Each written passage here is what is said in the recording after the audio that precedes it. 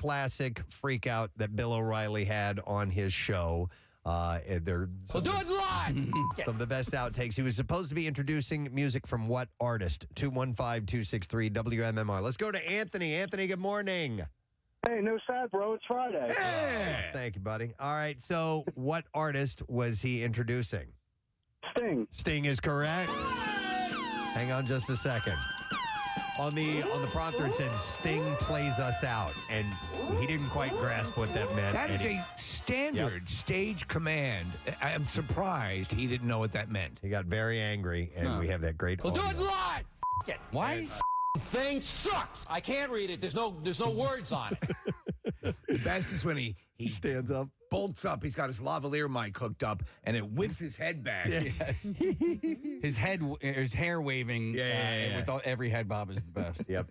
So we are going to set up Anthony with pit tickets to the MMRBQ. It is on the way, gang. Saturday, May 21st. It's a week from tomorrow, believe it or not. I know. It's a mind blower. We're watching the video here when he starts to snort. Yep. Yeah. He just loses it. We'll do it live. It is worth your time to really go is. and watch that if you've never seen it. By the way, there's 8 bands and the Preston and Steve side stage featuring Froggy, live band karaoke with Sidearm and Jackie Bam Bam Party Deck set. Tickets start at just $25. You can get details WMMR.com. And you can also vote for who you want to be a singer on the Preston and Steve side stage for the live band karaoke. So please do that. All right, we're going to go through some entertainment stories. We'll start with this one.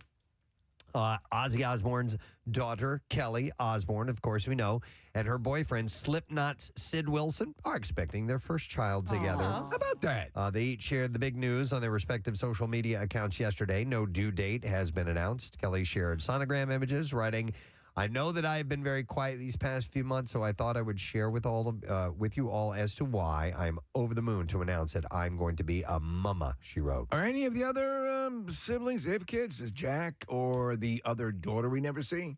Maybe the other daughter. I don't know. But you know what? Not that I really pay close attention to what Sharon and Ozzy say, but I don't think I've ever heard them talk about grandkids. Would you understand it if he did? Yeah, seriously. Yeah. He probably talks about it all the time. Okay, stop talking about it, okay? Look at these pictures. That actually sounds like baby, like if you had a grandchild, Ozzy. What he said is very proud to have me in his life. The baby He interprets. enjoys tweaking my little chubby cheeks. Am I getting that right? It doesn't really look like her in this picture. It doesn't look like Kelly. That's a picture of a sonogram, Kathy. Yeah. No, but she's wearing these really big, thick glasses, and her lips look a little puffed. Oh, they look puffed, yeah. So, She was the first celebrity I saw the first time I visited Los Angeles. Oh, really? Yeah, I saw her at a club, and I was like, oh, my God, I'm in L.A. okay. Was that like during the show? Like, was she popular yet? No, it was a long time ago. No, I mean, yeah, I knew who she was immediately, but I think it was prior to the show. So to say that I am happy does not quite cut it, she said. I am ecstatic. She also shared sonogram image captioning it with heart emojis. And her mom, Sharon, responded to the news saying, "My heart could not be more full. So excited to share this beautiful journey with you." By the way, Kelly and Wilson have been friends since meeting in 1999 when Slipknot toured with Ozzy on Ozfest. And their relationship reportedly turned romantic in January. So I'm looking at her hair. She's not going to be able to keep that hair The dye, color. right? The hair Yeah. color while Yeah, she's pregnant. for the She's baby like dye. Yeah. bleached and gray. Yep. All right, so this is terrible news that was released yesterday. Ashley Judd, the daughter of Naomi Judd, has opened up about her mother's death in a new interview. Judd died by suicide. It was suspected that was the case, but they hadn't come right out and said it. And she had sustained a self-inflicted gunshot wound, according to her daughter, who urged people to reach out to the National Suicide Prevention Lifeline if they need help. And during the appearance on Good Morning America on Thursday, she spoke to Diane Sawyer about her mother's death. We have a couple of clips. Yeah, they're not over yet. Okay. Oh, all right. That's all right. Should be So over. she claimed, no, I'll just, that's okay. I have the quotes here. She claimed that Judd's cause of death was information that the family are very uncomfortable sharing, but they wanted to get ahead of the release of public information before the autopsy report became public. She said that her family had agreed that she would discuss her mother's death to help raise awareness to the cause and the availability of help. She said, "My mother knew that she was seen and she was heard in her anguish, and she walked and she was walked home, she said.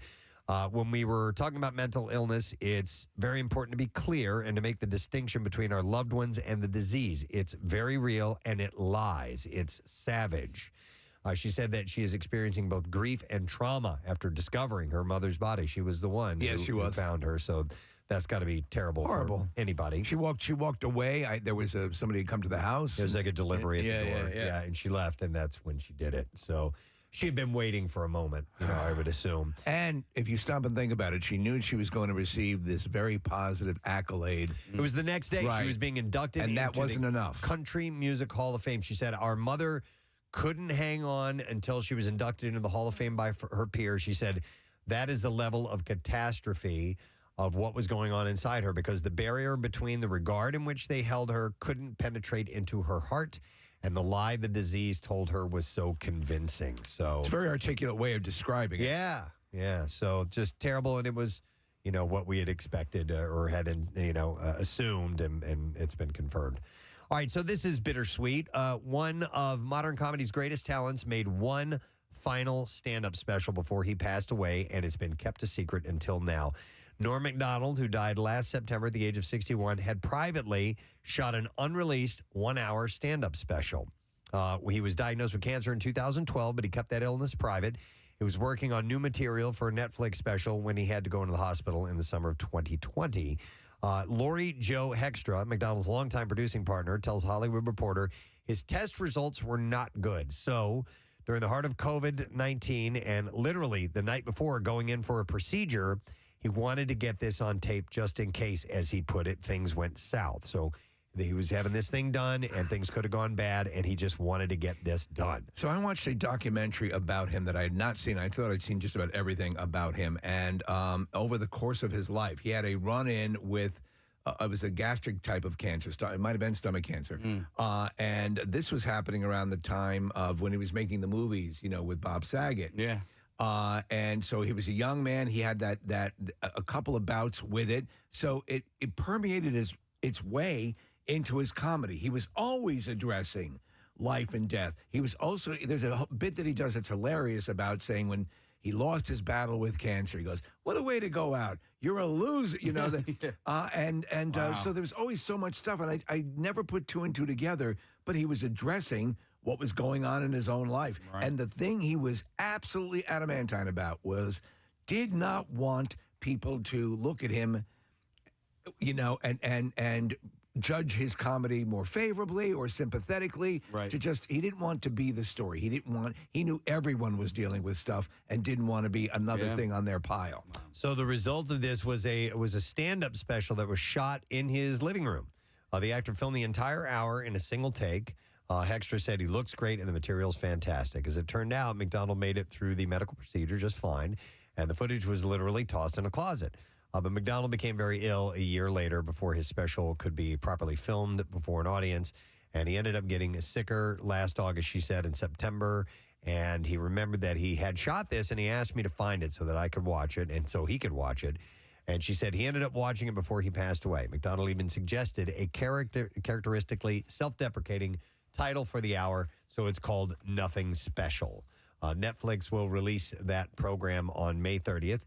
The stand-up hour is likely a first in the world of comedy, a post-mortem last joke and testament from a comic who relished defying convention. It puts me in mind of Warren Zevon's last album, and he knew he was going out. And I mean, oh my God, that is an amazing framework to have that artistic expression. So the program will include clips of Adam Sandler, Conan O'Brien, Dave Chappelle, David Letterman, David Spade, and Molly Shannon discussing McDonald during the recent Netflix Is a Joke Fest. So look for that at the end of the month.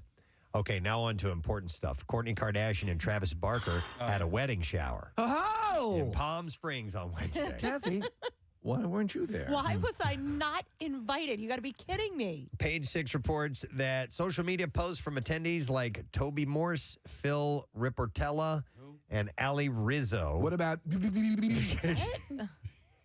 I don't know. Who are these I don't know who they are. people? So did they not have Any stars there? I don't You would know. I was I don't there, know. and Charlie Sheen. The show so they show the photos show that the event was held at the vegan hotspot Crossroads Kitchen and featured skull decorations and a Kravis Forever balloon. Yeah. Kravis. Oh, okay. I get it. You know what I don't like about them? Well, Everything? because It's I going love to be a everything. long list. No, that each one of them sort of like transforms to whoever they're dating. Dating. Yes. They don't, Yeah. and like, listen, I and that will happen, and it's okay. But like, it just seems like whoever they're dating is who they are. Like, it's Well, not- there's a point to be made for that. For these very autonomous, self-realized women who are all business savvy and all obviously at some level very smart, despite what you might say about them, they really do sort of get validated to the guys they're with, and that Yes, like- seems really counterintuitive, like, right? is that you? Skulls? Was that always you? Is that what you Yeah, always yeah, have a yeah. shower Right. with skulls? Oh, wait a minute. Now I'm looking at Travis's page, his Instagram page, and Kourtney is covered in tattoos. Are those fake? Those are gotta all be fake. fake, yeah. They you have to be. You reported on this a while ago that she had just gotten dressed up and put tattoos all over her body. Okay. Like, All you right, know what I didn't mean? remember Tattoos reporting are that. not her, but yet she's putting fake tattoos to fit in with her boyfriend. Yeah. I don't She's know. dressing up like they're dressing up like Sid Vicious and Nancy. Like she doesn't know who Sid and Nancy are. Right. Probably. Well, Kathy, when Well, you were okay. dating that cowboy, you always wore like before you got married, boots and cowboy hats, right? Here's another example of that. The event appeared to be an all-day affair that included a poolside screening of the film Edward Scissorhands. You know what? She doesn't like Edward Scissorhands. You mean to tell me if she wasn't with him, she would have shown Edward Scissorhands Yeah, at yeah. a pool party? Oh my God, this is so stupid. Why would you give someone scissors for hands? I can see staple removers. You can hold things with them. Scissorhands? What? It should have been Edward Staple Removers. You're spot on, Wait, Kathy. though, have you ever seen the comparison of Brad Pitt that he always looks like who he's dating? Oh, really? So if you like look at pictures of him and Gwyneth Paltrow, he's all cute and preppy, and then when he's with Angelina Jolie, he's dark and glasses and everything Okay. like that. Okay. So It can go both. It happens. can go both Yeah. ways. It's like your dog, and you end up looking. Your dog ends up looking like yeah, it. they're Yeah, looking right. like your pets. All right, fans are concerned about the Princess Diaries actress Heather Matarazzo. She tweeted that she is struggling just to survive after multiple career setbacks. I've always liked her. So have I. I don't know Yeah. who she is. In what's that? I don't know who she is. She is okay. She's her best friend in the Princess Diaries. I would describe her as kind of ugly cute. You know what I mean? Oh, that's perfect. That's a perfect She description. doesn't look like no. a traditional, Right. super attractive actress. But She's quirky cute. you would recognize her. She's Well- QC. Welcome to the Dollhouse was the one that she kind of starred in. Yeah. You're in the dollhouse now, baby. Welcome to the dollhouse. You know she's in Devil's Advocate. She is. Yeah. Yeah, she's on the Okay. witness stand. Yeah. So anyhow, I've always liked her. In a series of now deleted tweets transcribed by BuzzFeed Wednesday, the 39-year-old actress wrote that she has, quote, hit her limit with whatever games the universe is playing and is at a loss. She said, I've taken the disappointments, the rejections, etc., and maintained the rejection is redirection. And I have had continual faith in the universe, but today something broke. I feel cast. Doesn't she sound said. good. Yeah, she added, I've given my life to acting for over 30 years and am done struggling just to survive. I need a win, a life-changing win. So, wow. Well, hopefully she's that's just okay. applying to career goals I and, hope not, so. and not her life. You know. It kind of sounds that way, and I Yeah. hope it's that way because like I said, I like her, and I would like to see her in more things. So hopefully something comes along. She recently appeared in the 5th installment of the Scream franchise as Martha Meeks. Insiders say Fred Savage has been doing a lot of self-reflection since his firing from the Wonder Years reboot last week. Source told Page Six Fred has really taken the issue very seriously and is doing a lot of self-reflection on how he could and should have handled different circumstances better. He continued saying, the source continued saying that the 45-year-old actor turned director knows that he can be an a-hole at times. I was wondering if that's the case. There are some unresolved issues that Fred wants to deal with. There are stories that his brother, Ben Savage, right, from Boy Meets World, also has a bit of that geeky frat thing. But I never thought of Fred Savage this way. Preston, he's the only director we work with That's right. Yeah. He's the only guy we'll work Well, with. technically, he's the only director we've ever worked with. That's true as well. So if you're going to split hairs. Right. So they're I both guess that's true. okay. They're both but they're true. both true. Yeah. So this is interesting. We haven't had much to go on in the Amber Heard Johnny Depp trial lately. They've taken a break. But Ellen Barkin, the actress, and Amber Heard's sister, Whitney Enriquez, and Johnny Depp will all be called to the stand when Heard's defamation trial resumes next week. They should do group stands. They should have like a panel you can sit down. Yeah. And they can talk to each other while they're doing it. Comic-Con. People confirms that Barkin will appear via video as a witness for Heard, while Enriquez will take the stand in person. And so Ellen Barkin is known to be a little unhinged, Loony. right? Yeah, she So can be really loony. that'll be interesting. Both previously testified on behalf of the Aquaman actress in Depp's highly publicized UK libel lawsuit against the British tabloid The Sun. Ewan McGregor was spotted wearing his wedding band for the first time since taking Mary Elizabeth Winstead as his bride.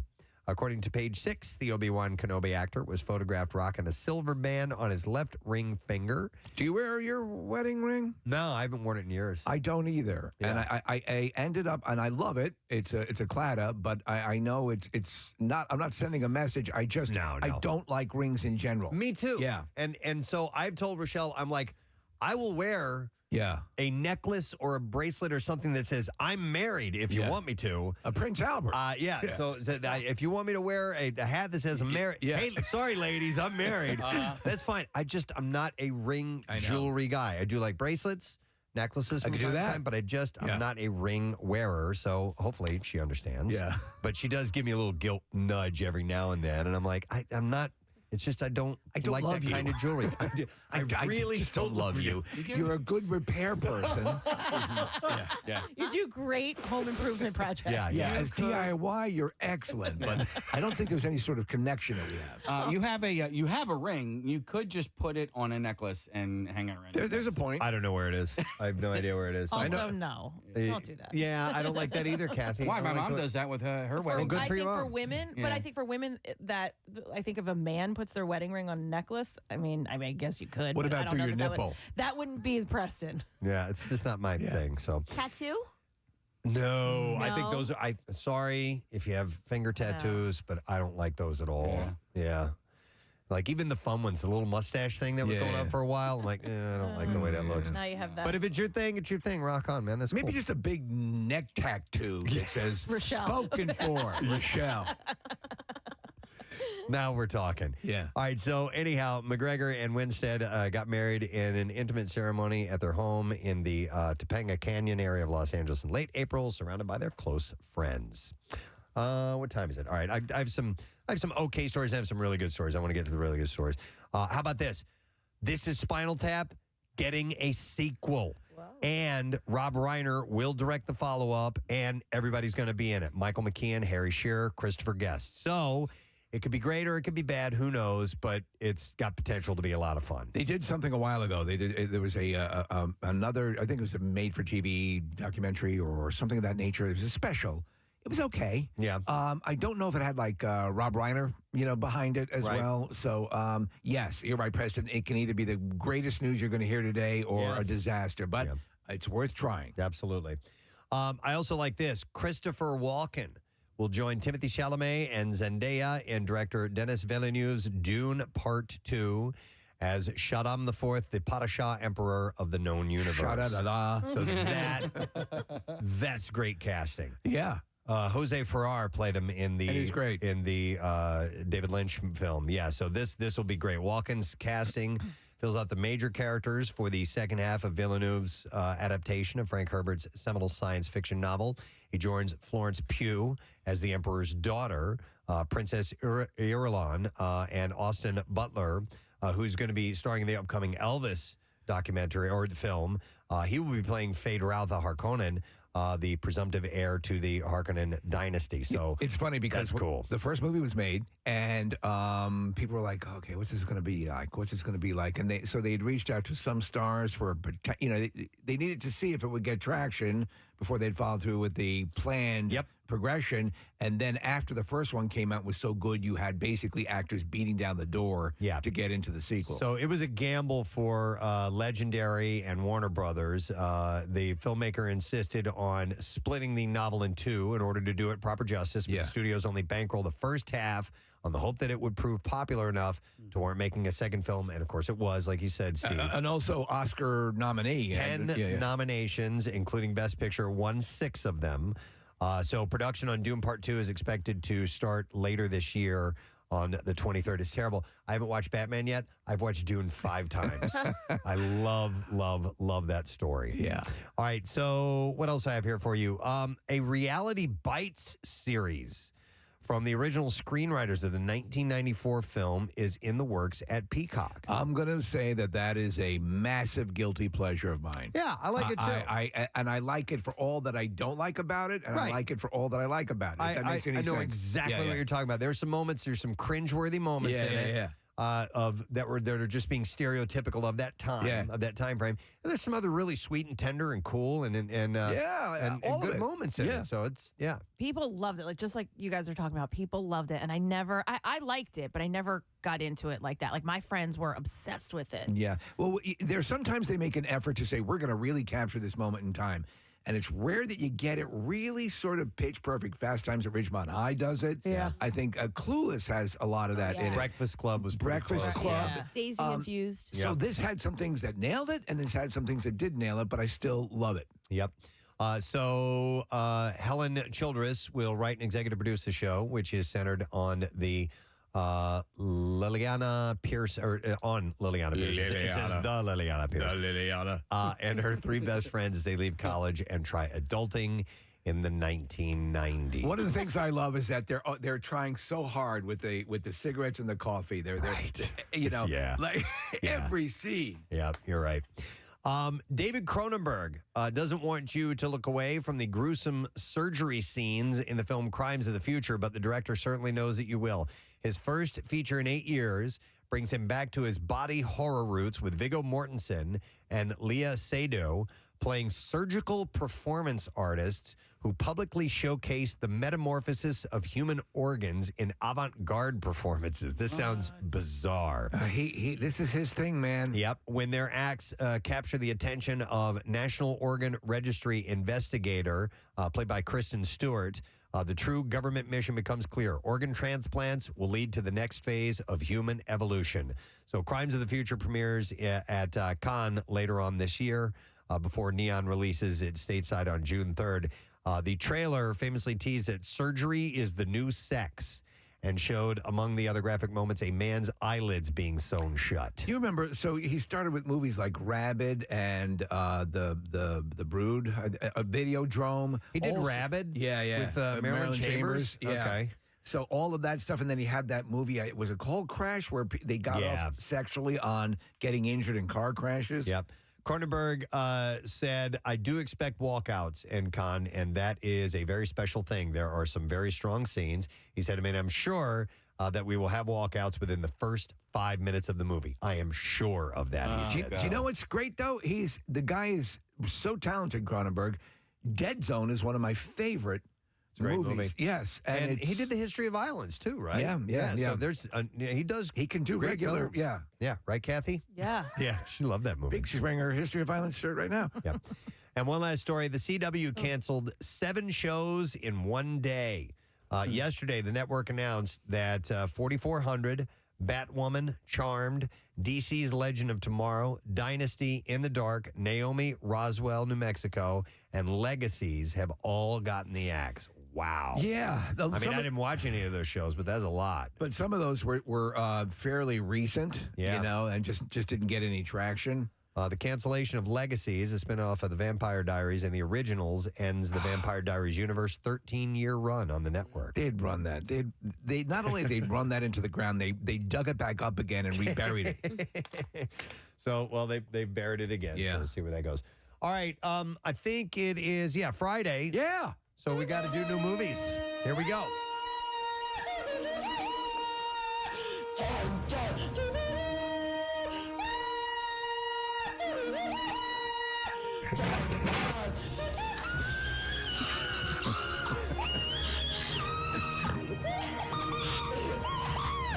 All right, we're going to start with Firestarter. Opens today. Horror mystery starring Zac Efron, Ryan Kira Armstrong, and Kurtwood Smith. For more than a decade, parents Andy and Vicky have been on the run, desperate to hide their daughter Charlie from a shadowy federal agency that wants to harness her unprecedented gift for creating fire into a weapon of mass destruction. Andy has taught Charlie how to diffuse her power, which is triggered by anger or pain. But as Charlie turns 11, the fire becomes harder and harder to control. After an incident reveals the family's location, a mysterious operative is deployed to hunt down the family and seize Charlie once and for all. But Charlie has other plans. Running time, hour and 50 minutes. Rated R. Wide release in theater, streaming today, and an unfortunate score from Rotten Tomatoes with 38%. So that's you never know. Are you going to catch it on Peacock? I may try. If I have time this weekend, I'll check it out. On the Count of Three also opens. It's a drama/comedy. Stars Jared Carmichael, Christopher Abbott, and Tiffany Haddish. A darkly comic feature about two best friends, Val and Kevin, on the last day of their lives. It's 1, 2, 3. There you go. It's an hour and 26 minutes long. One more time if you're good on that. 1, 2, 3. And it's rated R.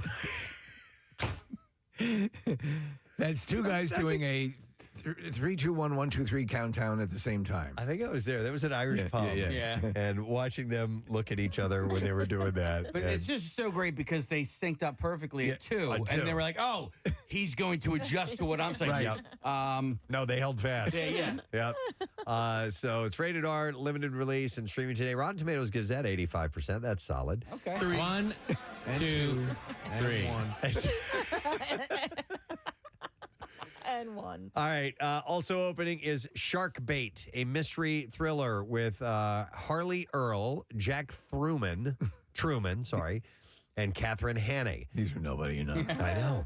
A group of spring breakers are enjoying the trip of a lifetime on the sandy beaches of Mexico. As the sun rises after a night of partying, they steal a couple of jet skis and race out to sea. But bravado and bad decisions lead to a terrifying accident. Stranded miles from shore, the true horror begins when the group realizes they've drifted into shark-infested waters with no way back and one friend badly bleeding. The group must quickly figure out how to survive the predator lurking in the waters below. Hour and 27 minutes long. It's rated R. Theater release and streaming today. No score available. It's not a good sign. Usually not a good sign. You know what I was, by the way, Preston, I was telling Casey, I started to see it yesterday and today. The advanced word on Top Gun Maverick is that it's awesome. Oh, great. Rotten Tomatoes currently has it at 96%. Wow. I mean, they say, so Cruise basically went in and said, we're going to Mission Impossible this. We're going to make this a franchise, make it like real hardcore. Okay, something different than the original. Nostalgic in all the ways you would want it to be. All right, good. Yeah. Good, and that's the smart play. Yeah, I think so. Excellent. Yeah. All right, very good. Let's get to clips here. Chosen Jacobs stars in a new Cinderella-themed story called Sneakerella. Okay. Chosen is her name, by the way? All right, in this clip, his name. He explains the challenges he faced finding his dancing shoes. Here we go. The biggest hurdle for me was the dancing aspect. I'd never danced professionally before. You know, I do a little something at a party or something like that. But this is my first time dancing, and I knew that was what I had to dedicate a lot of my time to. But I was really up to the challenge, and I was really excited just to be able to be a part of something so iconic and memorable as a Cinderella. We'll do it live. This looks like a Magic Shoes type of it does. movie where you can all of a sudden dance with these shoes.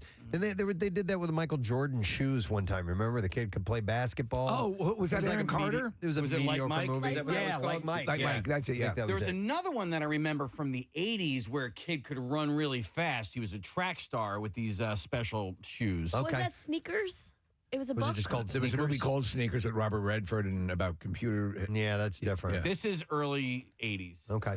Sneakerella is streamed on Disney Plus, by the way. Here's the next clip. The new limited series Conversation with Friends, which follows a group of college students navigating life, takes place in Ireland and, in this clip, star Jemima Kirk explains her favorite filming locations. Up north, where it was, like Viking country. It was the most beautiful landscape. Oh my God. I mean, that's stretching it a tiny bit, but it was like, it was the greenest landscape I've ever seen, for sure. What just happened? Hold on. The interviewer. Up north, where it was, like Viking country. It was Viking country with the Vikings also and pillars and ravens and the common that shrubs and then they would live. Well, I'm glad we played that clip. Yeah. Conversation with Friends can be streamed on Hulu on Sunday. There is merit in projecting a little bit. Yes. Of you want to promote this movie, and you hear it countless times. Just raise it up a bit to convince people that you even believe it's worth seeing. Yeah, you're an actor. Yeah. Well, Act like you're excited about this That's movie. a good point. I was going to say, there are people that it's just the way they speak. I Yeah. have a cousin that it's just Yeah. the way she speaks all the time, even when she's excited. Wow. But like you said, she's an actor, so, so act. All right, and there you go. That's what I have in our entertainment report this morning. All right, we're in the final leg of the concert cash giveaway. Don't miss your chance. We are 50 minutes away from your opportunity. We want you to win that, so it'd be great to get it on Friday the 13th, wouldn't it? Just be one of them. Throw that in his face. Win. Cash. All right, we're going to take a break. We'll be back in a moment. Stay with us. Preston and Steve on 93.3 WMMR. Women should know better than to call other women ma'am. I joke that they're traitors. And then she writes, it's well known that most women don't like it. What do you mean? How do you know that? Because that extensive survey she took. Yeah, exactly. Maybe amongst a handful of your friends or something. But what do you mean most women? Yeah, but I would agree with that. But how do you know most women? Because anyone that I know, it's not like I took a survey, but anyone I know would agree. Then it's got to be everyone. Yeah, and you know what? Here's the thing, too. I think I do, like you said, it's regional. Do you know what I mean? I can see that. In the South, yes, they do that. They're here, not as much. But I've born and bred at, Northeast, and ma'am to me was always a sign of respect. And I would say ma'am. Or maybe is it an older thing? Like it, I don't know. I don't know. You keep going back to old. No, the standard thing would be prithee, good ma'am. Wouldst thou takest me? But here's the deal. I think it's all about intent. And if you hear someone saying it clearly as a sign of respect, you should understand that they're just being polite. Yes, of course. I'm not going to get mad at them, but it doesn't make me like it. It's still, right. I still think it's. I don't like it. Yeah, no, I don't. One gosh darn bit. I'm looking on my activities list. Oh, God. No, I listen, and if it rings to your ear and you don't like it, you can simply say, oh, it's okay. You don't have to call me ma'am or I'll punch you in the throat. Yeah. I would never read it as an insulting thing. That's a way to disrespect. It's your own fault for being old. Jesus Christ. No, what's with you and that aging thing? It's not insulting. It's just we just don't like it. And that's fine. But all right, it's your personal preference. I don't think somebody saying it to me is insulting me. All right, but what do you want your server? What do you want your waiter or waitress to call you when they go up Sugar to your teas. Yeah. Young lady, maybe? I'm lady. Oh my God, she has to see my ID. Now we're living in a fantasy. Now you're getting into pandering territory. I haven't been underage for 38 years. Wait, let me tell you something that happened on Saturday. I have to tell you this. So I went out for my birthday, and we went into the bar, and they were carding everyone as we were walking in. And I was with Elisa, we're both 40. And she goes, oh, let's see if we get carded. So we walk up to him, we stand there, and he goes, hi. And so we were like, do you want to see our ID? He goes, sure, if you want to hand it to me. See, he did. There is a crap job available in San Francisco that's a complete waste, but it pays up to $185,000 a year for those who are interested. The city where Tony Bennett left his heart has an enormous feces problem. There's a lot of poop there. That has gotten so bad. A lot of people are taking poops on the street. Officials decided to create a poop patrol to clean up the streets. Clean up the poop and the turds that are on the street that I love so dearly. I took a poop in San Francisco. Sing along if you know. The 5-member team now. I couldn't control it. Walk up and down San Francisco. Started with the shart and then I left my heart. There it is. In San Francisco. Left my shart. I took a shart then left my heart in San Francisco. So they are now cleaning up human feces, and we're assuming other feces as well. And vomit. Animal feces, vomit. And piss. Yeah. Can't forget piss. Piss, vomit, poop, it's all there on the streets of San Fran. Thank you. Where they got trolley cars and rice-a-roni. Thank you, Tony Bennett, for... poop. Cable cars and rice-a-roni.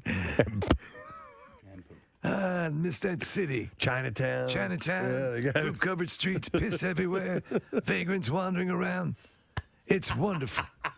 It's like Night of the Living Dead with hills. The wharf is just covered in Absolutely. poop. Yeah, it's just beautiful. In case you've ever wondered whether Marilyn Manson was truly as evil as he makes himself out to be, there may be proof now. He said they can't find something illegal about what I say or do in my music. They just disagree with it morally because of their belief systems. That's nonsense. I'm on the Satanic Church myself. And I'm about cleaning the poop off the streets of San Francisco. That's right. Look at that. Get off the guy's back. You're not such a bad guy. I'm a good guy. Yeah, so he said, so they have to... Just because I believe in the power of the Lord Satan doesn't mean you should think I'm evil. I mean, after all, you're cleaning up poop. Remember what the Joker said to Batman? They're both sides of different coins or something like that. I didn't stay really that long. I left once I ran out of snow caps.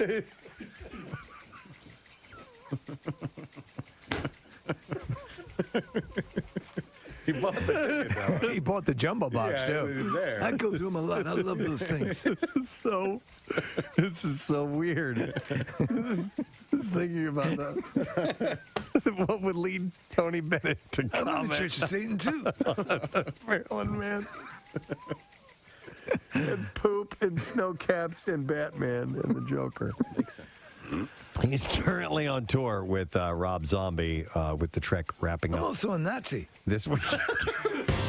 I want to see what you think of this, Kathy. Kim Kardashian, Chrissy Teigen, Queer Eye's Tan France, and trans model Andreja Pajic are sporting some eye-catching new accessories. It's all in the name of Simon Huck's conceptual art experience called A Human, and it's already roiling social media. So Kim has a glowing necklace, and it looks like it's implanted in her skin. But Preston, wow. okay, and I wanted to ask you about this. It's clearly not an implant. Right. It is a flesh-colored thing made to look like an implant. And it lights up, Kathy. That freaks me out. But you've got to it gets worse. Marissa, see if you can find, she's on social media, and there's a comment. She says, It's glowing lights up to my like my heart. heart. And just her, and she looks like an android, dude. To begin with. I know, it's so... Preston. It's such a shame. She's got the lips like... Yes. Yeah, full on constructed duck lips, so she doesn't have to make the She doesn't pout have to do duck anymore. It lips. does it automatically. Close to the beat of my heart. Yeah, exactly. It's like this. I don't know. Who finds that? It's dysmorphia. We're looking at video. Look at this, Kathy. It lights up, and it looks like it's under your skin. Yeah, that's kind of... It's kind of wild. Well, there's a couple of different ones, Preston. So Chrissy Teigen had one. There was a disgusting one that I think, it might have been the trans model had, where it looks like, almost like mushrooms growing out of their neck. Ooh. Yeah. This is just somebody who has a lot of money, so is going to pay them to do this. This isn't going to be a fashion trend. But you can't... It'd be too expensive. And Yeah, exactly. no, it's not. How would you pay to get this put on? It's got to be a fairly And if elaborate it is, process. it's going to be so quick. Well, now I'm just kind of thinking out loud here, guys. Here's our fashionista. Well, I mean, for the people who don't have that kind of money to spend on a glow necklace, okay? And that's all that is just a stupid glow necklace. What if it was like some sort of like thing that you could insert glow necklaces into, Kathy? Right? What do you mean? Yeah, So you know what a glow necklace is, obviously, The right? things Like you crack? yeah, the glow bracelets. Yeah. What if it was like just a vessel that was like decorative that you could insert the glow And make it necklace? different colors? Well, I see what you're saying. The pitch here, though, is that it looks flesh-colored. It looks like you have altered your skin. You're saying not looking like it's implanted. not like but accessorizing your glow necklace. Like what Twiggy wore in Buck Rogers. Here's the audio of her showing it off. Here we go. My necklace glows like a heartbeat. It moves to the rhythm of my heartbeat. Oh my God, shut up. Oh, no, she,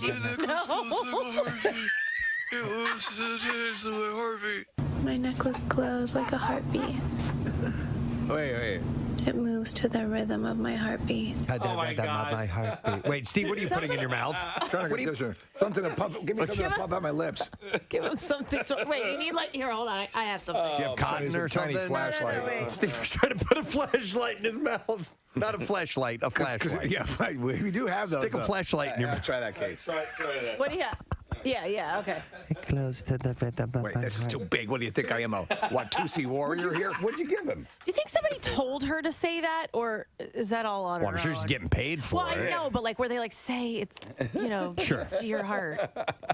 Close to the rhythm. My necklace glows like a heartbeat. It moves to the rhythm of my heartbeat.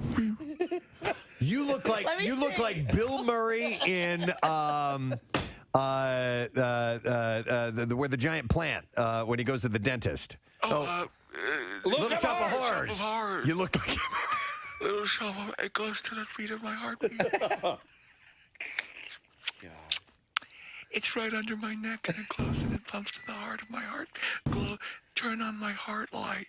It moves to the rhythm of my heartbeat. Oh my God! Shut up. Yeah. Well, this person Simon Huck is a conceptual artist, so it's. I'm a conceptual artist. And I want your neck to glow. Stop it. So they don't see that outside the bubble. All right, the so rest of the world is like, what are you doing? I'm looking at one. Nick pulled this up. It looks like she has feathers growing out of her chest. Yeah, Yes. this is Chrissy Teigen. Okay, so Yeah. Nick, do you have the other ones as well? Kind of cool. This is no. That's cool. She only posted one. I mean, it looks like studio makeup done for a movie. Yes. For a horror movie. Yeah, a horror movie or Yeah, some sort of fantasy, sci-fi thing. So why not be like the large singing plant from Little Shop of Horrors? Yeah. So meanwhile, Seymour? so Teigen, sported a featherhead breastplate, they called it, while Tan France wore a piece made to look like ruffled skin with bioreactive crystals, and Pajik wore horn-like sculpted shoulders. That's it. Okay, so the one that looks like mushrooms growing here, if we can get that one, I think it looks kind of really just like Casey. You don't like things that look like openings and circles and indentations in a body. Wouldn't it be awesome for like the socially elite for it to become fashionable to wear like a horn out of your forehead? But Preston, Wouldn't that? Like the you're Hunger not Games? far. Yeah. Preston, the the bagel thing. Yeah. You know, the implant. Japanese were doing the bagel implants on the forehead. But I'd like to see like a rhino horn coming out of their forehead. Oh my God. Charge. Rhino. That's so rhino. All right, anyhow, the full exhibit of futuristic clothing-like objects inserted under the skin opens in New York City next week. The entrance fee to even see this stuff is $40 if you want to go check it out. $40 to see these incredible expressions of self. Mark, we'd like to put you to work this morning. Yes. The greatest host of game shows I've ever met. Ever. No Well, question. very kind. And so we need some callers on the line. And we are each here on the show going to play for a caller. You don't have to do anything. You just got to sit back and let the magic unfold and get ready to win some prizes as we play this. Preston and Steve present Know the Show on WMMR. Kathy can't go to bed at night if there's anything on the floor. And Steve's got a bunch of Cub Scouts buried in the dirt behind his cellar door. Nick's effeminate. Marissa likes getting text messages with naked pictures attached. Casey boy squeezes pus out of his armpits, and Preston likes eating his own scabs. Yes, ladies and gentlemen, we have not done Know the Show in a long, long time. Well, we usually refuse to do it unless Mark Summers can host it. That is correct. And so the way this will work, the format is that Mark will have a statement that he'll say about each one of the members individually. He'll pick out a member and make a statement, and the rest of us try to answer a question that might be answered by that person. And each one of us, if we get it correct, we get a point. If we answer like-mindedly with the person that's being singled out. A la the newlywed game. A la the new, it's the same thing, actually. Yeah. In fact, this is the newlywed theme music, I think, that we're playing. We're ripping off everything we can. Every bit. And if we'll have point totals, whoever has the most points, that person on the phone line who we are playing for is going to win a prize. If there's a tie, we'll give away a couple of prizes. That's what it is. Mark Summers, see if I can. But I got this one. It says, obviously, you guys rock. Sorry for bothering you guys at work. I was hoping to get a shout out for one of my bestest friends, Sandy. She is renewing her vows with her husband, Martin, on May 13th. Wow. And it hasn't been the easiest process for her. We both absolutely love you guys and listen to you every morning. One of our favorites is Big Brown Guatemalan Nipples. Your show is definitely a huge inspiration to us starting our own podcast. And I love the name of this podcast. It's called Lady Juice. Yeah, that's good. She said, I know a big juicy shout out from you would mean the world to her and make all struggles through the process worth it to her. Thank you so much. It's from Mandy, and she says, Bucks Co. all the way, Kathy. Yes. There's a shout out for Mandy's friend, Sandy. Mandy and Sandy. Oh, my God. Says, thank you, Freaking Sandy adorable. and Martin. All right, so. Sandy! Let me see. Oh, we were going to talk a little bit about Casey's going through a rite of passage for both parent and child. Yes. That happens. I've done it twice myself. I have one more to go, and that is the process of teaching one how to drive, which is a process. Well, we have talked about it, and through your journey and the various journeys, and it sort of dovetails with like I've seen recently, Preston, in case you're just jumping in here quickly, a number of, I guess, I don't know if there's a season for it, but student drivers out with like. Nah, there's no season for it. I see them all the time. yeah. You know what I think is. Do you think it's because the area you live in? I don't know. I mean, we've got there are high schools all over the place, so you're going to get people in every community. But I do appreciate the sticker that you now see, or the magnet that says one. student, please be patient, student driver. It helps. It does.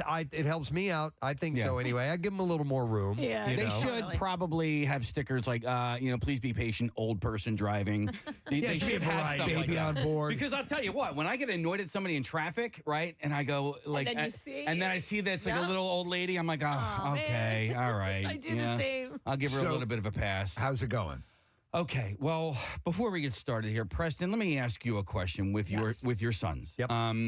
When you got in the car with them and they got behind the wheel for the very first couple of times, how were they? Not bad. Okay. Not bad. Because here's the deal. And I honestly think that this helps. Right. I had taken them to drive go-karts many times. They have driven golf carts many times. That's a good idea. These are the basic controls that you do use in a car.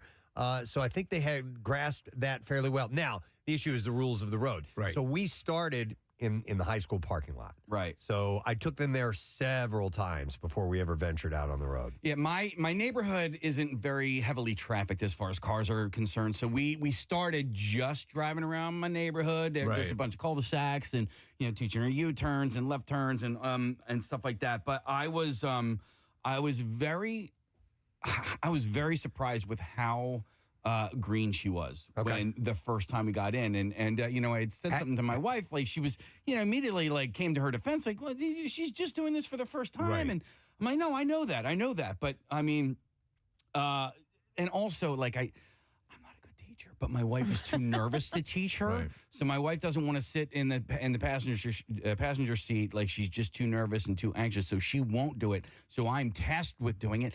And I'm not a good teacher. So Rochelle doesn't like doing it either. Yeah. I was surprised at that. She gets very. She would like jump on them about tiny little mistakes. And like, if you scare the crap you out can't of them, do that. yeah, you can't do that. And I am a terrible teacher in most things. I'm actually a decent. How much do you charge? Keep them over? Well, why don't you put her in a school? I was surprised. We will. I was surprised at my own patience, Right. and my ability to be able to clearly explain how things are done. So it's a rarity for me. I actually found myself comfortable. I think you just said something, though, that's kind of a good idea in general.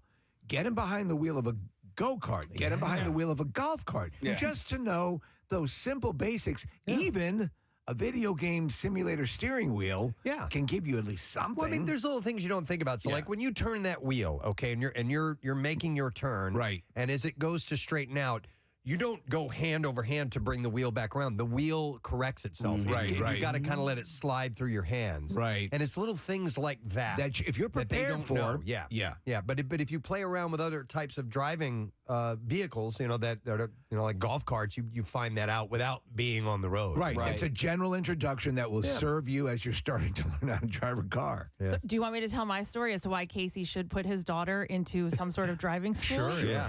So I had a student driver hit my car the other day. Oh, really? Yeah, and listen, and she wasn't even. I don't even think she was driving. I think she was just pulling out of a parking spot. Okay. And she scraped the whole side of my car. Oh, and I mean, fortunately, the mother left a note on my car, and I called her, and she was very nice, and we spoke, and we're gonna get the car fixed and the whole thing. And then last night, after I sent her the quote from the auto body shop, she told me that I was not being honest, and I was trying to get my whole car fixed. So it's working. It's working out well. So it's really working out well. Good Lord.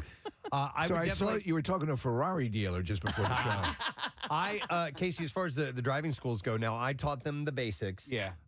But then we did enroll them in a class. That would train, and not only train you, but the instructor that trained you was the one who issued your actual driving road test as well. Are you kidding? No. Holy hell! So they already felt comfortable with the person they were going to be in the car with. Dude, that would be every reason to do that. But when it came to test time, the instructor was all business, and you have to do these things correctly. Yeah, and so we want to do that, and it's expensive, but also you kind of you save money on the back end of it with like driver's insurance. Paying out dings in parking lots. No, but insurance. I heard that the insurance that the driver's insurance, if your child goes, you got a deal on it, right? You get a deal on because it, you've gone through the course. Yeah, I've heard that as well. So it's got to be the case. Yeah, I want to do that, and but I get frustrated, and I'm not good at thinking on the fly and telling her what to do on the fly. So, Press, what you were talking about, I end up just kind of yelling. I'm like, no,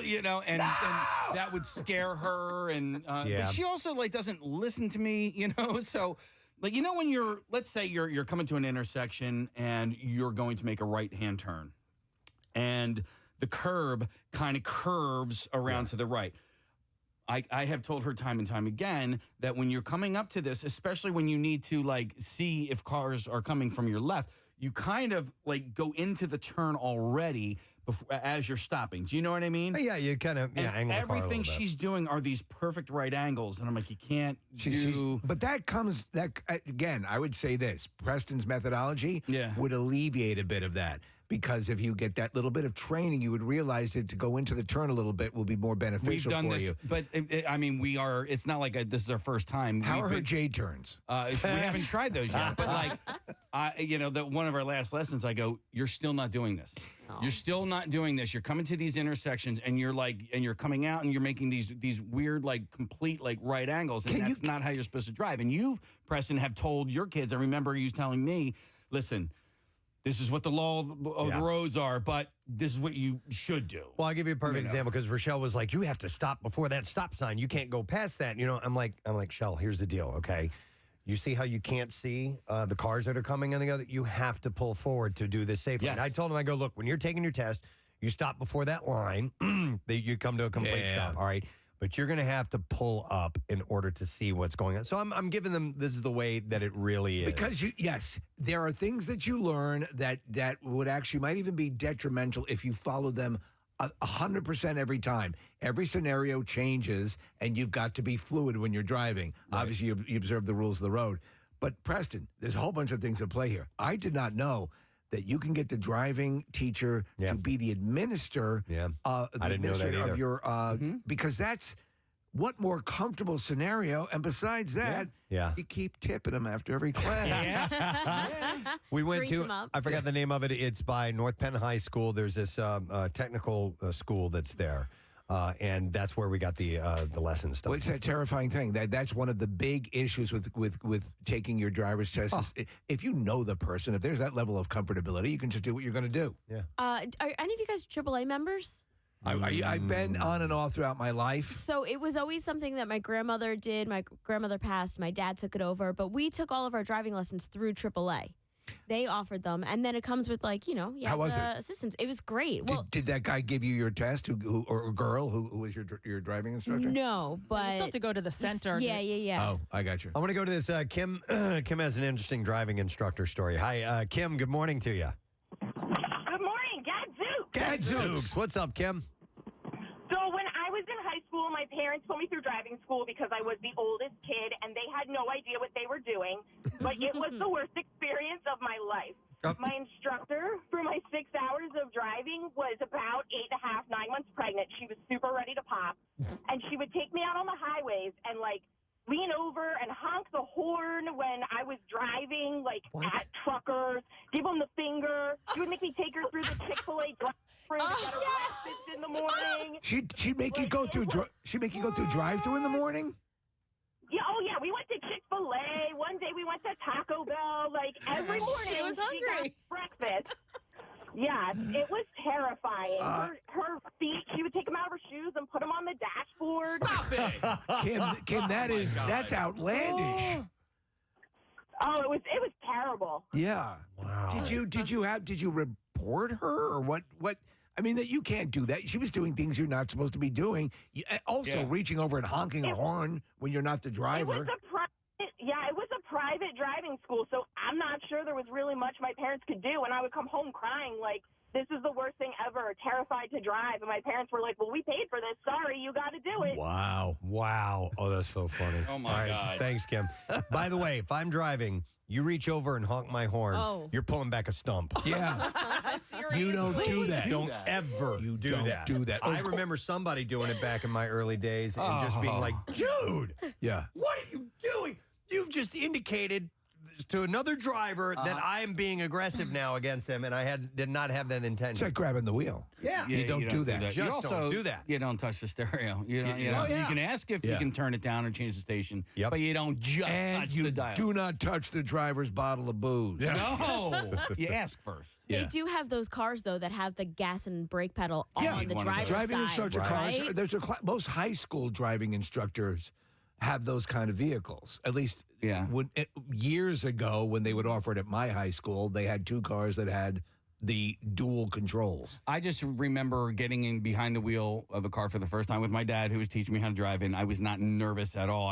At least, and listen, this is a long time ago, my memory might not be accurate, but when she got in the car for the first time, it was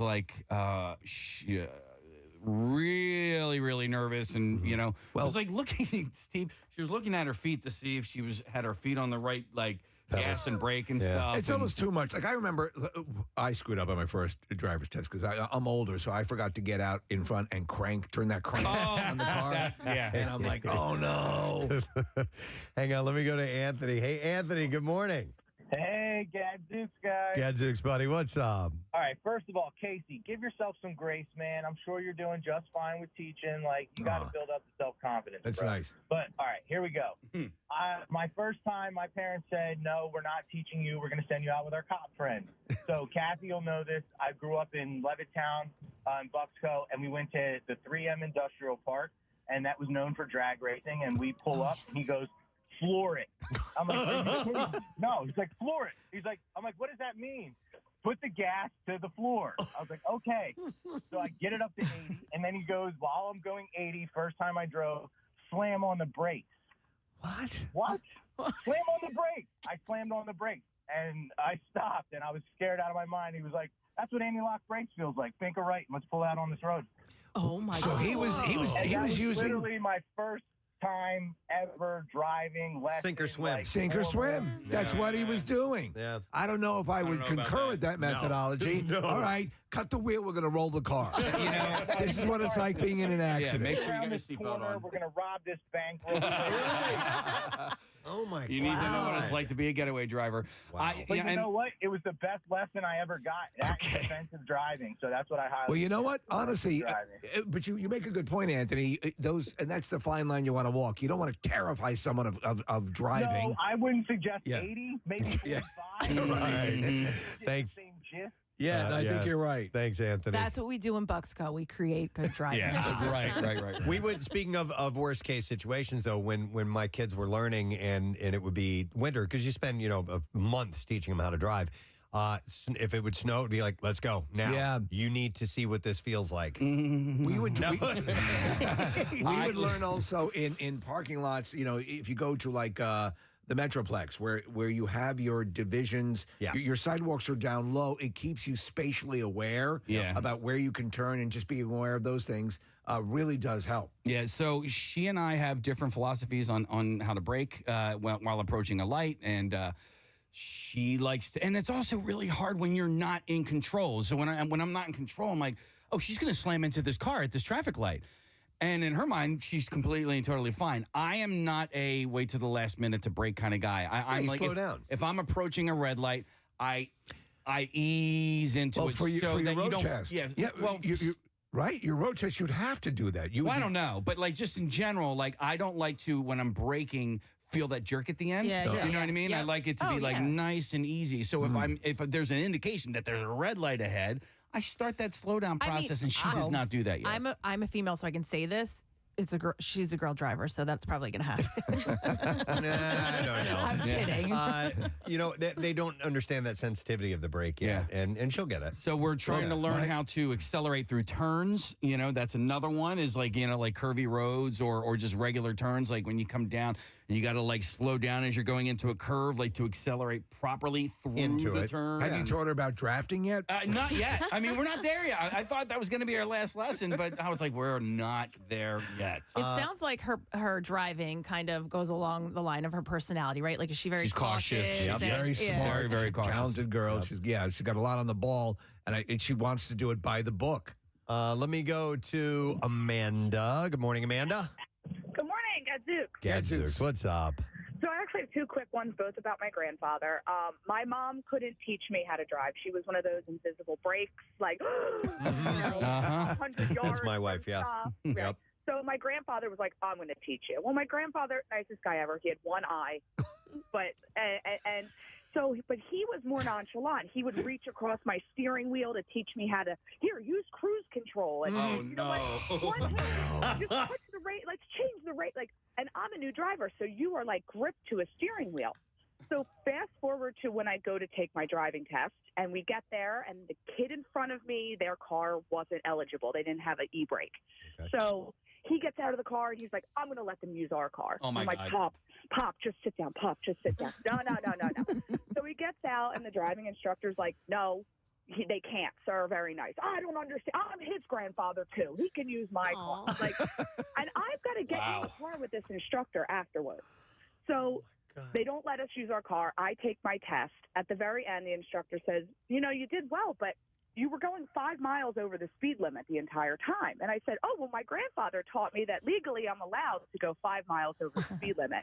And he's like, no, you're not. But I passed because he knew that most likely that man did teach me that I could go 5 miles over the speed limit. So that wasn't really my fault. That's good to accommodate. That was very cool. And in the real world, you'll more often than not be going a couple miles over the speed limit. So, but during the taking of the test, all those things that a lot of people won't do, you have to do. I marvel at people that don't do things that you would fail a road test for example, if you did not signal during a road test, you would fail instantly. Yeah. And yet I see people driving around all the time who it's an alien concept of using the signal. Yeah, and that's I had a guy make a left-hand turn today on my way into work. I'm like, you gonna use your turn signal? And so that's what I told my daughter. I'm like, listen, you need to pay attention to everything. And you also, everybody's paying attention to you as well. So you need to indicate your intentions.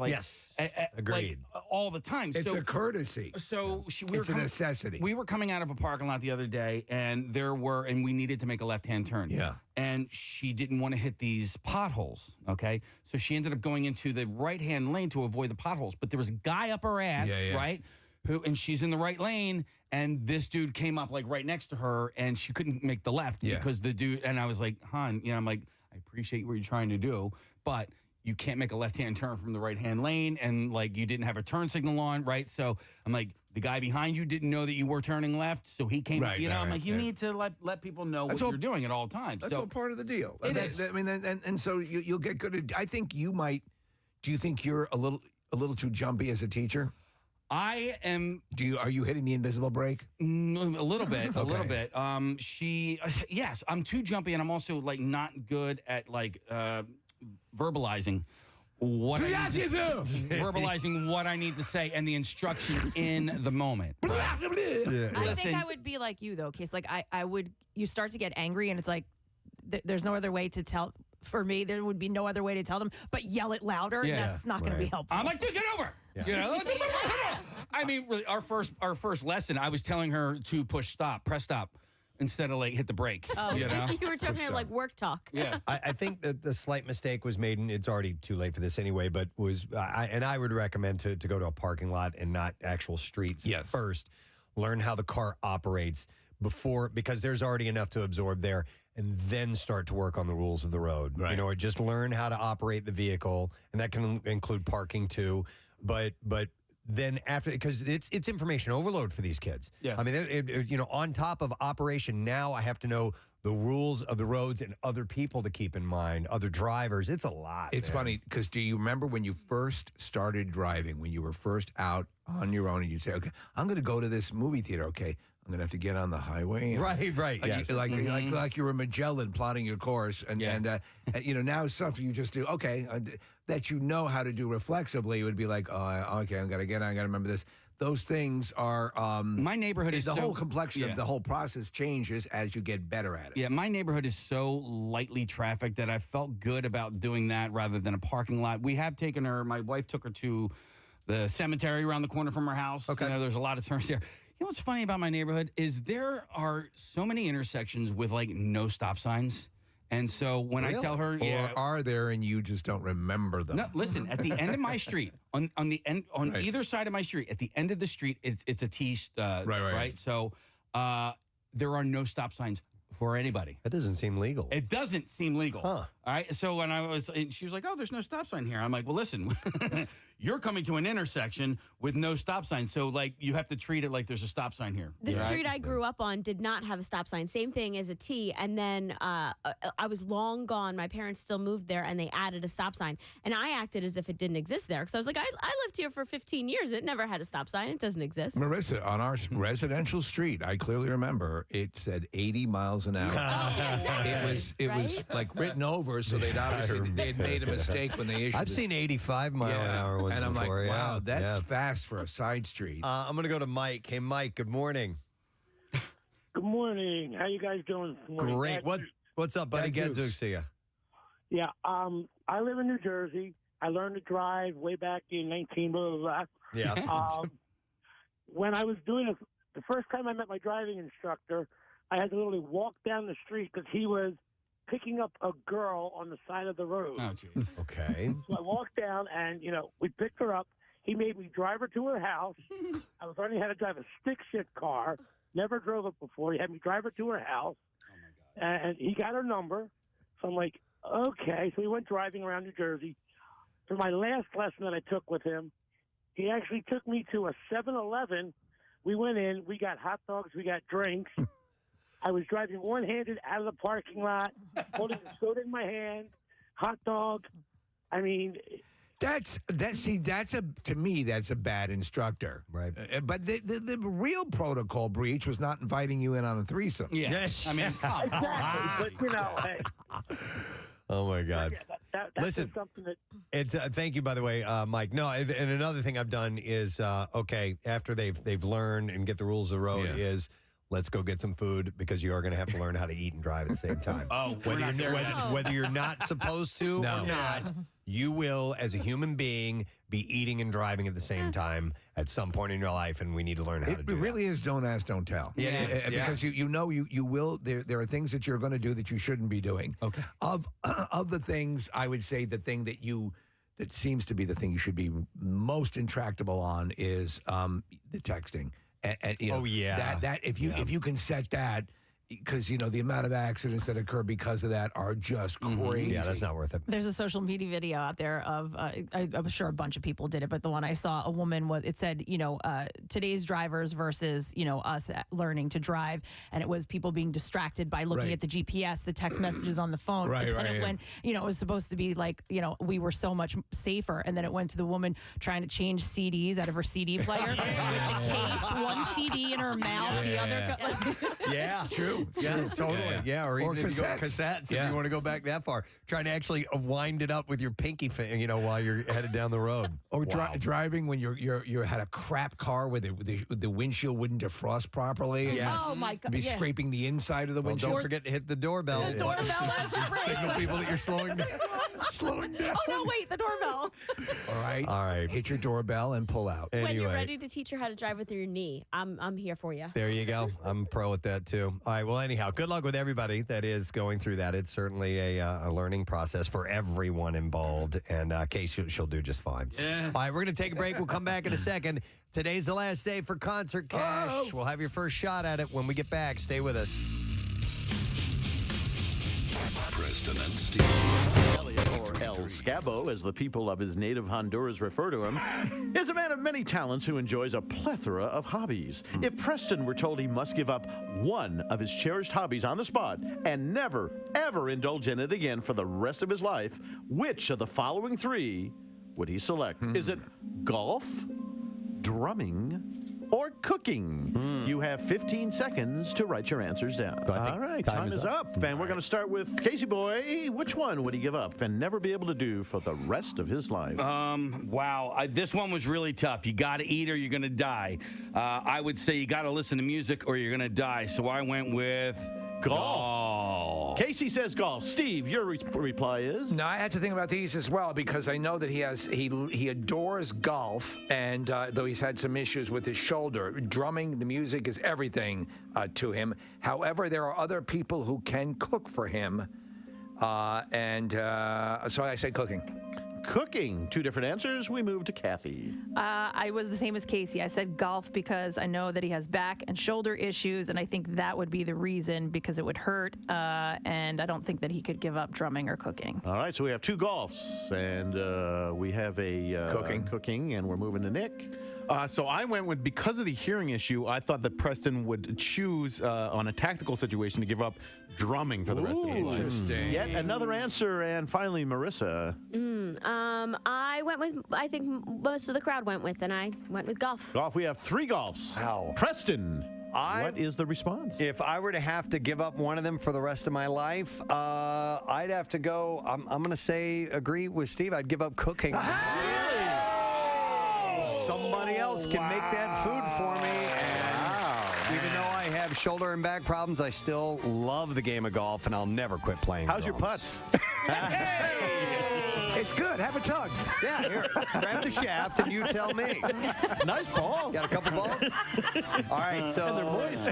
Steve got the lone point on that one. Who's keeping score? Casey is. And who's our person who's won? Well, it's going to be It's a gonna total. be after the It's whole going to be a game. total Yeah, at the yeah. end. All right. so Question two. While Preston is known as a man of the people who often spends his spare time dispensing free croutons to the homeless, he is amazingly occasionally uncomfortable while in a one-on-one situation. Which member of the Preston and Steve cast will Preston say he is least at ease with when he sees them away from the show? Oh, my. Wait, you got to ask that again. Okay. So, who is the person? You can leave out the crouton part. No. In English. In English. Okay. Preston is least at ease.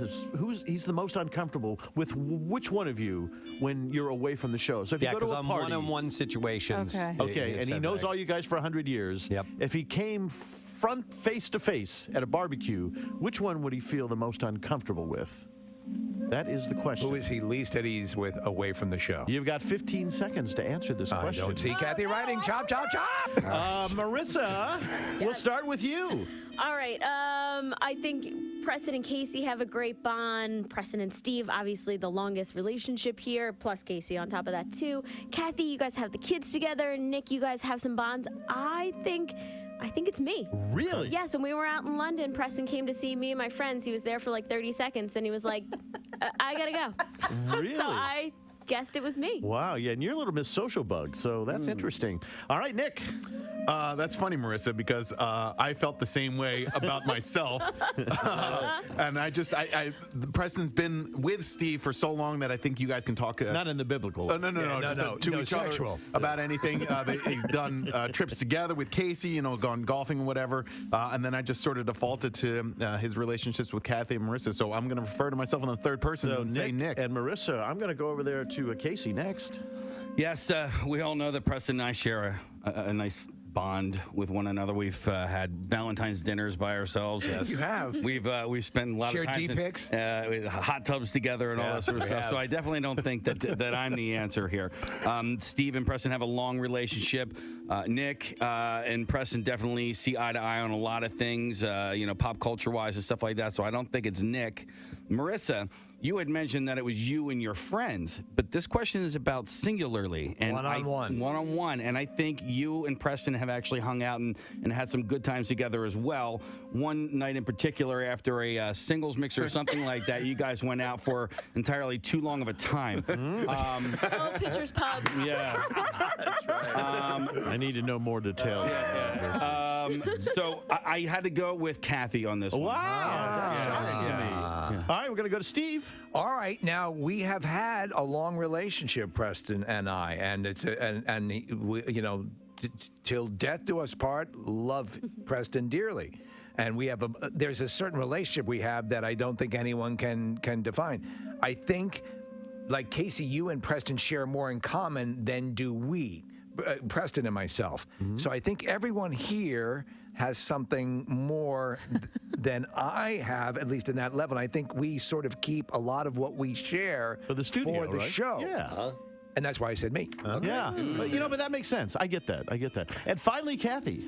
So, like everyone but Casey, they chose themselves, which is also what I did. I thought it was me. Wow. Isn't this telling? What does this say about me? You guys all think I don't like you. No. It's not about not liking. I think it's like everyone else better. Yeah. So tell me, Preston. All right. I'm going to tell you with an explanation and a follow-up as well. We don't have that much time, so...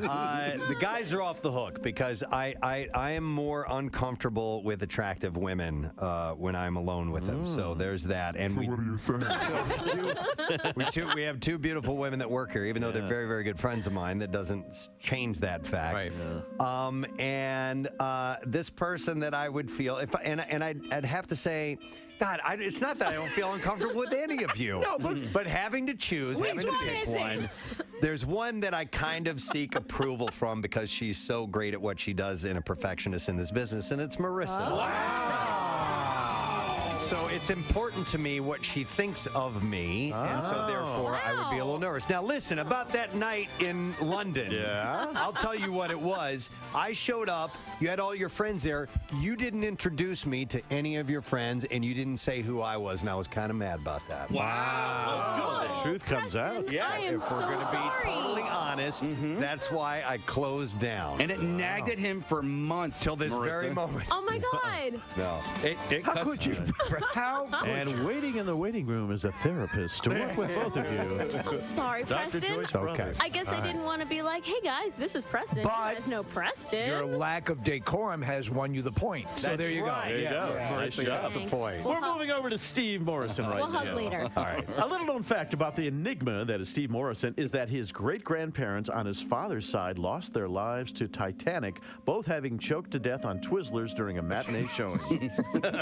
With that in mind, if Steve was Rose from the movie Titanic floating on that door with room for only one member of the Preston and Steve show, who would he save? Wow. Man. All right, 15 seconds to write your answer down. That's hysterical. Okay. Wow. Yeah. Okay. That was easy. That was easy, huh? That was easy. I wrote it down right away. Oh, I can't wait to get there. Okay, we're going to start with you, Kathy. Who is it? Okay, so after today's conversation, if we were on the Titanic, we would have had to pack in suitcases. We're in a hotel room, a little tiny hotel room you have to share with somebody. We had no idea that this was going to go down. So he is going to save me for sure. Oh. Great reasoning. Wow. I like the part about going down. Steve. I'm last. do that, but- You gotta go Steve. He's last. Yes. He goes last. So That's right. Yeah, Nick, I'm sorry. I'm going with basic math here, and Steve is going to need more room, so I'm going with the tiniest member of the Preston and Steve show, Marissa, so they can both fit on the door. Wow. Okay, All right. Marissa, we'll go to you. Well, the true Steve Morrison would actually give up the door and let two other people very go. nice. Just as You're with right. Steve. Oh, my. She's But right. because this is a hypothetical, I also agree with Nick, and it would be me just for size reasons. That's it. Size matters. Okay, Preston. Okay. This might be a little selfish, but without Preston, there ain't no Preston and Steve show. And we still have a future to think about after this horrible tragedy. Well, I'm saying me. All right. Yes. Casey? So I would think like right after everybody got rescued, Steve would go back to work the very next day, and it wouldn't sound good to have the Casey and Steve show or the Kathy and Steve or Nick and Steve and Marissa and Steve. It can only be Preston and Steve. Yeah, Robin Preston's dead, so that wouldn't work. Okay. And finally, Steve. All legitimate reasons, but I had to break it down on survival, likeliest to survive in the situation. Both Kathy and Casey are swimmers. Casey has saved my life here in the studio, but they are both capable swimmers. Preston is very resourceful and could survive, I think. Nick as well.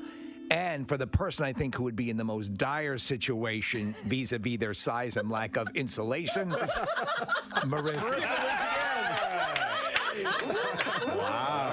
Just because you guys would all be fine on your own. Not to dismiss Nick's point of extra elbow room on the door. Nick and Marissa. Nick and Marissa both answer. Yeah. All right, what's the point total so far, Case? I think I have Marissa has 2, Nick has 1, Steve has 1. All right. Though if we were packing the way we do talk about, Kathy would have a certain edge. Steve's love for the world of movies is exceeded only by his love of the world of porn. Disregarding the porn movies, what will Steve say is the one movie franchise he could not and would not live without? Oh. 15 seconds. Boy, you all seem to know this pretty darn quick. That's interesting. We are going to start with Marissa. All right. There was an obvious answer, but I didn't go with that one because I'm guessing most of you guys went with it. So I'm just going with Batman. Batman.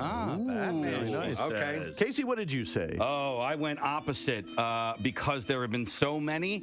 I know that you love Batman, but you want to have sex with James Bond. James Bond. Preston. Kind of the same thing. I know there's so much. Although Connery was his favorite, and Roger Moore did a whole lot of those movies, but I still think he's got a huge fascination with James Bond. All right. Yep. Nick? Marissa, your answer made me think twice, but I'm going to go with my gut, and I'm going to go with James Bond as well. All right. Kathy? I just said overall Marvel.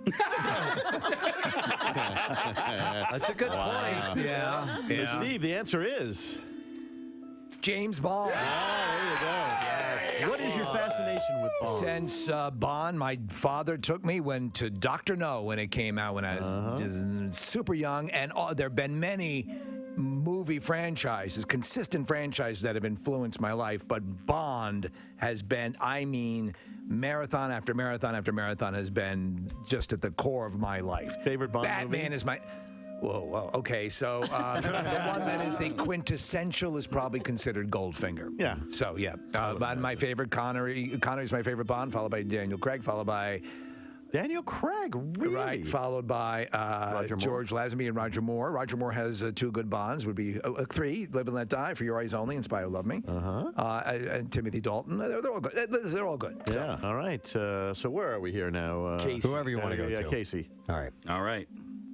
We're going to do the list of show legends regarding Casey. Long. And in many cases,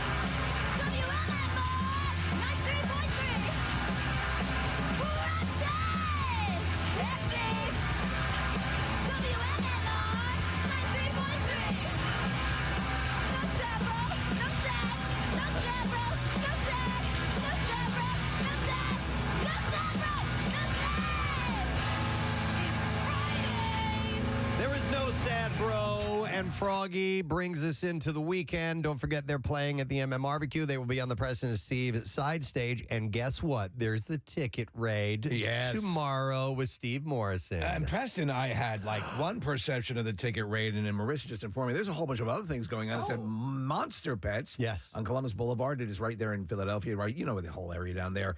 Anyway, the address and everything is up on PrestonSteve.com, but free food and Italian water ice throughout the day. This is what's happening. The face painting, there's going to be all sorts of stuff like an exotic bird expo. And Marissa, where'd you see about the leashes?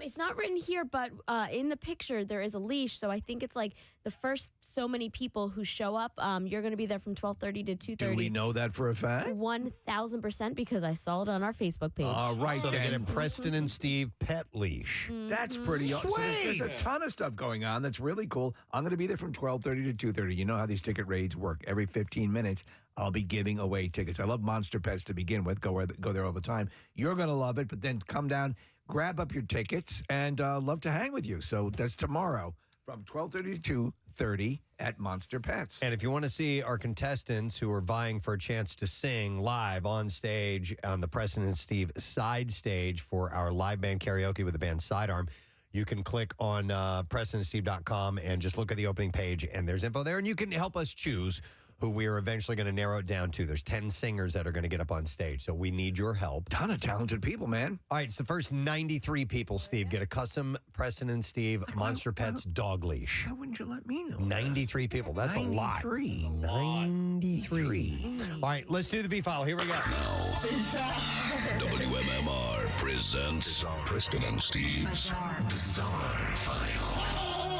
All right, brought to you by Jersey Mike's. Jersey Mike's new grilled portobello mushroom and Swiss sub taste as good as it sounds because fresh ingredients make a sub above. Here's a really strange story. A woman named Donna Marino, her husband, just wanted to go to the bank, but his wife insisted it wasn't a good idea. Last time, he had apparently caused a scene, she had reminded him. Embarrassed that his Alzheimer's disease would lead to more trouble, he agreed not to go. But for approximately 20 years, Connecticut police say Marino stole money from her husband, cashing in on his pension checks, workers' compensation payments, and Social Security income to cover her tracks. She convinced the now 73-year-old man that he had Alzheimer's. He didn't have Alzheimer's. Can you believe this bastard? Police estimated Marino stole a total of $600,000 from her husband, who told investigators that he believed the alleged thefts began as early as 1999. Police arrested Marino last Wednesday. She's been charged with first-degree larceny and third-degree forgery. It's a lengthy story, but police were first notified of the alleged fraud in March 2019. Imagine convincing someone that they're, oh, well, this person loves me. I assume that they're telling me the truth, and I don't want to embarrass myself. Yes. And she's robbing him. Yeah, and also, so the reason he believed it, or one of the reasons he believed it, is Alzheimer's ran in his family. And so she was able to convince him and say, you don't remember these things, but you did this. How cruel. Oh, yeah, horrible. So the alleged victim's daughter reported her suspicion that the father was being taken advantage of. This was in 2019 by Marino, whom he had married a decade earlier. The daughter said she had found paperwork at her father's home for credit cards that he knew nothing about, and she claimed Marino had forged documents to gain control of her father's finances. Police then interviewed Marino's husband, who told them that his wife controlled the household finances and that he was unaware of her alleged stealing.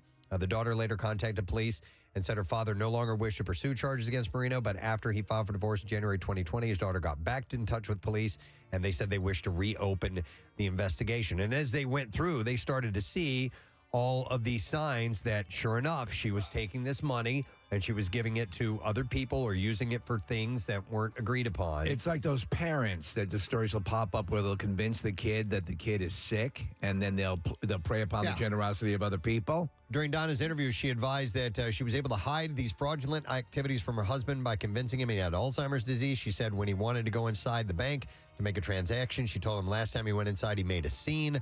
Donna did this to prevent him from discovering the lower balance in their bank accounts.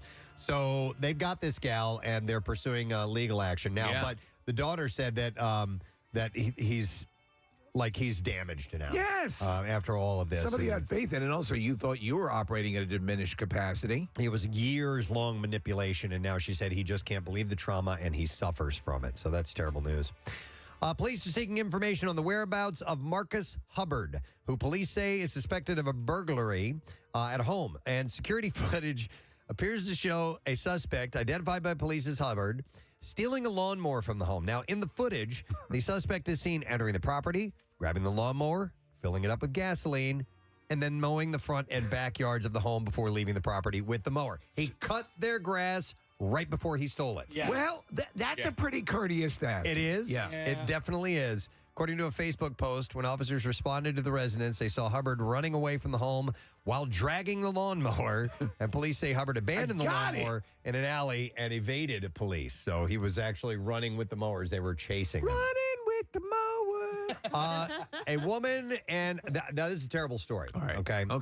This involves child abuse, but a woman and a man in Utah are facing felony charges over alleged conduct that local law enforcement is at a loss to describe. Lori Carling was arrested last week. Chad Anderson was arrested on Monday. They stand accused of 2 counts of child abuse. Police said they waited on arresting the male suspect in order to obtain suitable living arrangements for the couple's 6 children. The case originally came to attention of law enforcement after the couple's 11-year-old son showed a video of his 2 younger brothers to a teacher. The video allegedly showed something strange and disturbing. 2 children with their hands tied behind their backs and boxes covering their heads. Jesus. So police were called to the school. He took the video because apparently, according to the police, because the boy gets angry that this is happening to his brothers and needed to show the video to someone to get help. He stated sometimes he felt like untying them and running away together. The boy told police that this form of alleged abuse has been occurring for the past 2 years. Most of the abuse was meted out by the stepmother, Carling, the boy said. But he told police his father was aware and coordinated with the abuse as well. He advised that he also came up with the idea, along with Ms. Carling, to use, or the man did, the father, to use the boxes on the children. He stated that it initially started as a joke and a scare tactic, but they decided to actually use the boxes because nothing they did was working on the children, according to him. The reason for the punishment, the 11-year-old told police, was when his brothers were being loud in the morning. If they were, he said, the 8 and 5-year-old would be placed in timeout for an entire day. They said the boxes would be worn for 2 hours at a time, and offered an example of forcing the boys to wear the boxes for 2 hours after breakfast and then another 2 hours after lunch. She allegedly said that it had been going on for several months. The police believe that it was only 2 out of the 6 kids that were treated this way, but you can't do that. They are now facing these felony charges. The damage you've done to those kids. All right, how about a happy story? A good story. All right. The Boynton Police Department is searching for a group of good Samaritans who stopped the moving car after a woman had a medical emergency while driving. Oh, I saw this Did you see the footage. video? Yeah, it's crazy. They're actually trying to push the car and stop it from moving forward. On May 5th, a woman suffered a medical episode and was seen by her coworker slumped over the steering wheel. The coworker then ran into the road to stop traffic as the car slowly moved into the intersection. The coworker got the attention of other motorists, and they came together to stop the car. They used a dumbbell to smash a rear window and move the car into a nearby parking lot. A nurse who was in the parking lot called 911, and she provided medical attention until the fire department arrived.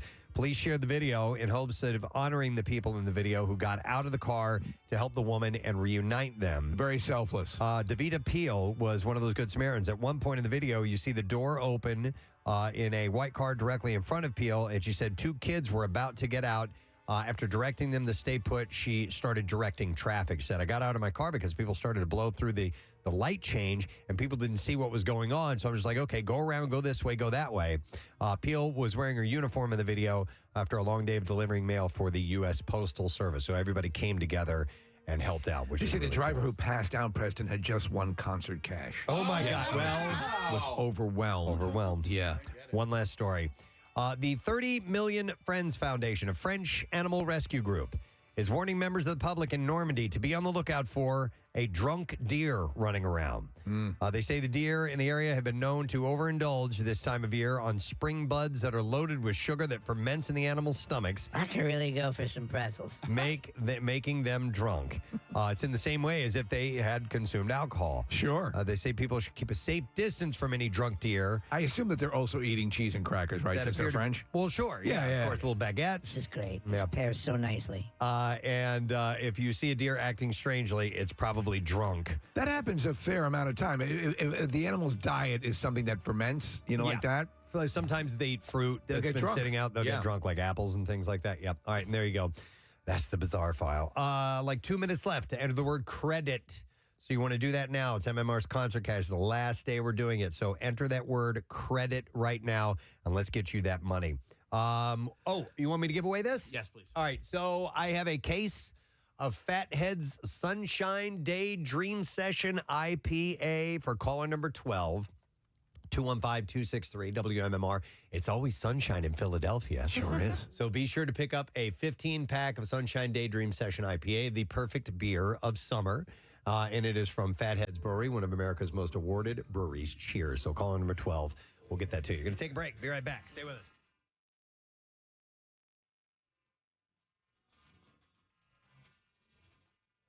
Preston and Steve on 93.3 WMMR.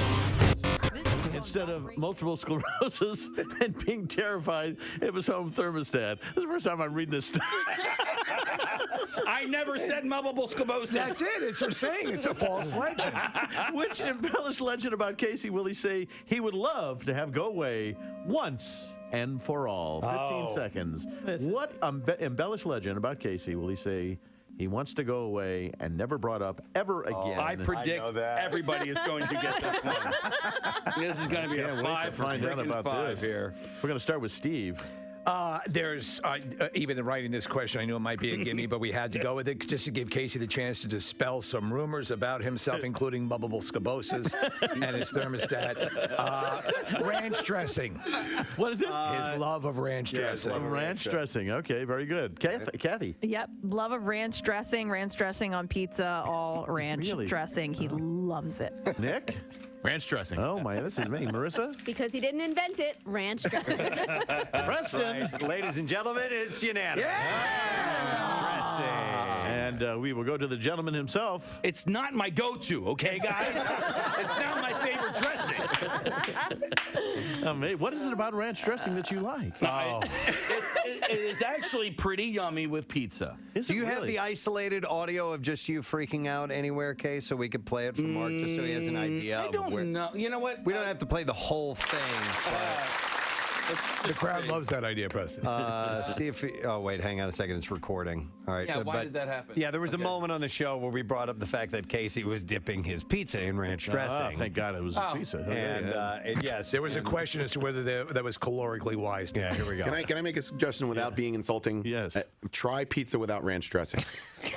Listen, you a-holes, when was the last time you saw me with ranch dressing? Okay, can I jump? And by the way, I don't always eat pizza with ranch dressing! I didn't invent it!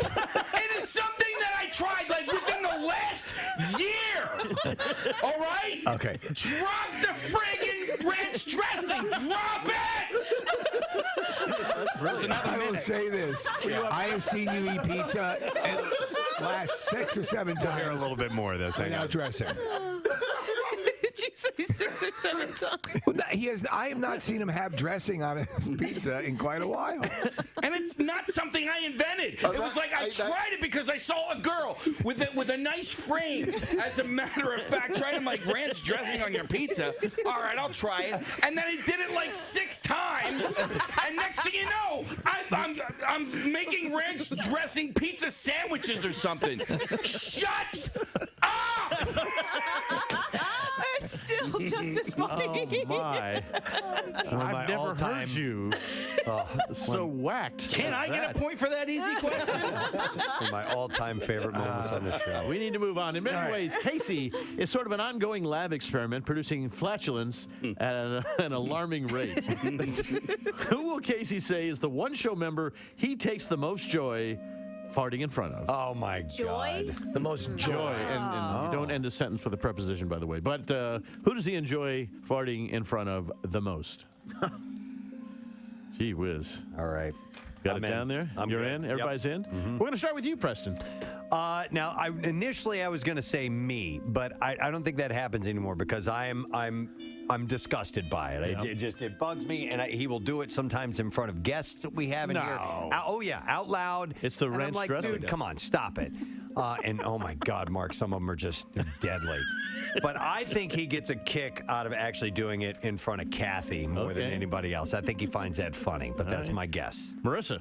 That was my initial guess, Preston, was Kathy, but I thought he actually, like, deep down gets embarrassed to do it in front of Kathy. He knows I get mad at him when it happens on his way into the studio. So I figured the only person that might giggle at it was Preston. Okay. Okay. Nick. I think because it pisses her off so much that that he's going to go with Kathy. And Kathy. It's so disgusting. It's so awful. Yes, he does do it when there's guests in the studio. doesn't. It's the worst smelling thing ever. It's awful. It's so stupid. It's childish. I hate every second of it. But I think that he gets a kick out of Preston's response at how angry it makes me. So I went with Preston. Oh, there's an interesting look at it. Steve? I'm going to echo Kathy's sentiment and say Preston. Yeah. All right, Casey. I will have to say, because he's not an official member of the show, but an honorable mention goes to Chuck. I mean, if he were going to be a part of this, I would say Chuck D'Amico, because Chuck... He laughs at you. He loves this. He says that my farts have personality, and they do. But I absolutely love farting in front of Preston. I would have thought Kathy. Yeah, no. Kathy. Even like when he gets mad, like when they're like silent ones, sometimes I sit there and I just wait for him to smell it. Well, I'll just sit next to each other. So Mark will be sitting here, and I'll see Preston start to go. Sometimes, I have Lysol back here. Oh, my. And Preston will just be in the middle of talking, and there'll just be a little... Oh, my God. I'm learning more about this show. I really do go into, like, other rooms. If we have guests in the studio... You've gotten better. Yeah. You've gotten better. What are the totals on the points? I can't remember who answered Preston on that one. Steve did. I did. And Kathy and me. Marissa. Kathy. Yes. All right, so Marissa's now in the lead. 4. With 4. Steve's got 3, Kathy's got 3, Nick's got 3. Wow. Yeah. Kathy is our next subject. All right. It's not a stretch of the imagination to say that if Kathy Romano had written the musical Rent, we would not be singing Seasons of Love and instead would be singing Seasons of Activities. Yes. Fall, winter, spring, or summer, which season will Kathy say yields her favorite time-killing, energy-sucking activities? Oh. I got it. That's a great question. Yep. Will Kathy say yields her favorite time-killing, energy-sucking activities? Is it winter, spring, summer, or fall? Okay. And we're going to start with Steve. This is sort of a tough one, but I know that Kathy and I share a lot of the similar loves of the various holidays. And now while Christmas is a Why money... you should have saved me on that ship. Christmas is a money shot. I think, though, the stuff that happens around fall, between Thanksgiving and Halloween...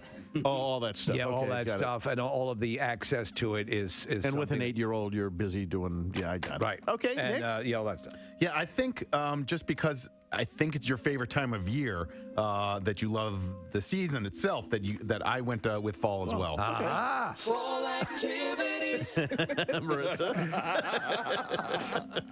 Because they're so universal, they happen inside and outside, and I'm pretty sure it was your very first list. I'm guessing that. I went fall.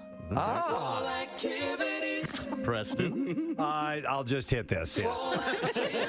And Casey. I'll just hit this. Fall activities. And we'll go to Kathy and find out that the answer is. So although summer is my favorite time of year, I get depressed when summer is over, and the way I get over my depression is through fall activities. Everybody wins on that one. Wow, that's good. Cool. The second question about Kathy on the Preston and Steve Show. Kathy is often playfully painted as a somewhat asexual being who thinks foreplay is laying down a protective tarp. Remind me to tell you Dr. Ruth's story a little bit later. That said, what will Kathy say is an appropriate amount of time for a woman to wait before getting intimate in a new relationship? While we're looking for a closet in weeks. Marissa and I are going to differ This on is this Kathy. We will allow your answer to be in years. So we're looking for weeks. Yeah. Weeks? The closest in weeks. Yeah, we're looking for closest in weeks. This is Kathy. Hold on, I need a calculator. Well, yeah. So what will Kathy say is an appropriate amount of time for a woman to wait before getting intimate in a new relationship? All right. All right. People in. writing their answers down. You're in? Well, I don't think so. Casey. Okay, This is a really, really tough one. I don't think you're as prudish as one would think, but like first date, 1 week, no, 2 week, no, 3 weeks, no, 4 weeks, I think is a nice safe assumption. All right, Casey says about 4 a weeks. month. About a month. Marissa. I said that Kathy would approve of holding hands after 3 months. Whoa! Wow. 12 weeks. Oh, Preston. I think she's more of a slut than we believe. And I'd say Kathy would be cool. That maybe not for herself, but if she were to give advice, I'd say 2 weeks. 2 weeks. That's a short one, yeah. All right. Steve? I agreed with Casey, and I think 4 weeks seems about right. Okay. Nick?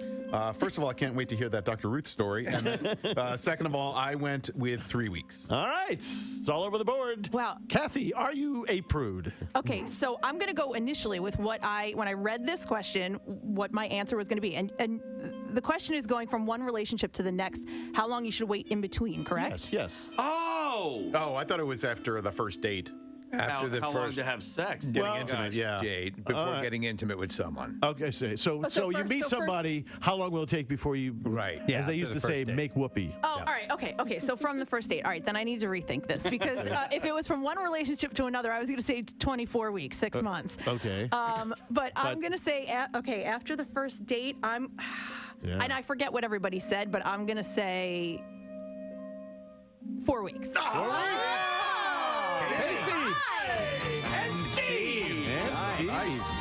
Wow. All right, so point each. All right, Steve, you are now tied with Marissa at 5. All right. I have 3. Kathy has 3. Preston has 3. And Nick has 4 going into the... Nick, you are stuck with 4. I'm done. You're done. That's right, because Nick is going to... Wait, do we No, we have Marissa as well. Oh, yes. Yeah. Oh, my Yeah. God. Okay, so there's still a chance for everybody. We'll do Nick. A penny saved is a penny earned is more than just a maxim. It's also what you whisper in Nick's ear to make him horny.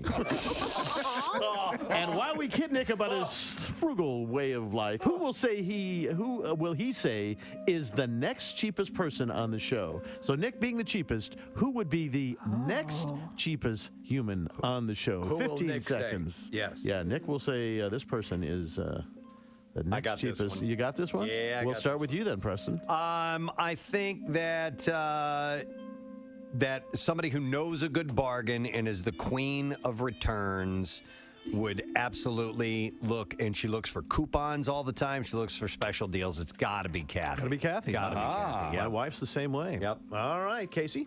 When you said Queen of Returns, I was so relieved that you didn't say me. But I was thinking the same exact thing. She never pays for shipping. Yeah, so Kathy Romano, no doubt. Okay. Marissa? I actually think that Casey's family is just, I think your wife is the same, and I think your family, and I think it bleeds onto you a little bit. So I'd say Casey. Oh. Okay. Yeah, in a good way. All great ways. Kathy? Oh, okay. So I did not think of myself. I don't think of myself as cheap, although I love a coupon and don't like to pay for shipping. I won't not buy it if I don't find the coupon. Really? Yeah, and just because. But you like quality too, though. Yes, so, and I like quality items as well. I went with Preston because I believe that Nick and Preston, when we talk about tipping conversations, they always have a similar opinion. So so I went with Preston. Okay. And what is, just briefly, what is your tipping deal? Just that Steve always goes over the top, and they'll do like the standard tip, like what's listed, and and not really go over. Tip based on performance, not just Right. Steve is going to tip over tip no matter what. I always over tip. I always do. Steve. So, and for that reason, because Preston is not cheap at all, but we have those conversations on air, and when we talk about the tipping, those two will take that angle, and so I said Preston. Okay. Yeah. Well, Nick, survey says. Well, it turns out that Kathy and Steve are right. I went with Preston. Wow. And it was because of the way that we think about stuff like that. Okay. Yeah. All right. And because you're kind of cheap. He's very generous. I'm joking. You see my bill from the vacation I just took? Yeah. Do you hate it when they include the tip without asking you? No. That doesn't bother you? That doesn't bother me. In fact, added gratuities I'm fine with. But if I did get service that was not good, I think that it reflects on the tip. I mean, absolutely. Do you talk to the server and say this is why? No. Never done that. I can't tell you the last time that I had really bad service and I left anything less than 20%. Okay. But I mean, but I usually 20% is about right for me. So okay.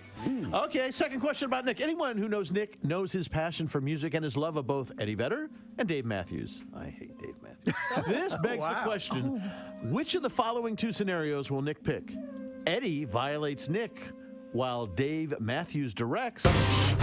Probably should have done this a while ago, but it's I've been dealing with medical issues, and it kind of slipped my mind. I'm a long-time listener, first-time emailer from Detroit. I've been listening for about 10 plus years via podcast. I was hoping I could get a birthday shout out on Friday, May 13th. Since it's the unlucky Friday the 13th and No Sad Bro Friday, I'm hoping I can get this and hoping upon hope for a Tom Jones shout out, but whatever is good. Thank you from your loyal podcast listener, Eduardo Martin. So we're going to do one? I think somebody living in Detroit. He's by himself and he's not in good health. So here we go. For you, man.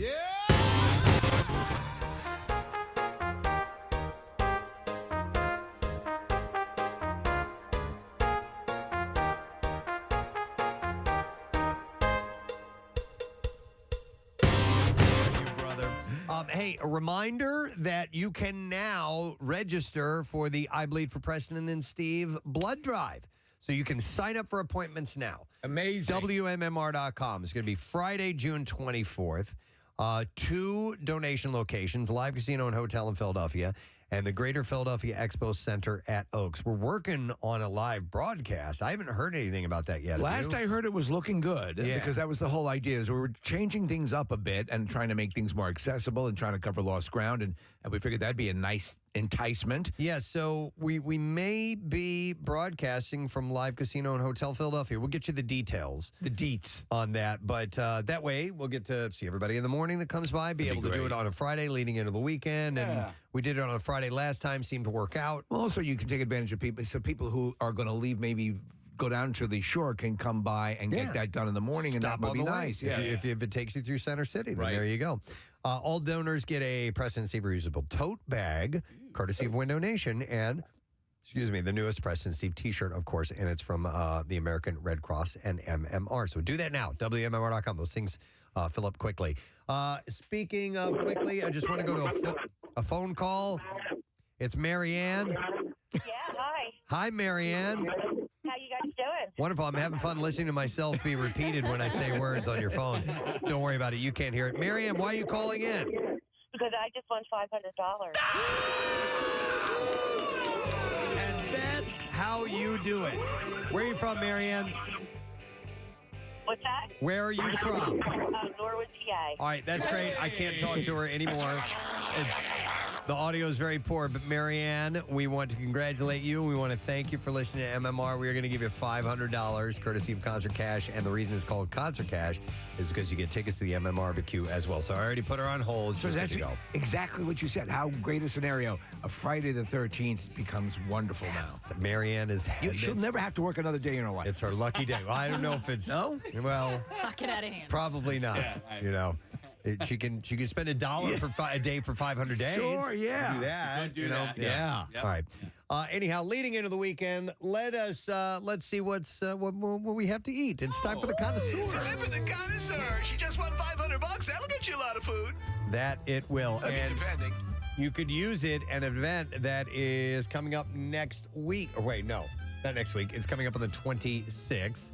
And it's the return of Northern Liberty's Night Market. People love this. So nearly 50 food trucks, mobile vendors, restaurants, bars, bar makers, or makers and merchants, it says. Face painting?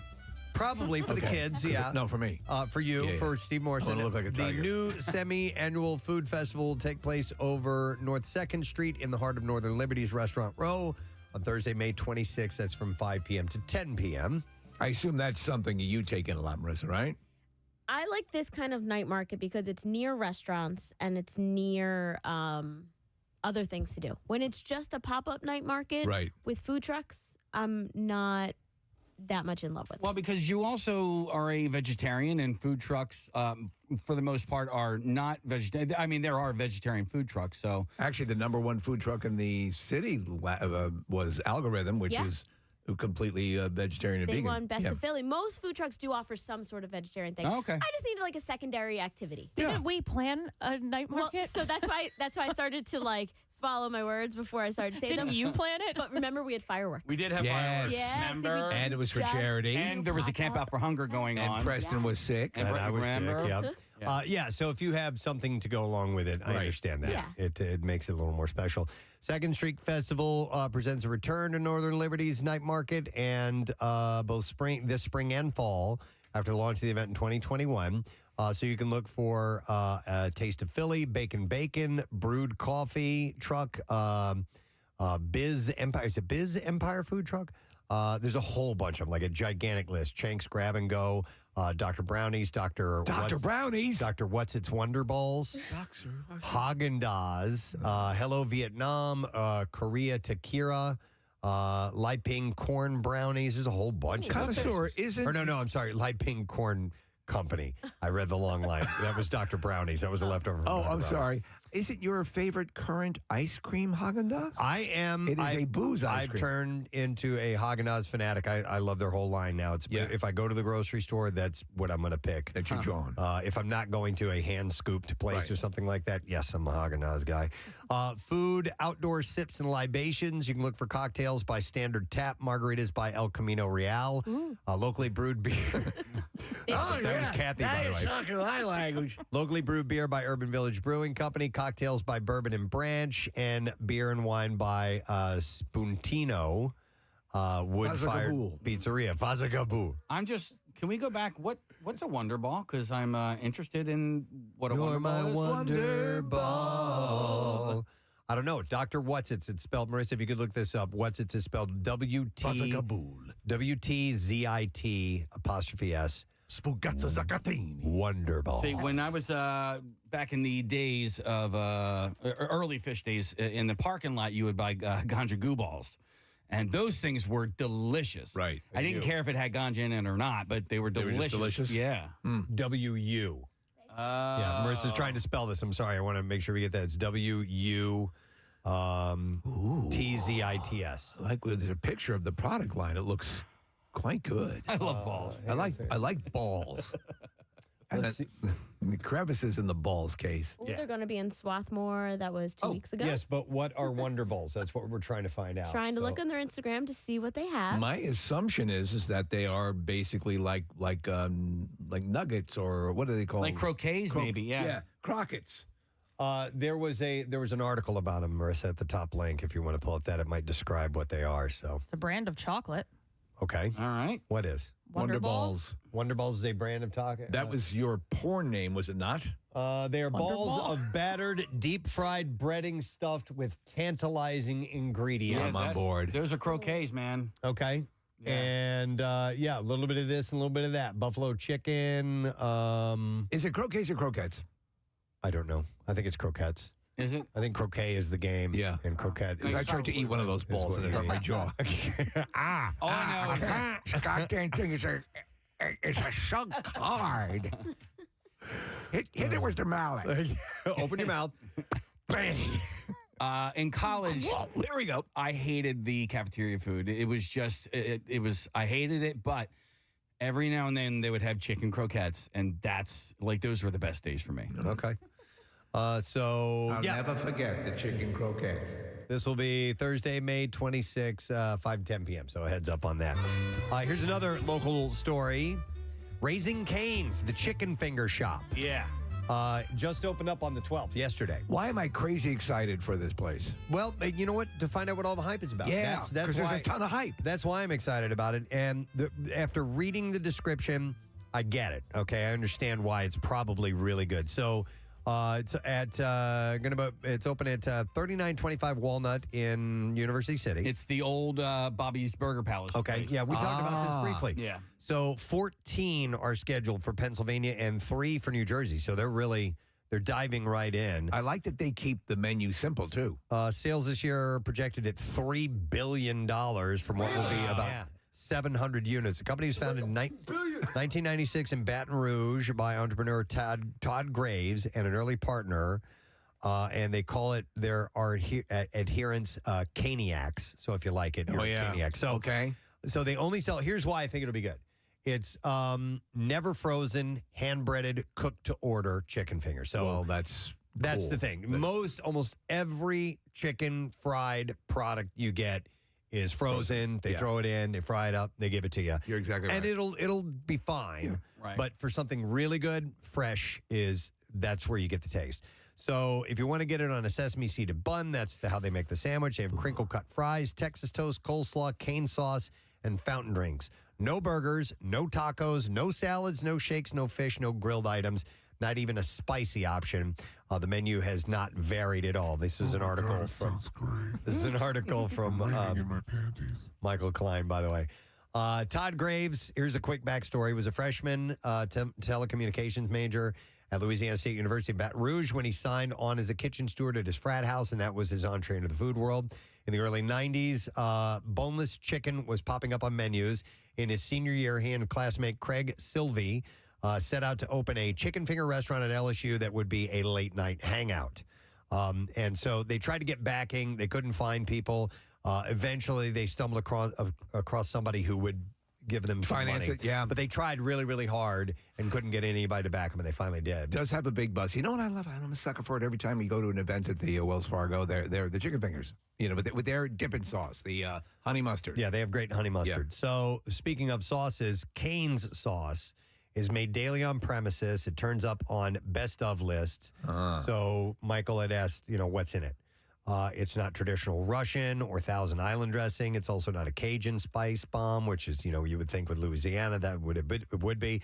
The company won't list the ingredients, but on the website, speculators point out a combo of mayo, ketchup, ground pepper, garlic powder, salt, and Worcestershire sauce. I'm okay with that. Sounds good. Sounds really good, actually. So I like the Worcestershire in there. So, all right, so Cane's is open, and there's a lot of hype behind it, but I would like to try it. As would I. It'd probably be a good idea for them to advertise, wouldn't it? Yeah, I think they would have they were going to. Yep.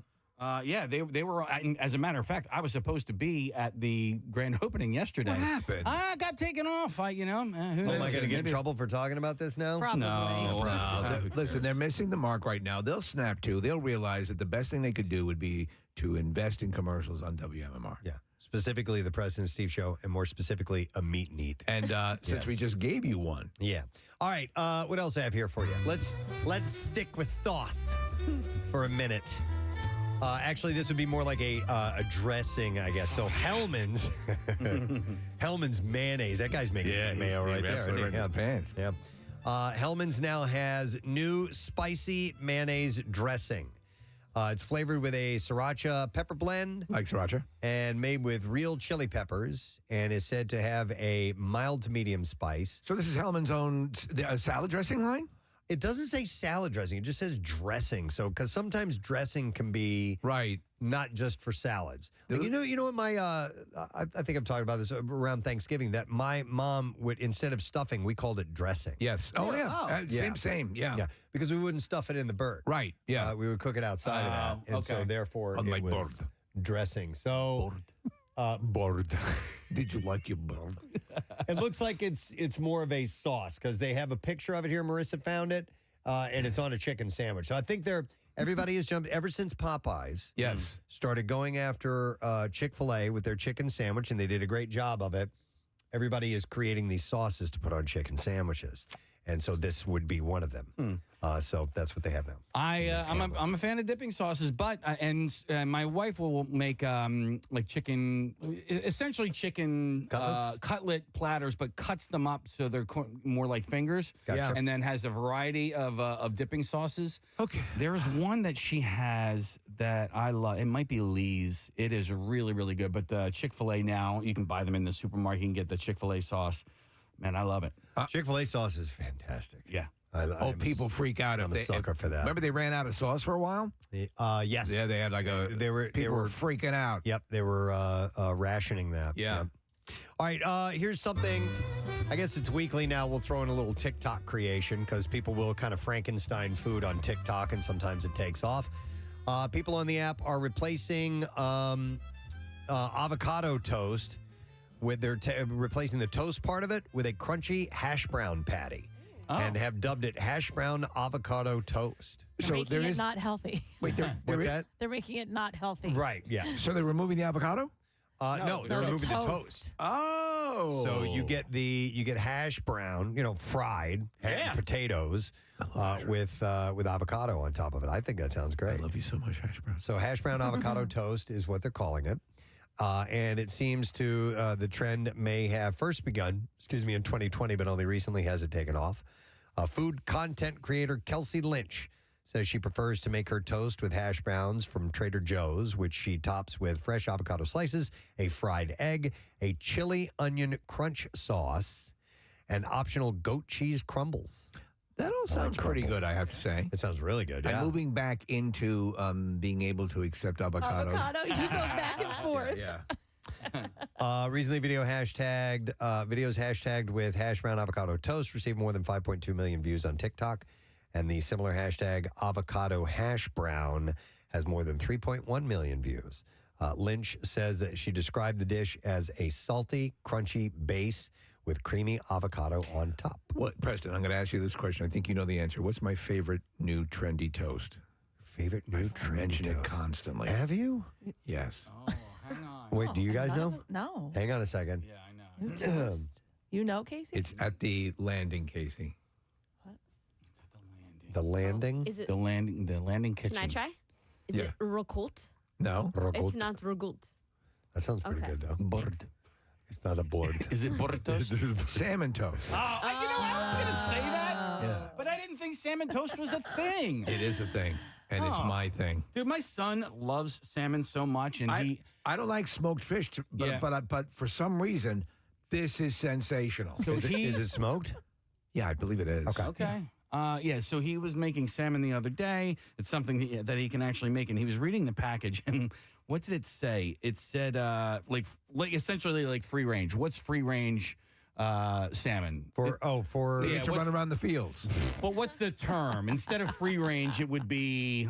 And so he's like, Free river. Wild caught. Wild caught. And There you so go. he's like, what does that mean, wild caught? I go, well, there's salmon farms. Yeah. And he thought I was joking. No. And I was like, That's why you get Well, the there are seeds. huge fish farms, yeah. yeah. I'm like, so. Hatcheries, they call them, yeah. But I guess I could call my friend, the guy who was a tour guide for us when we were in the Grand Canyon, he was a boat runner. Yeah. That's what he does from like May to October. Farm salmon? But no. He runs the river in the Grand Canyon for those months. And then he has a salmon boat that he runs with his cousin out outside of Alaska. Wow. And that's what he does. Like and it's like the salmon season is only it's short, right? It's really, really short, and there's a ton of regulations. So that way you can't have these giant corporations coming in and owning a ton of boats. Overfishing. Whoever owns the boat has to be on the boat. So here's an interesting thing, Casey, and Preston, you'll know this. Like salmon and high quality tuna, if you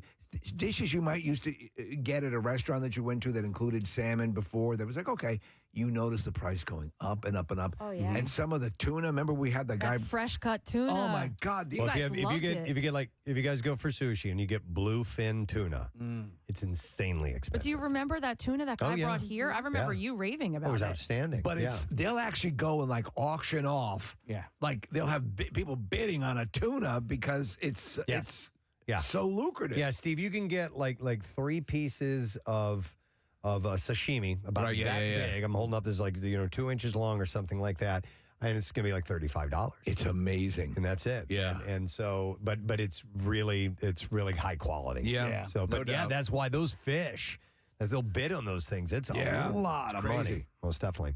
All right, something else. Let's go a little cheaper. Let's talk about ramen. I love ramen. Ramen noodles. I love ramen. I do. I Well, realize dude, that's one of the reasons I want to go to Japan. Do you guys ever, even with the instant ones, I'm not done asking my question. You not just eat them, but do you kick them up a bit? Do you add to them? Do you create more out of them? Isn't it so flavorful already? It is, Like but- especially the the instant ones. Or Yeah, whatever but the- what you can do is you can throw some steamed vegetables in there and things like that, and make it where you can add some protein and make it more of a meal. I than a snack. would do that because I will get the ramens that have like the freeze-dried vegetables in it, and I toss those out. I can't stand those vegetables that come in them. Yeah, I love cooking. I'll leave some of those like packets of the ramen things because for like $1 you get those noodles, and then I'll add like bok choy or some greens or something like that. Yeah. Okay, well, there's something that they recommend in this particular article that I read, because normally it's noodles, broth, sauce, and some oil. But it says here, ramen connoisseurs mostly agree there are key elements that should not go missing from the perfect bowl of ramen noodles, even a bowl of instant ramen noodles.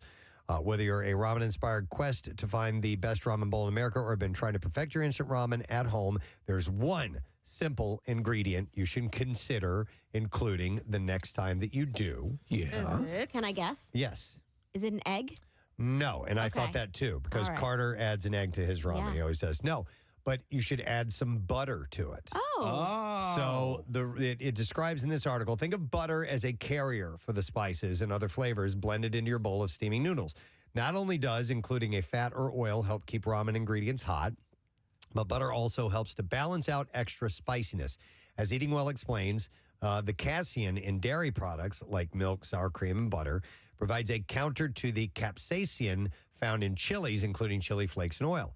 On top of this, butter also introduces a different flavor profile into your bowl of instant ramen noodles, one you likely never considered before. Even the Institute of Culinary Education agrees that butter is a tangy texture that can't be beat. And what it does is it adds a little bit of sweetness to your ramen. So it's my understanding that when you go to Japan, when ramen is huge, that there are all, like, you'll go down the street and there'll be like 12 ramen places, each with their signature ramen taste. Right. I love this idea. I cannot introduce this idea to my son because he loves butter so much he would eat it like a stick, like a dude, like it's a candy bar. Yeah, it's so I can't. But I will do this on my own, and I will test that out. When you do your ramen, how much water do you leave in after? That was my question. Because mine's more like a soup. Yeah, that's how I didn't realize that people even ate it not like a soup. I don't eat it like a soup. I prefer it to be more on the noodly intensive. I drain most of it, Yeah. but I leave a little bit of it in there. So I'm not necessarily eating it like a soup. Because this way, if I were to do it with the butter, I would probably get rid of all of the water, then add the butter and then the spices and everything. But like when you talk about adding things, I will treat it like a soup and I'll put like saltines in it, or I'll crumble up some goldfish and do that with it. That's what I do. Okay. Because you have all that liquid in there. Yeah. All right. What I do. I still really can't eat ramen noodles because really? I ate so much In college? Oh, yeah. Okay. Like it's like the vodka and orange juice. I can't drink that at all. It has a bad association? Don't come near me with that. And I don't despise the ramen noodles like I do vodka and orange juice, but it's still like good. Like it smells good, and then I'll take a bite and I'm like, oh no. College every single day. Kathy, I had a concoction that I learned accidentally, ramen noodles and then the cheese packet from the Kraft macaroni and cheese because I burned the noodles, so I had this leftover cheese packet. It's so good because those ramen noodles are like extra creamy. Well, so well, to his point, the cheese would probably serve the same as the butter. As the butter. Yeah. When I was first introduced to ramen noodles, I was probably in like 6th or 7th grade. Casey, can you come in here? No, Steve. This is ramen noodles. Ramen, this is Casey. You know Dad, how ramen, can I talk to you for a minute? You know how ramen noodles are like 11 cents a package? Dad, can I talk to you for a minute? I thought it was fancy, right? Because I would go to my friend Darian Bryan's house, and that's where I had it and they didn't call them ramen noodles, Japanese noodles. So I thought I was being introduced to this like cuisine. I was having fancy Japanese noodles. And then, lo and behold, it's like 17 cents a package or 11 cents a package. You know what noodle dish I've not had in a long time, and I love it, is the Vietnamese. It's spelled PHO, but it's not pho. It's pho. Thank you. Yeah. So good. Love pho. I've not had that in a long time. There's a great place on Arch, right by where the Trocadero used to be, that had. And I need that's another one that's got to be easy. You got to go to that new place, Spider-Man Fa from Home. Fa from Home. It's really excellent. Yeah, with some like udon noodles and then all the veggies inside. Yeah. Fa 75 on Washington is really And they good. throw stuff like lime and basil and mint and things like that. Really cool. Let me go to Michael here real quick. Hey, Michael, good morning. Hey, exactly. Good to have a do Not even close, but thank you for trying. What's up, man? Hi. I just wanted to share a recipe. It's very simple, but it's very low sodium. Okay. If you boil ramen, say for about 20 minutes, and when you're done with the ramen, add some grated parm and some Mrs. Dash on it. It adds a whole new flavor to it. Okay, Mrs. Dash. All right. Why would you boil it for 20 minutes, though? Oh, no, 10. I meant the whole process takes 20 minutes. I'm sorry. All right, I got you. Boil it for put it in a crock pot for 7 hours. You know what? Thanks, Michael. There is a new thing, a new trend. So it's protein infused ramen, so that I see. Okay. I'm getting bombarded with Yeah. commercials. You know what I'm talking about, I've right? seen them, yep. Have you tried it? Is it good? I have not tried Okay. them yet, but yeah, they're high protein. The pro- noodles are actually high High protein, yeah. Look at all these ramen recipes we've got here. Hey, Chris, good morning. Snarf, snarf. Snarf. What's up, buddy? What's up, bud? How you guys doing this morning? Sorry if I'm at work. There it is. So, I've talked to you guys a couple times. I'm the one that was in the Navy and lived in Japan for about 7, 8 years. Cool. So I just wanted to tell you how I do my instant ramen at home so that I can kind of get that taste that I used to get all the time after my drunken walks back to the ship, obviously. Yeah. So what's the secret there? So my secret, instead of using the butter, is put a little sesame oil in at the end. Sesame oil. The roasted sesame oil. Don't use the whole packet of seasoning in there. Okay. Only use about a quarter to a half of it. Put a little soy sauce in when you're boiling your water, and then a little rice wine vinegar. Chop up some chives and put you an egg in right when you turn the stove off and let it finish. Oh, that sounds excellent. I'm telling you, it will. It's a showstopper for instant. No, I think you're right, Chris. Okay. I love that sesame taste. All right. Yeah. All right. All right, Rice awesome. wine vinegar, soy, sesame, and an egg and some chives. I like that. I'm telling you, it nails the taste like you're in Japan, and my kids love it. All right. And Casey, my kids love salmon too, so I feel your pain on that. All right. All right. Thanks, Chris. Appreciate it, man. Hang on. We'll go next to Nicole. Hey, Nicole. Hey, bitches. Hey, what? What's up, Nicole?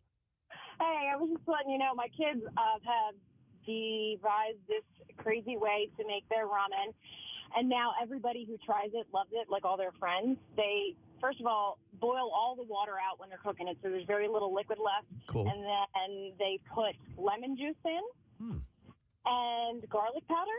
Okay. And it seems to be, I don't know. I mean, I tried it myself, and I was like, I can't believe this is not disgusting, but it's really good. No. Hey, listen, lemon and garlic are a standard pairing, so that was smart of them. Those tastes go well together. I think they would. I would assume they'd be combative, but they work well. Oh yeah. Think about like if you have like lemon chicken or something like that. There's usually some garlic on that. Yeah. And a lot of like pre-done spices or lemon and garlic. Yeah. No, that's a good one. All right, Nicole, that's not as crazy as you think. I like it. Thank you.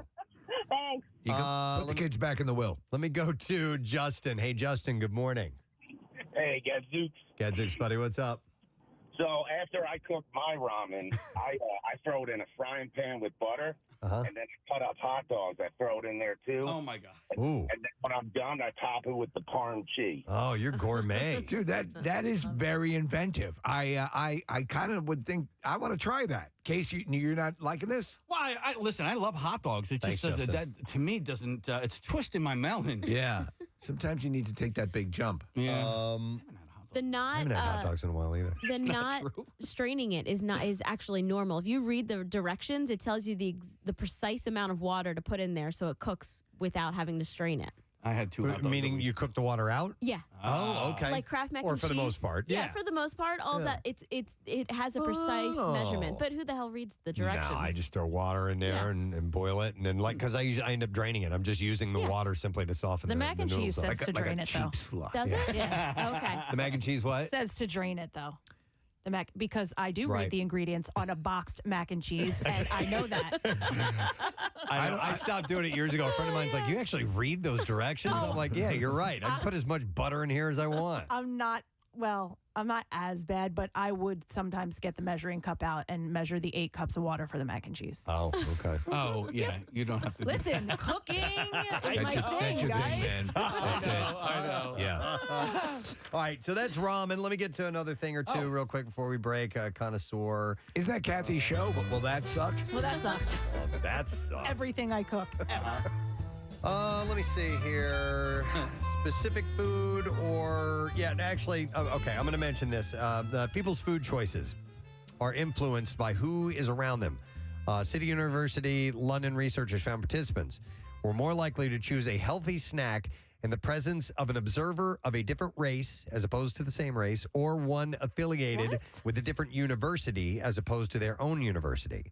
This was because they anticipated judgment from an outsider group. Yeah. And therefore, were trying to mitigate these judgments by making healthier food choices. Isn't that anytime you eat? Like anytime you eat in a group? If you're sick, you want to look as if you eat properly and that with you're maybe able to diet. someone you don't know that well. Yeah. Right. That you may, let's have salad. I'll just, I I always need get to salads. eat better. I need to start eating around Asians. Researcher Dr. Janina Steinmetz said that the findings have practical implications for marketers of healthy foods and policymakers hoping to promote healthy eating. She said, "We know that food plays an important role in social life, and consumers often make inferences about other traits and characteristics based on their food choices. Our research shows that we can use this important role of food for consumer welfare if we highlight that healthy food is not only good for consumers, but also helps them to impress others." Yeah, I guess that's a part of it. I don't need to impress. I just need to enjoy the food that I'm eating. Yeah. But you know what? If they want to market these foods, then they can find a way to make you go, maybe I'll choose that. He crushes a fish in his ramen. I like it.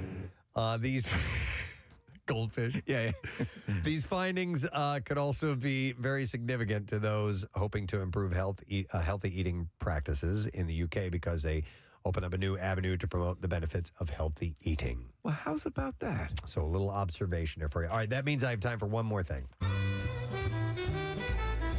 We'll talk about a place we like, and that's Panera. They're welcoming back the toasted Frontega chicken sandwich. That was my wife's go-to for a long time. It features smoked pulled chicken, mozzarella cheese, tomatoes, red onions, fresh basil, and is topped with chipotle sauce on black pepper focaccia. The sandwich was removed from the menu earlier this year, and a rep from Panera says they've seen a 300% increase in mentions of the sandwich across social channels, and more than 500 fans have shared their strong feelings about the sandwich and disappointment of it being removed from the menu. That's all it takes is 500 people to get something back on a menu? This is staggering. A place that serves millions throughout the country? Yeah. I would say this, that a lot of times, as with the Taco Bell taco pizza that you mentioned, they'll purposefully take something off a menu to get people so they can do a campaign like this. To 500 people, Preston probably walk in and out of Panera's every day confused about where they're walking into. Right. So there's no, but it's still, I think it's a solid sandwich. They have a new chicken sandwich. I tried that, and it's clear. It's see-through? No, I didn't mean it's clear. Oh. It's understandable that they that they're also jumping on the chicken sandwich bandwagon, a la Popeyes, and it's good. It's like it's hard to do it fried. It tastes similar to the McDonald's version of their the grill, the knocked up chicken, not knocked up, not pregnant. Oh my God! God, Milky. What did you just put in me? A knocked up chicken sandwich. They only What's only the secret pregnant, sauce? Only pregnant eggs. They're pregnant eggs. I'm done. I'm officially done. Is that semen on that chicken sandwich? Yeah, that's how we get you knocked up. Pregnant eggs. That's a good band name, dude. Pregnant eggs. Yeah. Pregnant eggs. I'll add that. There's a bump on my egg. Oh, it's pregnant. Okay, I'm so hang jotting on a this down. second. Okay. Does that mean hens are pretty much always pregnant because they're laying eggs every day? I thought about that too as I said that. No, because I learned this when I had the chicks. They have to be fertilized. Fertilized, I know, So no, because But they're not all going to become a baby. They're rotating. They don't like one hen. How often can a hen deliver eggs? Can the Like one one a hen day. deliver every day? Like every day. I've heard from people who raise chickens. But here's a question: do you need a rooster in order to get a hen to lay eggs? Yes, I believe. You do. They Well, have not to lay eggs, but to fertilize it for it to turn into a chicken someday. Another hen with a strap on. I know somebody who knows a lot about chickens. Oh. And maybe we could call him to be on the show. Simmons, you got him. Yo, Simmons. Yeah. Yo. But no, that is a good question. Will a hen...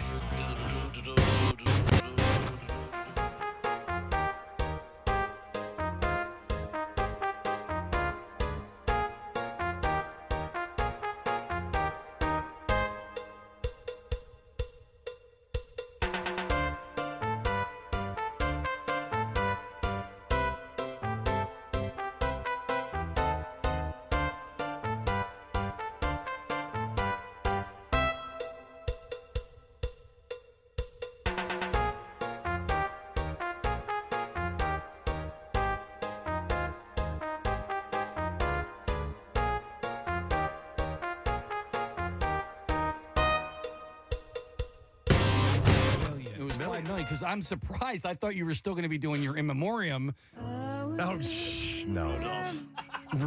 Lonnie. Oh, that's right. He was reading off the name of every single chicken that died in that fire. Torquemada. All right, Kathy. Hens answer. will lay eggs with or without a rooster. Okay. Without a rooster, your hen's eggs are infertile, so they won't develop into chicks. If you do have a rooster, eggs need to be collected daily and kept in a cool place before being used so that they won't develop into chicks. Okay. So it's a fascinating thing, that the way they do it, and it's a lot of work though. Yeah. Yeah.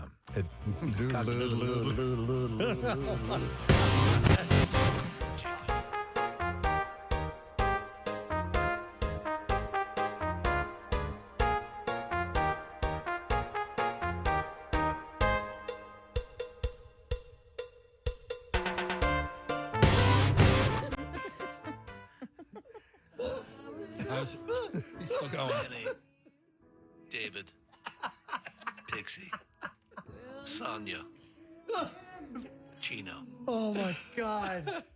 Oh, wow. Okay. We should, just in honor of all those dead chickens, we should check in with Gene, every now and then. Every now and then. Treating all 5 million days. He's going to be doing it for 5 years. Oh, Lordy Lord. Okay. We're done. Yeah, Okay. is that it? Okay. That's All all right. we have time for the connoisseur. We got to wrap, but thank you very much for being part of this particular segment. And don't forget, we have a couple of more things coming up as far as winning goes. Concert Cash again, a little less than an hour from now at 10 a.m. Yes. And also, we'll be playing at some point a clip of something that happened at one of our live broadcasts for Eggs with Peg, the Keenan's live broadcast in North Wildwood. And it's courtesy of Coors Light. When you hear that clip, be the 27th caller, and you will win cup line passes for that live broadcast, and you win your own table while we're doing our show there. So you have your own little area. It's pretty awesome. We'll give you a bucket of Coors Light for the table and a case of Coors Light for you to take home as well. So keep your ears peeled for that. Could happen at any time. We're going to take a break. We'll be back in a moment. Stay with us. Morrison, you are a sick man. I love that I got a gay joke and a cheap joke. Yes. So Eddie violates Nick while Dave Matthew directs, or Dave Matthew violates Nick while Eddie directs? All right, that's what we're looking for. We're going to start with Steve. Well, I thought about this, obviously. Apparently you have. And I think that Nick holds both of these gentlemen in high regard, but I think Nick is more concerned with how Eddie would think of him, so he would prefer to have Eddie direct him being violated by Dave Matthews. Eddie directs is what you're saying. Right. Okay, Kathy? No, I went opposite. I think that Eddie definitely violates him, because if a man is going to violate him, it's going to be Eddie Vedder, and it's just a bonus that Dave is there. So Just a what? A bonus Oh, that scared me Dave for a is minute. there. Okay. So It's just a bonus. That's interesting. he can direct. All right, Marissa? I think that Nick probably enjoys Eddie's voice more, so Eddie directs. And we've got and I drew a picture. visual aids. Wow. She drew a picture. Oh, my. I thought it would be mouth and not. No, it's from behind. Yeah. Oh, Preston. Creative ingenuity. You know what? This is actually, I have a new band name from this. What is it? Grunge Cuck. Grunge Cuck. I love Grunge it. Cuckle. I think that Nick's deep love for Eddie Vedder would mean that he would want him deep inside of him. So I'm going to go with Eddie violating while Dave directs. Oh, wow. Yeah. And Casey Boy. I did the same thing. I think he would love to have Eddie in him, and also opposite of what you were saying, Marissa. I think he likes Dave's speaking voice more. That's interesting. But when Dave Matthews sings, he sounds like a billy goat to me. Okay, I don't know. He does kind of, yeah, he does, right? But maybe in the Mumbles a little bedroom, bit. it's a little bit more. Could be. I genuinely appreciate all the thought that all you guys put into each, and the drawing, Marissa, was the pièce de résistance. Yeah. But I'm going to go with I would love to have sex with Eddie Vedder no matter what. And Dave is directing. Yeah, Dave is directing. How do we do on the points on that one, Casey? I don't remember. I didn't get a point. I did. Okay. All right, and then Preston, what did you say? I did. I got a point, yeah. All right, so we have Preston at 5, Marissa at 5, Kathy at 5, Steve at 6, Casey at 4. So Steve at 6. God bless our callers. They've been on hold for 30 minutes now. That's Sorry, guys. Hang in there, guys. So All right. about that. We leave the best for last. Marissa. It is no secret that Marissa spends a lot of time out on the town attending the trendiest events, often having to check her license to remember where she lives. Of all the multitude of events, parties, clubs, etc. that Marissa attends or frequents, which will she admit makes her feel the most pompous? All right, she goes to events. Whenever I used to live here, I'd run into her at 2 in the afternoon and 2 in the morning. And the question is, which of all the events she goes to makes her feel the most pompous? Interesting question. We're going to start with Steve. This, to me, even as writing the question, I thought, is this too easy? But I figured, what the hell, why not go for it? I'm going to have to say dinner en blanc. Oh, okay, yeah. Yes. Fancy schmancy events. Right. Absolutely. Okay, Kathy? I said the same thing just because I think she knows the joke behind it and that we all kind of Make fun of laugh. her? Yeah, laugh that she's going again. Nick? The name itself is pompous, so I went with Dinner en Blanc. Okay. Preston? I actually know it's her favorite event, though, so I don't know if it would be considered her the most pompous, but I couldn't think of another more pompous event, so I went with Dinner en Blanc as well. Casey? I honestly couldn't think of anything but Dinner en Blanc. All right, so Marissa. All right, so I thought about this long and hard, and I thought about picking up and going to Europe or Cuba or, just going to some random new Mark Vetri restaurant or something. And all of these, you guys make fun of me for being pompous. But even though I feel like it isn't that pompous, but I'm also just defending it, it's got to be Dinner en Blanc. All right, so the scores remain the same. Steve is still in the lead with 7 correct answers, I believe, now. Oh, all right. Yeah, and so the only ones that can either tie are Kathy and Preston. Okay. All right, last question. To walk a mile in Marissa's shoes is to see the world at a sub-nose level. Which show member? Oh, my God, I can't believe this is the last question. Oh, my God. Which show member will Marissa say has the most out-of-control nose hair or cave bats situation? Wow. Wow. She's short. She looks up in various places that they think others don't. Preston is in the lead. We could have a potential tie. Then we will go to a tiebreaker question. I have no idea what that is, but we'll figure it out. We're going to start with Casey. Okay, so it couldn't be me because I pick my nose all the time. So there's virtually never any bats in the cave. I got to go with Preston on this one. I don't really have any other explanation of him. All right, Preston. You know what? I've brought this up several times that Marissa has to view nose hairs regularly. I'm the tallest member of the show, so I gotta put myself in that category. She probably sees the most. Yep. Nick, I'm hoping it's not me, but I'm going to go with Preston as well. All right, Kathy. I went with Preston as well because of the height, his height. Steve. I went with Casey. Wow. Because? Only because I figured there's a lot of work around there just lodging things and stuff might be more visible because of that. Though Preston is taller, obviously, and the angle's probably better. I went with Casey. All right, so potential tie here. Marissa, the answer is... All right, I'm going to admit something to you guys. There is only one member of the show whose nose I've looked up, and it's because he's constantly pointing it out and seeking my approval. It's Preston. Oh, my. There you go. So, Casey, tell us the score, please. All right. The final score is, I got to give him one and her one. We have a three-way tie. Oh. We have a three-way tie between Preston Elliott, Steve Morrison, and Kat. Thought of something else I did one time, but immediately, here I am as an adult thinking I'm in trouble. I'm in trouble. I'm in trouble. I'm in trouble. One time we were doing a promotion at the Granite Rim Mall with Y100, and we had we used to take a little putter and a putting green, and we would do a putting contest. Yeah. 'Cause when you go to these promotions, you have a little game. People can play, come on, and when so we're out there and we're bored. Nobody's coming out there.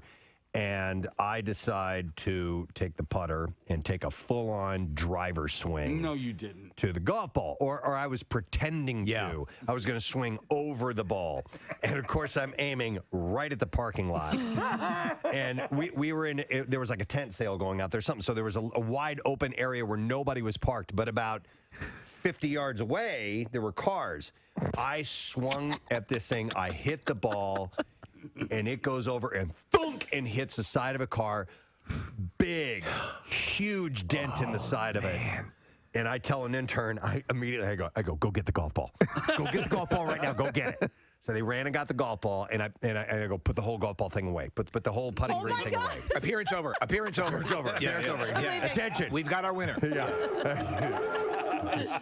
So put the golf ball away. Appearance over. And sure enough, like 10 minutes later, somebody comes walking out, and they look at the side of their car, and it's got a big dent in it, and I didn't fess up to it. All right. How many years ago?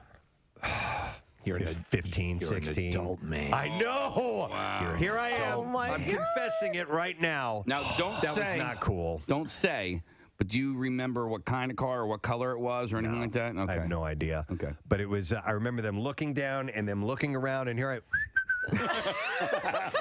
People do that all the time. Hands in my pocket. Didn't we have a potato gun at one event? And we had it. It was like on a mortar, and we shot it into the parking lot. And didn't we hit a car? Nope, Maybe. that never happened. Nope, I think there was another You show. come to any of our events, park far away. I regret it. I should. I wouldn't mind making good on that. Well, listen. Not really. What are you going to buy a new car 15 years later? you said, you son of a bitch. I spent years trying to figure out how that happened. I thought it was my fault. Yeah, what would you guys say would be like a movie Star theme Wars? or score? Yes, Casey, it's number one. Sorry, I didn't mean to- no, it's all right. No, you were asked. That got 24% of the votes. Almost a quarter of people surveyed cited that as the most memorable. What percentage are John Williams scores at the top? Yeah, it's probably Star Wars, Indiana Jones. Nope, it's just the one. Oh. So because after that is 007. Nope, Saturday Night Fever. Okay. Bee Gees. Yep. So Night Fever, Night Fever. Stay alive, stay alive. Or Staying Alive, I guess. Stay alive. You know what that needed? And you can tell by the way I use my walk, I'm a woman's man. Dirty Dancing. Dirty dancing. 13%. But that's not a theme song. It's not like when the movie started, it was like, no, I had no. Like that's We're dirty dancing, dirty dancing. By the way, I saw He's right that. though. There's no dirty dancing theme. No. There are songs within Dirty Dancing that are songs. By the way, I saw on a commercial the other day for some food product. They used Hungry Eyes from that soundtrack as well. Yes. Hungry Eyes. What's that other? She's like the wind. Hungry Eyes. I mean, my favorite song from that movie is this one.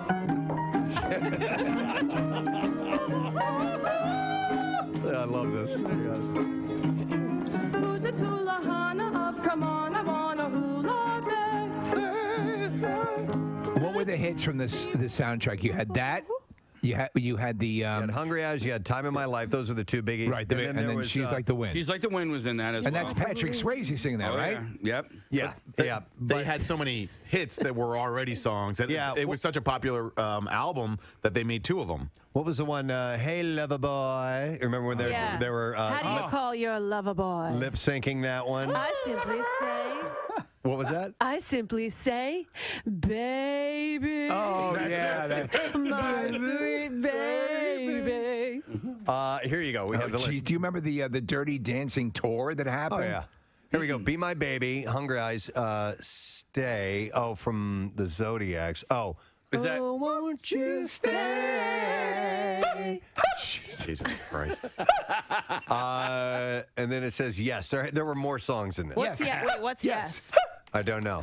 But it was by Merrick Clayton. So I was in 7th grade when that movie came out, and I remember kids on the bus listening to that record because it was so popular, and it was such a resurgence for that type of music, for that style of music, and for that age of music. Well, really, that they put out a second record. The Big Chill was, I think similar 2 years prior to that, and that, I mean, that was an entire summer that I lived off of that soundtrack. So we're looking at the track listing here for Dirty Dancing. Hey, baby. Hey, baby. Was that it? No. Different one? I wanna know if you feel Overload. Don't know that one. Off the title. I'm sure we know every single one of these songs. Love is Strange. I think that's the one, Kathy. Hey, lover boy. Okay. Why don't you come over here, little... Hey, boy. My name is Man-Thing. Why don't you come over here and let's dance? Baby. I'm dirty dancing all over your face. Just try not to move. Don't move. This hurts. Now do the lift. We're filthy dancing. I'll lift you up. Remember that remake?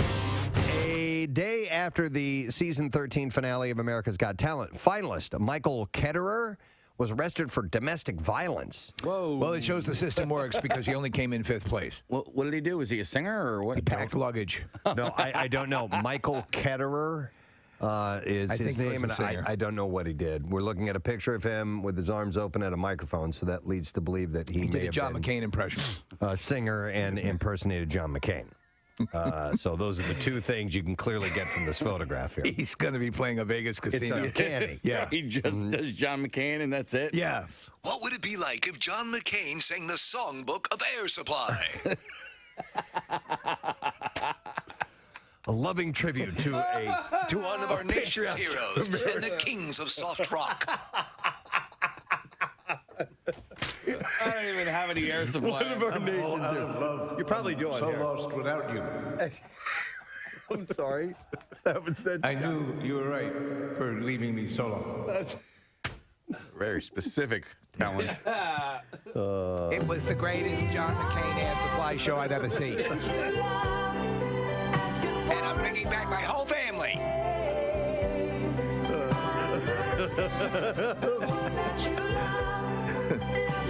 It's patriotic and it's romantic. All right. So anyhow, I guess he was a singer and a John McCain impersonator. This is a student pilot. Yes. And I have not heard this yet. Student pilot is soloing for the first time. So they've got their lessons, and now they're going to take it up and fly it by themselves. Yeah, so she spent many hours training. Yes. And ready for her solo flight. And upon takeoff, she's in flight, and they notice one of her wheels, its fixed wheels, has fallen off. Okay. The aircraft. We have the audio of this, and I haven't heard it yet. Maggie, this is John. How you doing? I'm okay. Okay, you're doing a great job flying the airplane. Keep doing what you're doing. We got plenty of time. You got plenty of fuel. We got plenty of daylight. So just try to relax. And you always heard me say go back to basics. So we're going to work the basics here as much as possible, okay? Keep everything as normal as you can. All right. Okay. Oh, my God. I'm choked up listening to this. Seriously, I'm tearing up. He's a calming voice, though. That's somebody I would want to speak to on the other end. Beautiful job, Maggie. You got a whole bunch of people clapping for you up here. She landed. Let me see. Did I have any more shout-outs? No, I got those done. So today's Friday the 13th. Yes. Yeah. Do you want to explore a little bit about that? I think so. It's appropriate. Yep. What it's the history, its origins are, and all that stuff. Besides Camp Crystal Lake, but for many people, that's what it means. When I was younger, I did kind of take heed of the notion. Yeah. I mean, I don't care anymore. It means absolutely nothing to me anymore. But I mean, when I was a kid, when I was like a teenager, I'd be like, ooh, what's going to happen today? Friday the 13th, something is going to happen. I've actually had some of the best moments and things in my life happen on Friday the 13th. Oh, yeah? I've had good experiences in general. Yeah. Friday, July 13th, 2007, one of the best things ever happened to me. Even at Camp Crystal. I'm sorry, go ahead. My son was born. Oh, there you go, yeah. He was born on Friday the 13th? Mm-hmm. Okay. You know, a lot of people say, well, like in the original Friday the 13th, and Jason Voorhees' little boy was in the swimming, and he drowned, and camp counselors were having sex. So all that happened, the kid died. But what they don't ever tell you is that it was also pizza night in the cafeteria. Oh my God. So that was going on as well. We can't discount that. No. All right, so fear of the number 13. We have to start there. Friday the 13th brings bad luck, but it's uncertain exactly when this particular tradition began. So negative superstitions have swirled around the number 13 for centuries, but we don't know where Friday the 13th, how this all came together. There's no clear-cut answer on that. But Western cultures have historically associated the number 12 with completeness. There's 12 days of Christmas, 12 months of the zodiac signs. There's 12 months in the year. There's 12 labors. Days in the week. 12 labors of Hercules. Yes. I don't know what that is. 12 gods of Olympus and 12 tribes of Israel, just to name a few examples. Its successor, 13, has a long history of a sign of bad luck. An ancient code of Hammurabi, for example. Yeah. Reportedly omitted a 13th law from its list of legal rules. Though this was probably a clerical error, superstitious people sometimes point to this as proof of 13's long-standing... Hammurabi, can I see you in my office for a second? Negative associations. What was the thing about Hercules? What were the 12 these were tasks labors that he had to complete. I think, he was he not technically, was he a demigod? Was he not? I don't remember. He was like Zeus knocked up a mortal. Right. Yeah. And so Zeus was his dad. What's your name? And I believe he had to complete these 12 tasks. Mow the lawn, weed whack, take the trash out. Rubber baby buggy bumpers. All right, well, anyhow, according to biblical tradition, 13 guests attended the Last Supper held on Maundy Thursday. Yeah. Is that what that says? That was they called it that night. It was a big thing. Maundy. It's Maundy Thursday. Maundy Thursday. And that includes Jesus and his 12 apostles, one of whose, of course, Judas betrayed him. Yes. The next day was Good Friday, the day of Jesus' crucifixion. The seating arrangement of the Last Supper is believed to have given rise to a long-standing Christian superstition that having 13 guests at a table was a bad omen, specifically that it was courting death. Well, so that people would avoid having 13 people at a table. They were for that supper. They were floating the waiter. Can you sit me next to Jesus? Yeah, right. And then they did the credit card game at the end, where everybody put the credit card in, and one person was paying for all of it. Yeah, credit card roulette. Credit card roulette. Yeah. So, though Friday's negative associations are weaker, some have suggested they also have roots in Christian tradition. Just as Jesus was crucified on a Friday, Friday was also said to be the day that Eve gave Adam the fateful apple from the tree of knowledge, as well as the day that Cain killed his brother Abel. So that's all tied into this. I don't know. I've always heard, as this admits, and I think the article I sent over is from the History Channel, Preston, but it's there's no concrete explanation of the derivation of the association. So even this is all still supposition. Yep. So in the late 19th century, a New Yorker named Captain William Fowler sought to remove the enduring stigma surrounding the number 13, and particularly the unwritten rule about not having 13 guests at a dinner table, by founding an exclusive society called the 13 Club. The group dined regularly on the 13th day of the month in room 13 of the Knickerbocker Cottage. Until the captain was killed by his guinea pig. A popular watering hole that Fowler owned in 1863 to 1883. Before sitting down to a 13-course dinner, members would pass beneath a ladder, and the banner read, and it's in Latin here, so I'll do my best. Morturi te salutamus, which in Latin, and you'll recognize this phrase, means those of us who are about to die salute you. Yeah. Which is like the gladiators' creed. Former U.S. presidents, 4 of them, Chester A. Arthur, Grover Cleveland, Benjamin Harrison, and Theodore Roosevelt, would join the 13 Club's ranks at one time or another. So they would sort of thumb their nose at superstition. And nothing bad happened? No, they all died. They're all dead. They all died. They're all dead, dude. Every one of them. What are you talking about? That's like it's the curse. Yeah. There's a couple calls on this. Let me go to Mike. Hey, Mike, good morning. Hey, good morning. How you doing, guys? Good. What's up, buddy? Hey, it originates from the Knights Templar. Yeah. So on Friday, October 13th, 1307, King Philip IX of France ordered the collection of all the Knights Templars thrown into prison. Okay. So that's where the original Friday the 13th. It's probably certainly one of them. I don't know which one is the real deal here. Yeah, I don't know. But, it surrounds the date, and you don't hear about it as much anymore. Have you gone into buildings now with 13 floors? I don't pay attention. Yeah. Marissa, does your building have a 13th floor? You asked this a little while ago, and I noticed mine does not. Okay. It goes right from 12 to 14. Wow. Gang, Come that's just silly. But now It makes really is just silly. it makes so much more sense why it's hard to find elevator buttons. Because my mind will click on if it's 1, the next one should be 5, 10, but then If it's rows of 5. Yeah, I gotcha. Yeah, no, that makes sense. And I never pay attention to airlines when I'm walking down the aisle looking for my seat. I never. Do they? Probably not. I'm guessing so.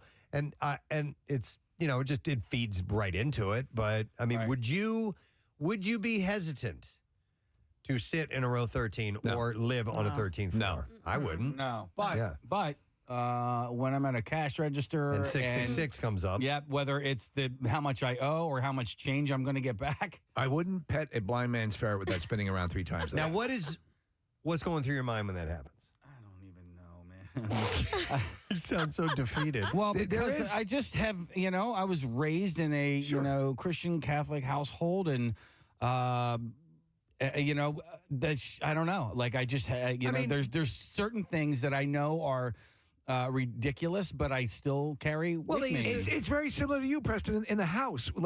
There's nothing. Like you say, nothing's there, but there's a little bit that says, but what if I'm wrong? But you're not doing anything wrong. I mean, is that the worry that if I'm doing this wrong, I'm not, I did that, I can't get into heaven, or something like that in the back of your mind. I don't want to invite the devil into my life, Preston.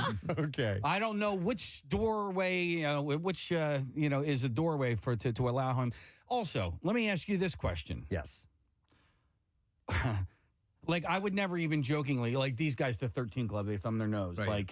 I would never be audacious about it. Jokingly sell my soul. Do you know what I mean? I know what you're saying. Yes. Yep. I wouldn't either. That's the whole thing about the Ouija board. Right. The Ouija board, the people who, by the way, it was invented by Milton Bradley, I think. It was not even an actual thing. Also, the whole notion of 666, I think, is sort of that came much later. That's doesn't have any tie other than a sort of tacit association with maybe Aleister Crowley. And why that? Why not 444 or 555? Or what about when you want to dig? What number do you call? That's 311. 311. I thought that was 811. 811. 311 is information. Yeah. No, That's an actual 411 is number. information. No, 911 is information. 311 for the city. It's 911, that's right. Yeah, you got the devil. What can I do? Yeah, don't dig. Yeah. Because I'm looking at it from down here, and I can see you got pipes running. Right? Then we put the devil in charge of it. Totally. Yeah. 311 is the actual information number for the city. That's not where you dig. You dig was our made-up number. 311 was, I thought that was to report things to the city. Yeah, it is. Yeah. It's Dig is real anything. and dig is 811. Yeah, because 411 was... That was the information from the telephone, Right. from the operators, or if you need someone's phone number, info. There's legitimately call before you dig number. Yeah, I think it's 811. 811. It's got to be. Yeah, pretty certain. Wait, but my mom's argument with the Ouija board was just that. Like, I don't know if it works, but just in case it does, we're not allowing the devil into our lives. There was a whole theory in that realm of Pascal's wager, which is he believes in a higher being, because why not? Because and depending on whatever floats your boat. I've raised Irish Catholic, and but I mean to many people that's just a lot of people just say. I don't think like the chair at the was it the Bolton? Is it the Bolton? Yeah, Bolton Mansion. Right. Yeah. So the chair. Yeah. Yeah, I'm not going to take that I chance. don't think I'm going to sit in it. Yeah. You know. Yeah. There was a sculpture on Ursinus's campus that the lore was if you touched the sculpture, you failed out of school. Yeah. I never touched the sculpture. That sculpture was real. Well, speaking of which, my buddy Veal apparently touched the sculpture and he failed out twice. Your buddy Veal? Yeah. His name was Veal? Wow, I don't want to say his real name. Was his room inordinately small? His sides were touching the walls. It was so tiny. That's where Veal lives. Wow. Okay. All right. Anyhow, I still I won't say, even though it was a movie, I'm not going to say Candyman in front of a mirror. Not going to do it. Right. Or what is it? A Bloody Mary. Bloody Mary. Bloody Mary. Right. Never did that one either. Kathy, I bet you've said Bloody Mary in a bar a few times, right? Bloody Mary, Bloody Mary, Bloody Mary, Bloody Mary. Yeah. If you're ordering for everyone, you end up saying it 5 times. Margarita. Thank God that's not a thing. Okay, well, let's get off of this crap. All right. All yes. right. It's kind of junk drawer. I have a few things to talk about here, and I want to make sure It's that... not the stream of consciousness. Nah, we did that the other day. This is a totally different thing, Steve. I know. All right, so this one, oh, wait, hang on. It's in there somewhere. I'm up to my elbow. There it is. I found it. This one, we've actually mentioned this place on the air before, and those who frequent the Wildwood, New Jersey area will be familiar with this little house. It's called the Pizza Slice House. Casey's mentioned it. Talked about it. It's a little triangle A-frame house. I pass by it all the time. It is at the corner of Bennett Avenue and Park in Wildwood. And it is scheduled for demolition. Oh, no Which way. is crazy because isn't it like a landmark? I don't think it's Historical? historical? What is your question? The historical was the word I It was is searching not. for. They want it to be. Oh, okay. So here's the story about that. So it's it and the 2-bedroom bungalow. You're gonna find the backstory of this place very interesting. Okay. All right. Not interesting in the sense of, wow, we really need to save that for history's sake, but it's kind of interesting why it was built. So 2-bedroom bungalow behind it is also sold. It'll be clearing the path for redevelopment, but a group of preservationists want to save the structure. It's been a landmark in the Wildwood since 1960s just because it looks out of place. Yes. There's nowhere else and anywhere around there that looks anything like this. And it's tiny, dude. So the president of the Wildwood Historical Society and vice president of the Preservation Advocacy Group, Preserving the Wildwoods, Taylor Henry, said it's unique, it's a local icon, it's really a local landmark. The property, which isn't even a 1/10 of an acre.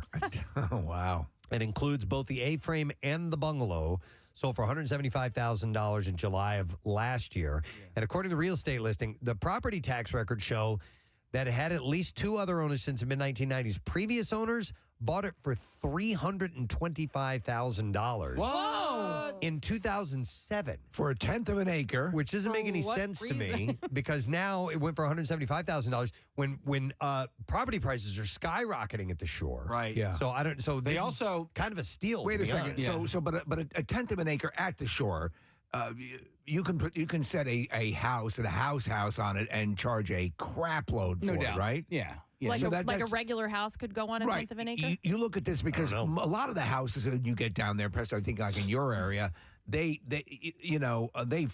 fill up the whole plot of land usually. Right? Right, yeah. Very seldom you're going to find a yard. A yard, yeah. Right. So whoever bought it back in 2007, over the last however many years, have not taken care of it. I know somebody who went through it. They were thinking about purchasing it. I never knew prior to that there was a bungalow behind it. And then when this person showed me like the videos and photos of what it looked like on the inside, he's like, it's just not worth it. It's not worth the. I assume you're dealing with very slanted walls and right. I mean look at it. Well, the bungalow in the back to me would be more appealing. Like so here's the deal. The A-frame was never meant to be somewhere for someone to live in. Right. And I'll give you the history of it. in a second. Okay. So what did you want to add, Kath? No, I was just going to say, I once walked from Sea Isle to the end of Stone Harbor with my sister-in-law. We were actually, when I did that 3-day race or 3-day walk for Susan G. Komen, they gave you like training schedules. Anyway, we once did that walk. We walked to the end of Stone Harbor and then turned around and came back. And there's actually a number of places like this. Not the pizza slice, but these little tiny plots of land with a little tiny house on it from that walk. And we saw a lot of interesting houses. So this isn't unique to the shore. It must be, how they built houses a long time ago. Things similar to this A-frame style, though, Kathy? No, I didn't see. I don't remember anything like that. But there were tiny houses. So again, this isn't a house, okay? So it's not a home. It'll make sense in a moment here. So Mark Daly bought the property in 2021 because it was a decent deal, he said, and now that property is going to be redeveloped into condos. And while spending time at the shore last summer, he spread the word about the A-frame structure, that it was up for sale, but he didn't get any serious offers. He said people would stop by and say, "You're going to tear that down?" I said, "Not if you buy it." And he said that, he wants to move forward and break ground. If they want it to be moved, he said they better do it in about 2 weeks. Oh, wow. Because it's coming down. And you could move it. He said that he'll give away the house for free, but the new owner must move it themselves or hire a company, and it can cost around $35,000 to do that.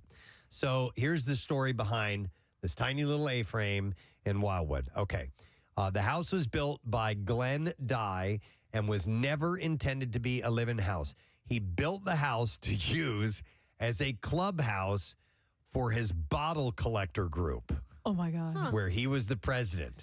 That's where the bottle collector group would meet? Group of people who collected bottles that they found. Good to see you, fellas. Would meet. Today, we're going to be looking at some exciting new bottles. Some are tinted green, and other ones have sort of rubbery caps. So let's begin. So they use the structure to hold monthly meetings to talk about, swap, and sell the bottles they found on their digs around the beaches. Not beer bottles. Just Not bottles. Bottles filled with beer, just bottles. Just bottles. Okay. They're bottle collectors. It's going to be a good time tonight. We've got some exciting bottles. Dealey said that... Man, we need our own bottle house. He has the original plans from Sears Roebuck. Can't do that in a regular house. You need your own establishment, right, Preston? From 1958 and believes that it was built in 1960. 1960. Its long roof line extends down the foundation, making it more reminiscent of a lakeside or mountainside retreat rather than a house alongside a busy shore road. I'd love to see inside of this thing. Yeah. Are there pictures from the inside? Damn, I had them and I don't have them saved. Because it's 2 floors. It is. So through the front window, various bottles appear. Papers and boxes can be seen scattered around the inside of the house, along with a sign that reads, "Auntie Q's Old Bottles, Wildwood, New Jersey." These are the bottles. Wait. And then in this box are bottle caps. Anti-Q's or antiques? Anti-Q's. As in antiques. Yeah. Old bottles, Wildwood, New Jersey. The approximately 18 by 20 foot house, that's 18 by 20 feet. Will be gone one way or another, and the builders are giving the preservation group some time to find a new location for clearing the lot, explained Henry. She would like to keep it in Wildwood with the thought of it having moved to a city park where it can still be visible. She has been approached by a number of people with the same suggestion. Wildwood Mayor Pete Byron said the house is something that he's always noticed as a kid and is cool looking, but the city has no place to put it. He said if we had any land where that would go, we would want to sell it to a developer to build a rebate on it. A rebate? A rateable on it? A rateable? Oh, a rateable on it. Oh. I don't know. Anyway, land is too expensive just to give it up for something that really has no use, he said. I liked Casey's idea of kind of designing it like a pizza wedge and making it a pizza stand. I think it's just too small for anything. Not for bottles. But, apparently that's the perfect fit for it. Perfect for bottles. Henry said they've received a number of responses. It's a palace. Already after posting the request on their Facebook page last week. They said, we got somebody who wants to move it to a cemetery and use it as a caretaker's cottage. Other requests include taking it offshore. I'd like to make it a chewing gum museum. To create to create a campground retreat and putting it on a boat and having a floating Airbnb. Could you turn it into a gym? Yeah, you definitely could do that. So anyhow, Anyhow, that's the story behind the little A-frame, and it's probably going to be gone soon. I think of It's all cute. the things, it's like when they moved, the Margate, Lucy, the elephant. Yeah, it's not quite that level, I don't think. And I think that, listen, when it's gone, it's no big deal. I mean, Yeah. I mean, it's not. It's just quirky looking. It's not appealing. It's not like an appealing piece of It just real stands estate. out. Steve, you should have seen the house that they moved in Wildwood. I think it was this past off season. It was a big house. They can move it. It's incredible. Yes. And they put this thing up on a platform and hauled it down Pacific Avenue. I'm like, how is that even fitting on the street? That's a whole industry unto itself. Steve, somebody recommended it could be a pudding clubhouse. Somebody could set up and Wonderful. various Tributes to various puddings that I've had. This is one of the first snack packs I ever had. Displayed here with kind of a Reynolds wrapped foil top. It came with its own spoon. Oh, gosh, that was good pudding. Somebody needs to buy that for the pudding club. What about the Gene Simmons Chicken Memorial? You could do that. Now, as a memorial, Thank you for coming today. that would be nice. Ronaldo.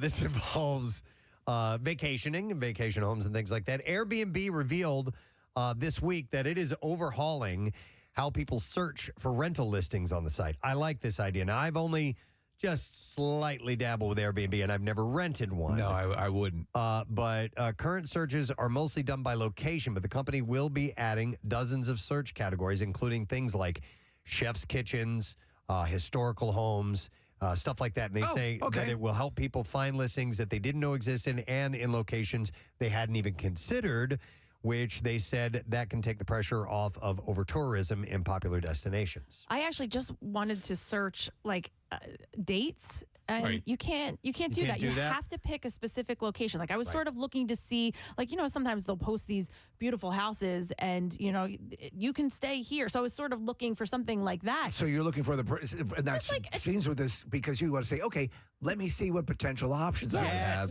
and come in that way. Maybe there's somewhere that I would never think of Right, right. vacationing, and I just wanted to look for that, and you can't. You have to put a specific location in there. And I think, it's yeah, that sort of makes annoying sense. me. On some level, it has to be a safety for the Airbnb host because they don't want to just say, hey, my house is empty at That's 301 true. Chestnut Avenue. Right. Well, they don't Go put the ahead. addresses on there. Yeah, and it's a broad location. Like it's kind of like it's in this town Right. in the north part of the city. Well, I have a feeling, Kathy, that they'll probably open it up to things like that. Yeah, I hope so. Well, and also to the point, if you're making the actual stay the vacation or the thing where like I want a house that has a hot tub and a pool, or So listings will be organized by 56 categories, including proximity to attractions, right, to an activity like skiing or surfing, or by the style of home. Airbnb will also let people book split stays between homes, and will have new protections for renters when listings don't live up to what they advertised. That happened to me. Right? It happened to a friend of mine. What too. happened? Just this past winter. It was not terrible, but it wasn't good. The house looked great on Airbnb. I mean, it looked beautiful, and you could tell in some of the pictures it was an older home. It was a mountain house, so it was that type of house, which is fine. But we got there and it was not clean. Oh. The hot tub had molds growing. I'm surprised that for a Airbnb would be a. Well, it was the first time I ever used it, and I'm not Okay. sure that I would do Use it it again. again? I would be nervous to, say, I get on a plane to fly somewhere, and I show up, and that's what it looks like. I would not be okay with that. I'll be in the basement if you need me. and that's your only option. And you know, my whole if you family showed up. My whole family left a day early. Oh, just call me Scratchy. Yeah, I'll be right down here. I'll be down in the basement. I got some things I'm working on. If you hear screaming, it ain't nothing. You know what? You know what it was? It was fully a.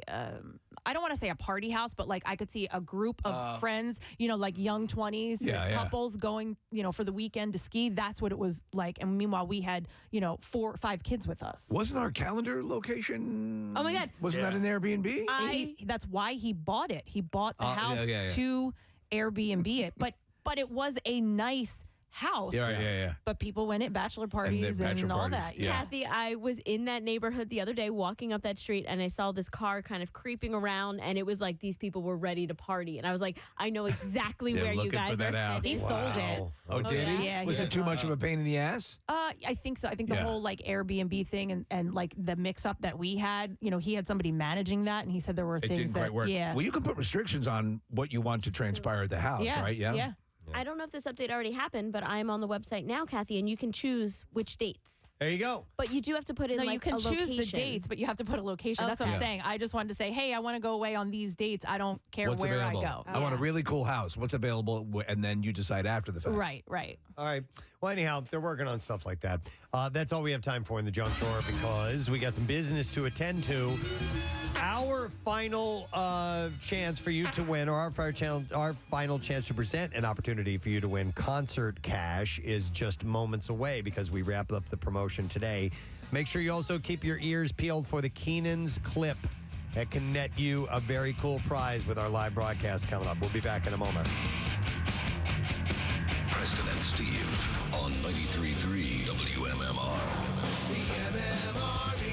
Coming to your neighborhood. Join Pierre Robert tomorrow from noon to 2 at the 42nd Professional. Oh, my God. I was nervous. Listen, I love flying in those small aircraft. It's really exciting. It's awesome. There's no way. And I have flown one. I told you my wife's uncle let me fly over Sweden, and I held the, I took control of the plane for at least an hour by myself. He was right next to me and had controls as well. But the idea of landing or taking off or anything like that, no, here's what I would do, okay?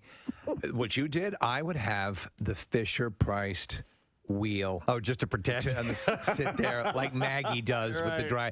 And that's how I do it. Oh, after I rode on the Avatar ride down in Disney World last year. They gave you a pilot's license? You became a pilot? No, but He's you an fly. astronaut now. All right, do me a favor. All right, I want you to calm down. It's like we've done many times on Pandora. All right? What's your name? Casey. Casey, okay. We're going to fly right by. You're going to see a whole bunch of floating boulders. You've seen it many times before. All right? All right? Is your ponytail attached to your bird of prey? It is? Okay. We're going through the flying boulder field. That's all it is. We're just floating boulders. But after riding that ride. Viewers of the American reality series The Bachelor are often told to buckle up for the most dramatic rose ceremony ever. I love you. But now the show's Vietnamese version has actually delivered on this. And I watched it. Yeah? And so it's the same. It's with this corny music. It's the whole, the difference is they're just speaking a different language. But it's, is that I love you? I don't know what I love you is in Vietnamese. No, but I like the delivery. So in this clip that has gone viral now, a contestant vying for the heart of Bachelor, his name is Nguyen Quoc Trung. I am Bachelor. Shocks viewers when she confesses her love for another contestant. Oh my God! Ooh. She's a lesbian. So that's never happened before. So you've had, a girl fall in love with another contestant, Sexy. as opposed to the Bachelor. So it's okay. She tells. It's all right. She tells Trung in a video, "I went into this competition to find love." Her name is Min Thu. And she tearfully tells him, "But I've found love for myself, but it isn't you, it's someone else." Thu then walks over to contestant Truc Nhu. Don't you do advertisements for that? That's Truc You. Oh, okay. Sell them for less. I'm like, Sell what? for less, Jack. Del Toyota, man. No, not Truc You. Truck. Tomorrow night on the Vietnamese Bachelor, Truck You. Truc Nhu. Jack, sell them for less. Jack, sell them for less. I love you. I'm not the Jack. Truc Nhu. Okay. Who is holding a rose from Trung. And Thu asks Nhu, "Come home What you with gonna me." do? She says, "Come home with me, yeah?" Nhu then heads back to stand before Trung. She says, "I'm sorry. I really want to get to know you because you're someone who made me feel special, and I haven't felt that way in a long time. I tell you what, the bachelorettes on this show are they're gorgeous. Quite stunning. Yeah, the Bachelor weighs in asking you, if you decide this, would you feel regretful? This doesn't change my decision, he tells her. Are you going to sell them for less? I'm not going to give this rose to anyone else. Truck. Sell them for less. Where's that voice coming from? You only get one chance in this life, and you need to take it. Only you. Who's Jack? Not anyone else. I want to let you know that I think you'll have regret if you continue with what you're about to say. Wow. So the show's host chimes in, telling Truck New. Sell them for less. Jack, no. Sell them for less. Says you have a connection with Trung that made him choose you. You should give yourself a chance. Don't pass it up. But New seems to have made up her mind and gives him back the rose. She said, I know you'll find somebody who really loves you, who understands you, who knows how to take care of you, who can look at you from afar and know how you're feeling. I'm sorry. And then the two women left together. But that's not how it ended. Oh, really? What happened? Truck New decided to return after... I can never sell them for less. My heart is broken, and I have no inventory at this time. You know what else I noticed? Ooh. I noticed. Just notice more things. I noticed that Not just product renaming. the Cold War The Cold War. CW. could have been a world war. TCW. But a cache of Soviet jokes that was compiled by CIA agents during the Cold War has been released among a cache of declassified documents. Soviet jokes designed for what purpose? It's hard to say because they mainly make fun of the Soviet Union. So all the jokes were told between Soviets, but picked up by CIA operatives before being relayed back to Washington. So do we believe that perhaps it were American operatives and spies to be armed with these jokes? It might be a way of sort of ingratiating themselves to, in other words, if you could tell a funny Soviet joke to another person. They're not clear on what the purpose or was of this it for their I think it was just them. Soviet review. It was just part of the gigantic lists of stuff that they have at So the CIA. there's a lot of Yakov Smirnoff stuff here, right? The list was addressed to the deputy director of the CIA, but is believed to have been circulated among senior White House officials. One joke featuring Ronald Reagan made it to the president's desk, and he found it so funny that he began to use it himself. That's the goddamn funniest thing I've ever heard. So here, you want to hear the joke? Please tell me. Tell me, Mommy. An American tells a Russian that the United States is so free that he can stand in front of the White House and yell, "To hell with Ronald Reagan." And the Russian replies, "That's nothing. I can stand in front of the Kremlin and yell, 'To hell with Ronald Reagan,' too." I don't get it. Oh, yeah! Did you say penis? I must have missed it. No. You said it was a dirty joke. No, I didn't say it was a dirty joke. Oh, yes, you did. What? No, I didn't say it was a dirty joke. You said it was filthy. I think the Alzheimer's is kicking in, Ronnie. God damn it. Yep. Where are my jelly beans? It is not known exactly why the CIA began doing this. It wasn't filthy. Though since there were no polls in Soviet Russia, it could have been a good way for agents to judge public mood towards politicians and the government. Why did chicken cross road? Why? To escape the extreme starvation caused by Stalin. One particular figure of fun was Mikhail Gorbachev. Why do I have stain on head? The last leader of the Soviet Union who worked to end the Cold War by reforming the USSR. While this made him popular overseas, he was often reviled at home, as revealed by this joke, which tells of a man waiting in line at a liquor store. Tell the joke. A worker standing at a liquor store line says, I have had enough. Save my place. I'm going to go shoot Gorbachev. 2 hours later, he returns to claim his place in line, and his friends asked, "Did you get him?" He said, "No, the line there was even longer than the line here." That is a good one. It's very funny. Another joke compares Gorbachev to... You know, maybe you don't laugh at the same kind of jokes or something, but... you told me that Gorbachev line joke and it wasn't funny. But I have one for you. Knock, knock. Who's there? Orange. Orange who? Banana. Sweeties, I don't think you told that correctly. Shut up.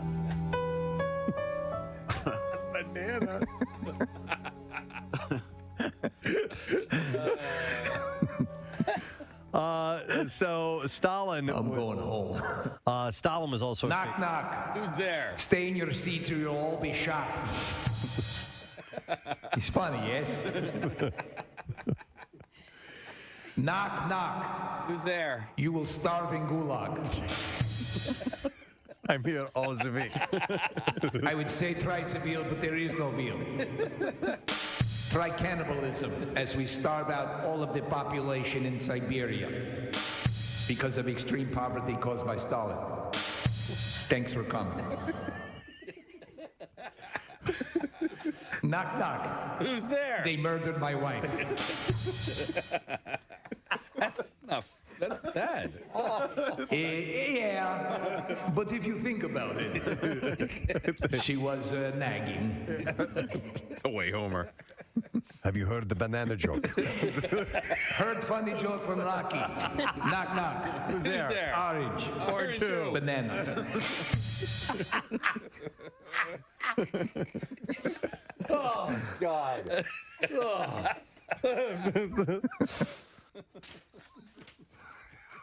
These are CIA files. Hey, I am having literally to hold stomach from pain of laughing. Yes, exactly.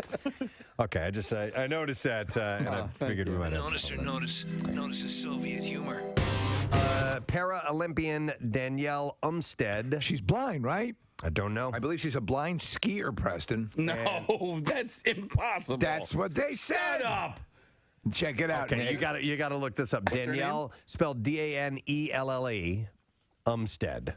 And I think, unless I miss my guess, she has no torso. Oh, okay. Well, that might be it. Just her head. Everything on is her connected hips. with pipe cleaners. A blind skier? Is that what it says? Am I right? Well, I don't know. Nick's looking it up. I'm just curious. Is there a Wikipedia page? Oh, she's a deaf gurner. She makes the ugly faces, but can't hear anybody laughing. Oh, that's sad. It's wrong. Let's see what it says here. She is a skier and visually impaired. Visually impaired. She's full-blown blind. Is she full-blown blind? Well, I saw her, and on a small pair of skis next to her was a dog. Oh. Left. Right. Left. 2 barks for left, 1 for right. Yeah.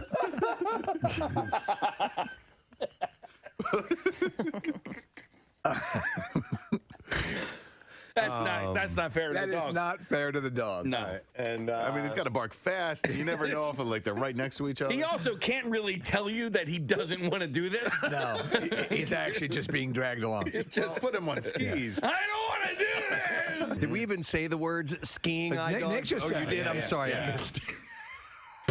They may not be married, but Jennifer Gardner and Ben Affleck are still family, according to Ben's brother Casey. During an interview with E.T. on Saturday. Well, you still family? No, entertainment television. Do you all get together for the holidays? What am I talking? What am I talking to here? I'm E.T. He walks in. He's like, "Are you serious? I have to do this." Pulling himself up on the chair. Thanks for talking. Extra juicy shout out to my wonderful sister Lauren and her soon-to-be husband Kyle. We're down here for their wedding, which is on Thursday the 12th. So I just missed this. Sorry. And if possible, I would like to get a shout out on Thursday. I was so pumped when you guys were able to read a shout out for me to her last year when she got engaged, and it would be awesome to bring it full circle. To Lauren, I love you so much, and to Kyle, welcome to the family. Thanks, guys. Ray John, and that's from John Donati. So if you could hit it for that would be great. So Was the Outer Banks getting a little pounded with surf? Oh, yeah. Yeah, I Is that watched where the the house crumble into. Two houses. Yeah. They Yeah. collapsed into the water. Oh, that's where that was. Yeah. It was, yeah. Yeah, and we were talking about at the Jersey Shore over the last week or so, the winds have been really high, and there was a house that was under construction, a really large house, crumbled. The wind just brought it all down. So it had pretty much been fully framed. Yeah. And it just gone. They got to start from scratch. That's crazy. So Can I do a follow-up really quickly from a chart yesterday? Yeah. We had the Kevins. One was SoCo and one was Northern California. actually shared a video of the Shard Out. They were listening back on the podcast.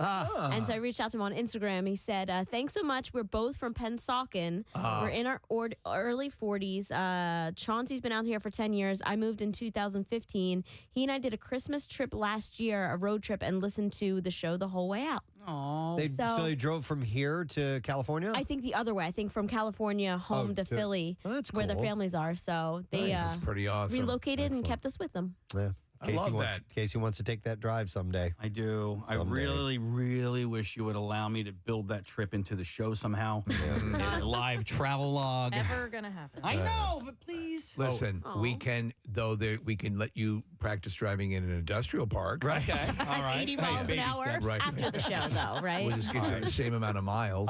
Looking at the clock, we need to do this. MMR's Concert Cash.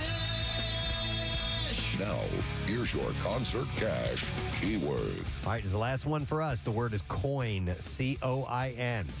You have until 15 minutes after the hour to enter that, and there are 3 ways to do it. You can text it to the special contest short code number, which is 45911, or to be entered for the $10,000 grand prize, enter it via the MMR app or at WMMR.com. One random entry wins $500 in this company-wide contest, and all MMR winners receive 2 free tickets to the MMRBQ. Winners are going to get a call from Beasley. Make sure you answer your phone. Contest rules available at WMMR.com. Sponsored by AAA Distributor. So the word again is coin, C-O-I-N. Good luck to you. WMMR presents Preston and Steve's Bizarre File. All right, it is brought to you by Mulch Works of Aston. They offer the highest quality mulch and topsoil that is manufactured on-site, delivery, or pickup for residential and commercial markets. You can visit mulchthis.com. I'm going to write a note down for Casey. Hang on a second. Hang on here. 1 second. Just keep that way. Is it about Wordle? Okay. Keep the red. Okay. Keep the red. Yeah, because I want to do something. All right, keeping the red, guys. Thank you. All right, so a Canadian lawmaker, listen to this, has apologized after he was caught logging on to a closed parliamentary session from a toilet stall. Okay. This is great. Liberal Party member Shafkat Ali participated in a hybrid session of Parliament last Friday, joining with a Zoom-like feed visible only to the other parliamentarians. But Conservative members grew suspicious of his surroundings. Conservative MP Layla Goodridge told the House of Commons the lawmaker, quote, might be participating in a washroom somewhere inside Parliament, an allegation that baffled the Speaker of House until it was confirmed by parliamentary pages.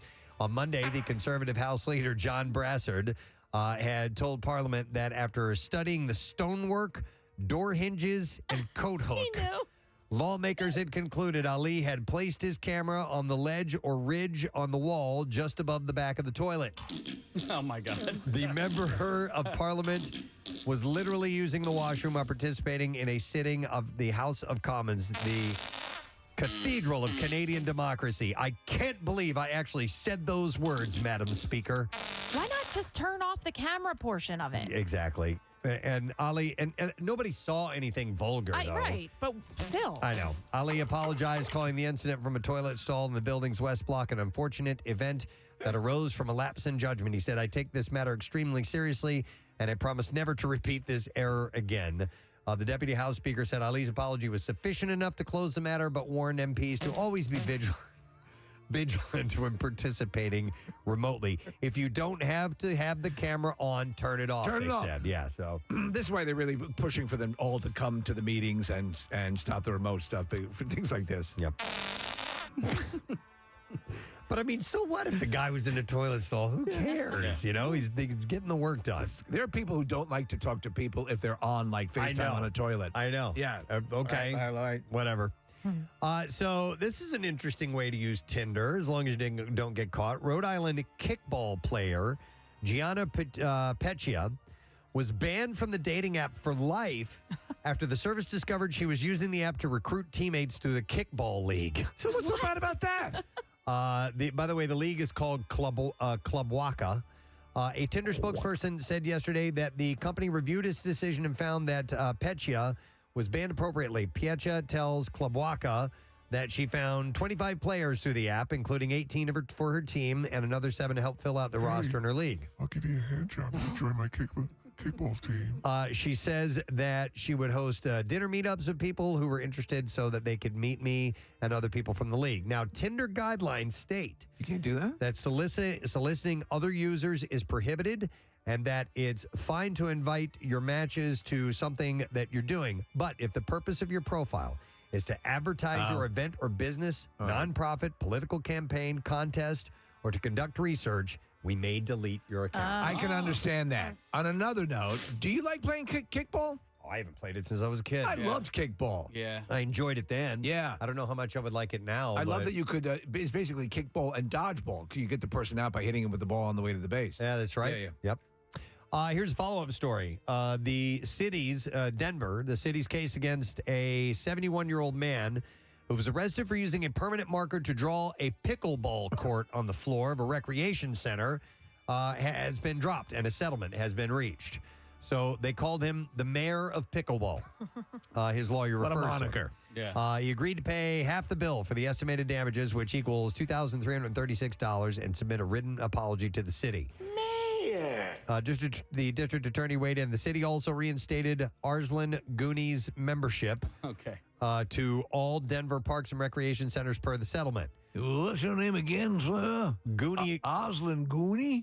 Goonie agreed to drop an appeal submitted. And I think you've received your sentence. And the district attorney's office will not, you Goonie, right? Will not file criminal charges against him. Denver Parks and Recreation initially said Goonie caused nearly $10,000 in damages to the rec center. I just wanted to play pickleball. And he was arrested on a felony charge of criminal mischief. By the way, have you played pickleball yet? No. I still want to play pickleball. Oh, I have a full set of rackets and balls in my car. Have you played? Never. But I have them with the It looks intention good. of playing. Yeah, they I wanna play play in it. They play in my gym all the time. Okay. I got to get out there. I mean, right. I have everything I need. We have things to do. I got to get back out there. I really got to get myself back out there. I have a full set of skiing equipment and everything and a ski trip plan, but I just don't go. In your car? We have ping pong tables out back. And I know. you know? I know. And we have I ping know. pong paddles. I've heard it a million times. Yeah, I've heard it a million times. All right, so the arrest report for the driver charged in a deadly inner tube accident at Pensacola's Maritime Park states a 20-year-old was driving reckless prior to the incident and ignored warnings from other people around. I didn't get this until I read further, but this is what happened. So Joseph Brooks is charged with negligent manslaughter in the death of 18-year-old Christian Garner at Maritime Park. This is in Florida. Okay. Investigators say Squirrelwell, who the hell is Squirrelwell? Is your squirrel well? Was driving. So this is the guy that was driving. Okay. Right. Yeah, I'm sorry. Joseph Brooks Squirewell. He was driving the pickup truck as it pulled an inner tube from the bank of the retention pond into the parking lot. So I've seen this. Yeah, so there's countless a body times. of water nearby.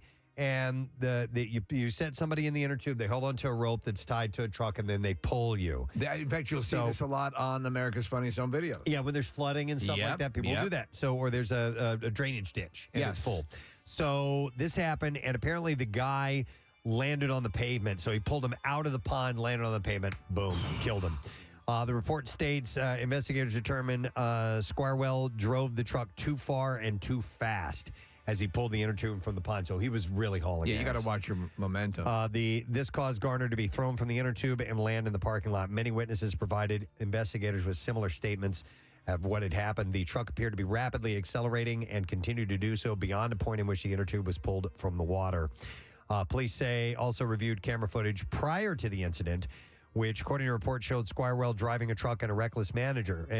During time between the tubing events, he was doing donuts in the parking lot and nearly ran over someone as well. So this guy was just driving like an idiot. Was he liquored up at all? He wasn't impaired, no, but he was just driving crazy. And when when the guy came out of the pond, he kept going fast, and so killed him. Not good. All right, there you go. That's what I have in the bizarre file for you. We are going to take a break. We will be back in just a moment. Make sure you stay with us, my friend. Wait a minute. The word. I'm going to give you the word one more time. It's coin, C-O-I-N. You still have a couple more minutes, all right? Keep that in mind. Now we'll be back in a few minutes.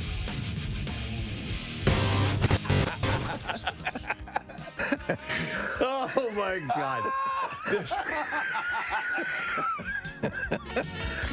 I want a goddamn Oscar. It was during an interview with E.T.'s Kelty Knight. Oh, okay. Whoever that is. I left that part out and I just said E.T., all right? So it was at the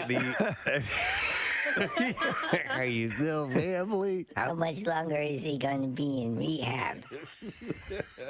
He's holding up his finger. Oh, my God. E.T. could probably fix his addiction problem with his magic finger. You're right. His heart. Touch his heart. Heart light. Whole new human being. New Ben, new Batman movie.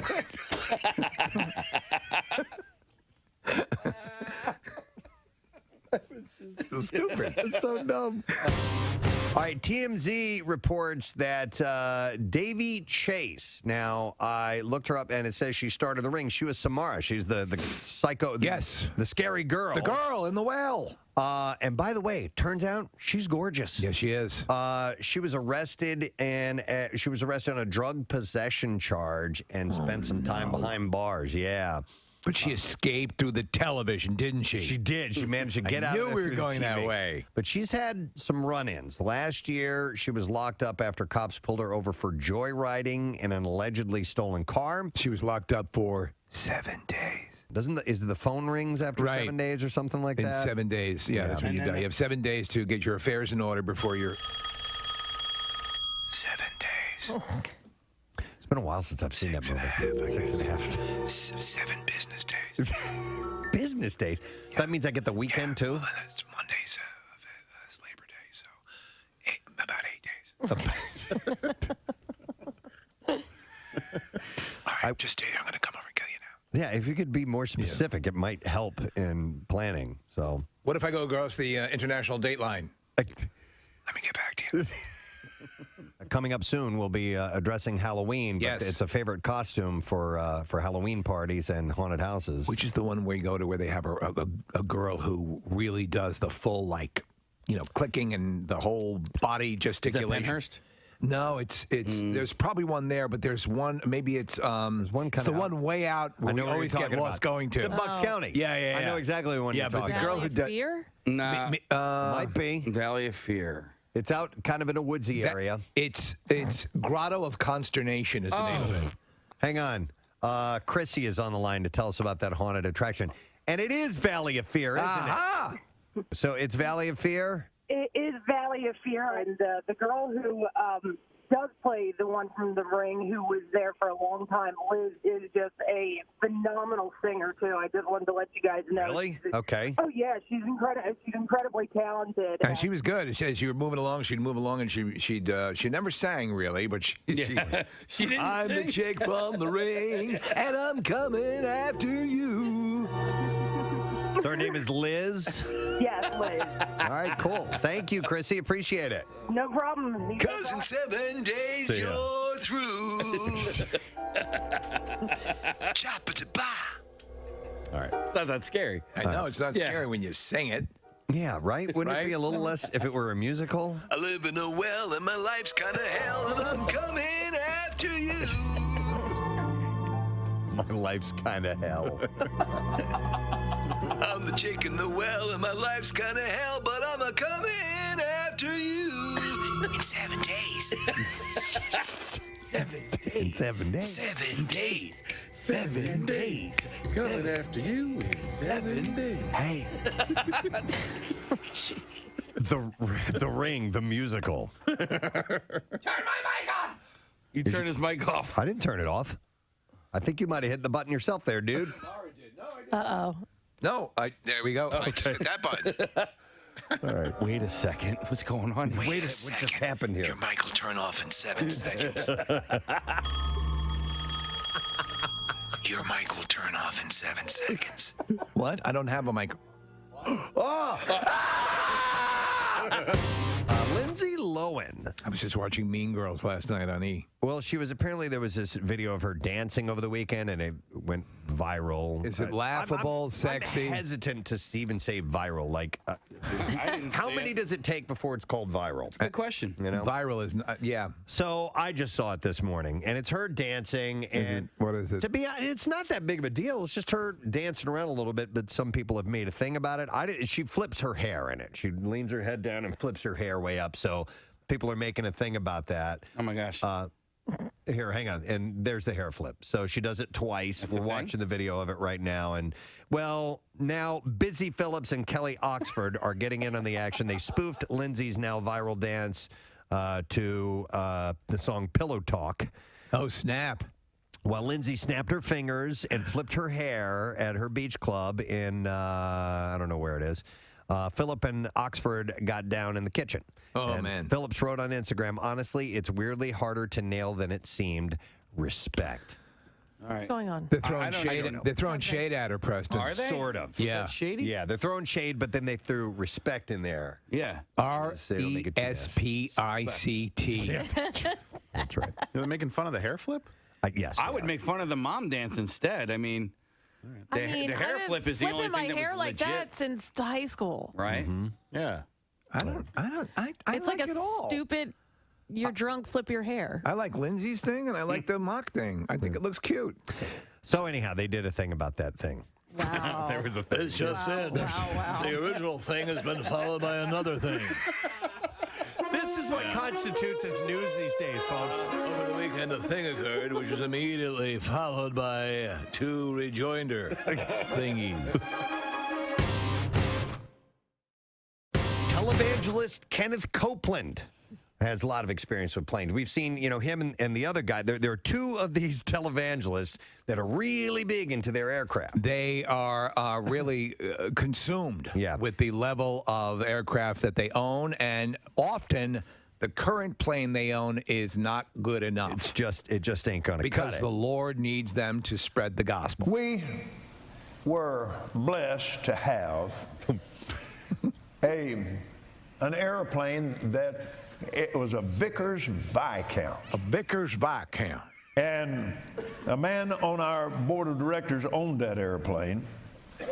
And his financial situation had come to the place where, particularly after he got born again, and a lot. I won't go into all that. No, that's more. I won't go into all that. That's the religious part and it bogs things down.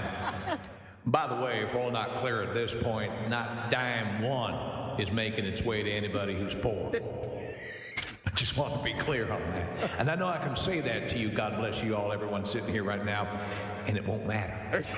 You'll still gladly open up your wallets and put that money in the collection plate.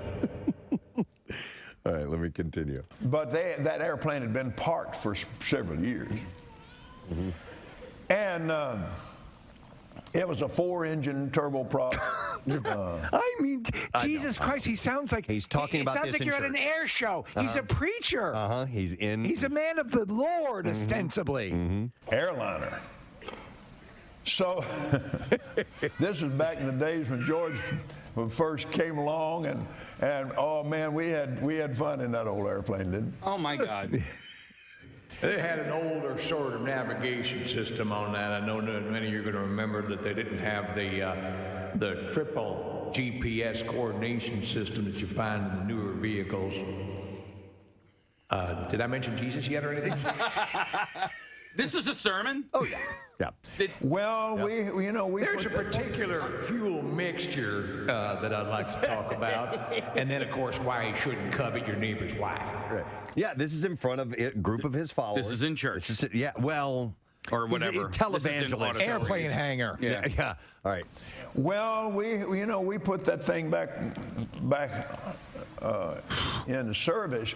We went through that airplane from head to from nose to tail, and they did X-rays of the fuselage and everything, looking for corrosion. And there was some. It wasn't all that bad, but there was the X-rays showed that there was some spots of corrosion. Okay, and he's thinking, okay, how can I tie this back into what's my spiel? Like the way your soul gets corroded. Right. Oh, good. Go with that. Good. Yeah. All right, so he takes big, long pauses. Here we go. And so I was praying over it.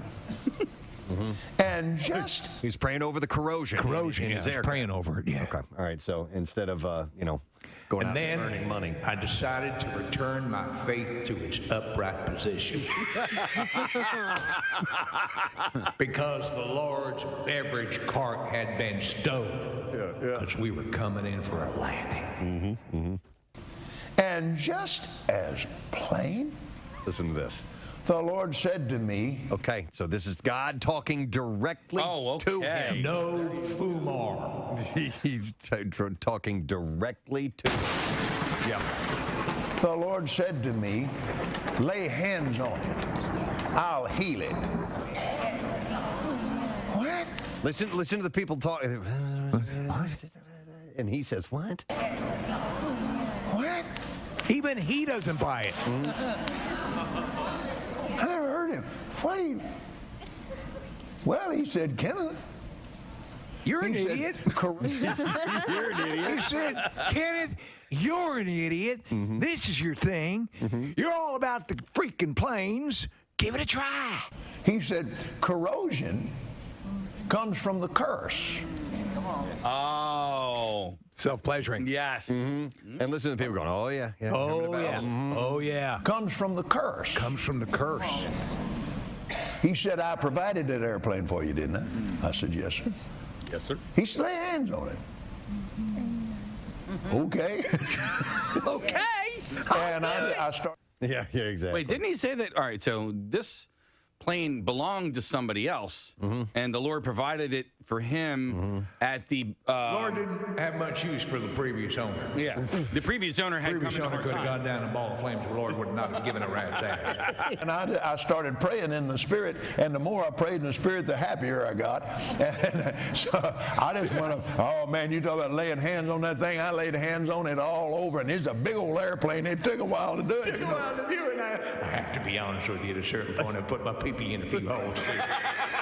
And it felt good. Because some of them have some of the rubber stoppers that feel like a woman's lady parts. It felt good.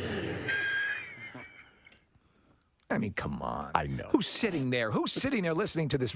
A group of people. And he has a very large following. The answer is enough people. Yeah. To pay for that beautiful aircraft. Not one listen, I don't know how big that crowd is. Not Are you out of your mind? Right? Laid hands on that thing, just laid hands on it all over and praised God and laid hands on that and commanded that corrosion to leave in Jesus' name. Seriously. Then I crawled up and I kind of hunched my back and started gyrating like, who's your daddy? Who's your daddy? Who's your daddy? He's serious. And I saw that corrosion disappear. Then I exploded. Come on. They did more. You know how crowded it gets there, and you know how crazy it is. You're going to have your own special area. You're going to essentially, we're giving you a table, and nobody can take that away from you. So it'll be reserved for you and your friends, my man. Thank God, the back's too crowded. Yeah. All right, and we're going to give you a bucket of Coors Light, and we'll give you that'll be while you're there, and then we'll give you a case that you can take home as well, and you get to cut the line so you don't have to wait if you want to get there early. All right, bud? All right, this is amazing. Thank you guys so much. Ray, you guys are the best. We love you, man. Congratulations. We will see you on the 27th, bright and early for Keenan's and Eggs with Peg. It's all brought to you by Coors Light. And you can go to WMMR.com. There's a chance for you to win another way. The VIP setup that Jack has, and that is to upload a photo of you from one of our previous Keenan's events. So the call-in stuff is for anybody, even if you've never been there. But that particular one is for those who have been there before, and you post some pictures, and you never know, you might end up with. Love it.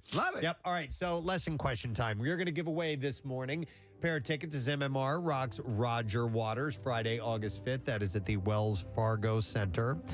And let me see here. I did not look at these. I never do look at these. I'm such an idiot. I should look at these. All right. Let's go with, okay, how about this? Since I don't like wearing a wedding ring, where should I get a Rochelle I love you tattoo? 215-263-WMMR. Let's see if you know that, all right? Since I don't wear a wedding ring, where should I get a Rochelle I Love You tattoo on my body? Where? 215-263-WMMR. Let's see if you know the answer. And while you're calling for that, we will do the trash. The trash business is a gold mine. 93.3 WMMR with Preston and Steve's Hollywood Trash. Brought to you this morning by Annie Mac's Golf Tournament, benefiting service dogs for veterans. It's almost here. Become a sponsor by visiting fetchtheballcharity.com and use the promo code ROCK to get a free gift. What's going on this morning, Steve? Well, 93-year-old James Hong finally got a star on the Hollywood Walk of Fame. Hong became emotional, saying how proud his father would have been to see his star right next to Snooki's. Yeah. Oh, my God. Adele recently purchased an estate formerly owned by Sylvester Stallone and was thrilled to find a Rocky statue perched at the end of her pool. Adele says she loves the Stallone accents, but admits the Demolition Man bathroom has made it difficult to wipe her ass. Yeah. And finally, promotional teasers have begun airing for the 12th season premiere of The Real Housewives of Beverly Hills. Apparently, some of the cast are not thrilled with the new tagline, "The claws are out and the dentures are in." And that's your Hollywood Trash. All right, thank you, Steve.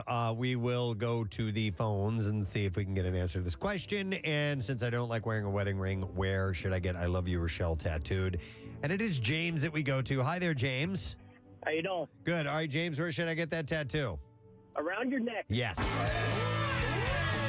Hang on, buddy. Got your tickets. Going to see Roger Waters Friday, August 5th, Wells Fargo Center. Excuse me. This is not a drill tour.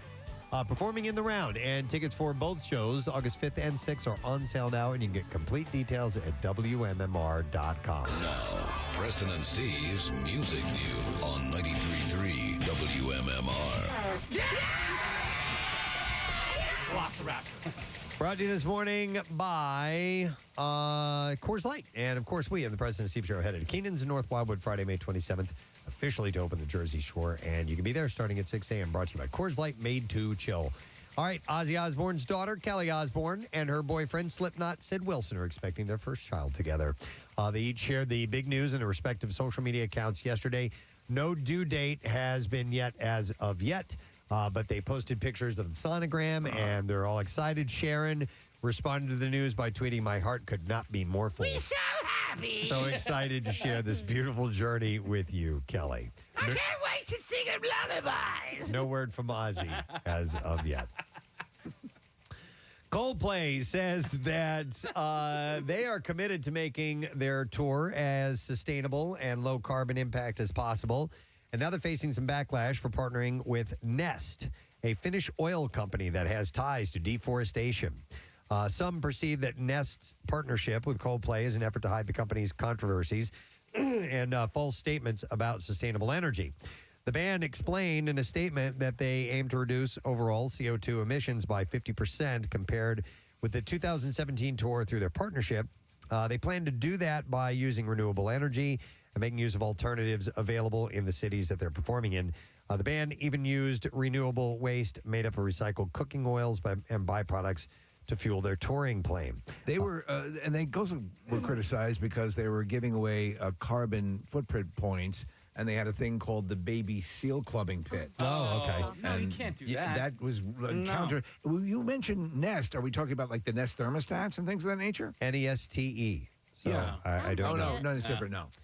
They had approached their Nest thermostats and house systems. Yeah. But it's spelled differently. They have received criticism for their collaboration. But, well, by the way, they had approached various electric car manufacturers to supply the batteries and expertise so they could power their shows with renewable energy as well. And then they received criticism for collaborating with BMW, which is an influential lobbyist in preventing the EU from reaching zero emissions by 2035. But this week, Coldplay reacted to the backlash, reiterated that they are still, quote, trying their best. Yes. But they say the changeover is a work in progress. They didn't know that one company dumped garbage in the ocean. They're doing what they can. My Chemical Romance released their first song in 8 years yesterday. The 6-minute song, The Foundations of Decay, is the band's first release since 2014's Fake Your Death, which was included on their greatest hits album. Are we talking societal or tooth? What are you talking about? Decay. Oh, I don't know. Fans can see the band performed their new single on tour this summer. The North American leg of the tour kicks off in Oklahoma City on August 20th. They're also set to perform at the Rio Fest and the first ever When We Were Young festival. This is the foundation of DK.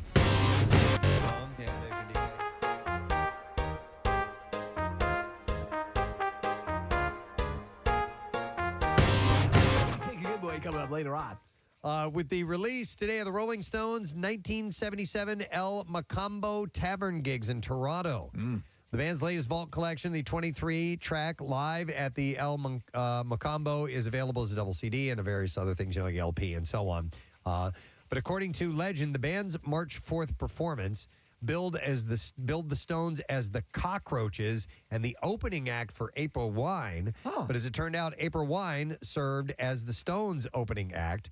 The new package features the entirety of that March 4th, 1977 set, along with a trio of tracks from the March 5th show, not played the night before. I don't think I'm familiar with this milestone. I was not familiar moment. with this either, No. but apparently it was a secret show. Wow. And it was a surprise show is what it was, and they recorded it. So, Surprise! although 4 selections from the famed shows found their way onto that year's double concert album, Love You Live, the tapes of the shows in varying quality have made the rounds on Underground for decades. It was on February 27, 1977, while in Toronto for the 500-seat El Macambo dates that Keith Richards was arrested for possession of heroin as well. Richards was awakened by the Royal Canadian Mounted Police, who found 5 grams cocaine, 22 grams of heroin in his room. And he was charged with possession of cocaine and heroin with intent to traffic. Oh, well, that's eventually more serious. released on a $25,000 bail. But that was all tied into this club and everything. Eventually received a suspended sentence, and he concluded he did not bring the drugs into the country, but rather purchased them while in Canada. Oh, I bought them here. And then one last thing, Steel Panther are completing the recording process for their new studio album. The band, which has not secured a permanent replacement for their original bassist Lexi Fox, has been working on the effort for the last few months and is planning to enter the mix phase in June. They issued an update, writing on social media to all Fanthers, metalheads, and clickbait enthusiasts around the globe. We wanted to give you an update on all things happening in Steel Panther land. The bass player search continues. We've been road testing several different people to date, and so far we still haven't found the poontang to our boomerang. I didn't know he had left. Yeah, what I didn't know happened? that Why either. did he? I think he was burned out. Oh, okay. So they haven't addressed exactly. They haven't said why. But listen, every time those guys came by, and they were wonderful, and they put on the act, but in between sets and stuff, Lexi always seemed a little Not into it? not into it. Yeah. Like disinterested. Like I'm tired of doing playing the game. Or maybe he's just maybe he's just a lower key guy and he just was got my tired of doing favorite, it. too. He's so funny. I know. He was the one that carried the mirror around, right? And always put on lip gloss. He's so funny, and he was the stupid one. Yeah. You know, he played him off as just dumb and vain. Yeah, there was. I remember one time they were at a show, and what's his name? Damn it, Michael Starr is getting the crowd fired up. Yeah, who loves rock and roll, man?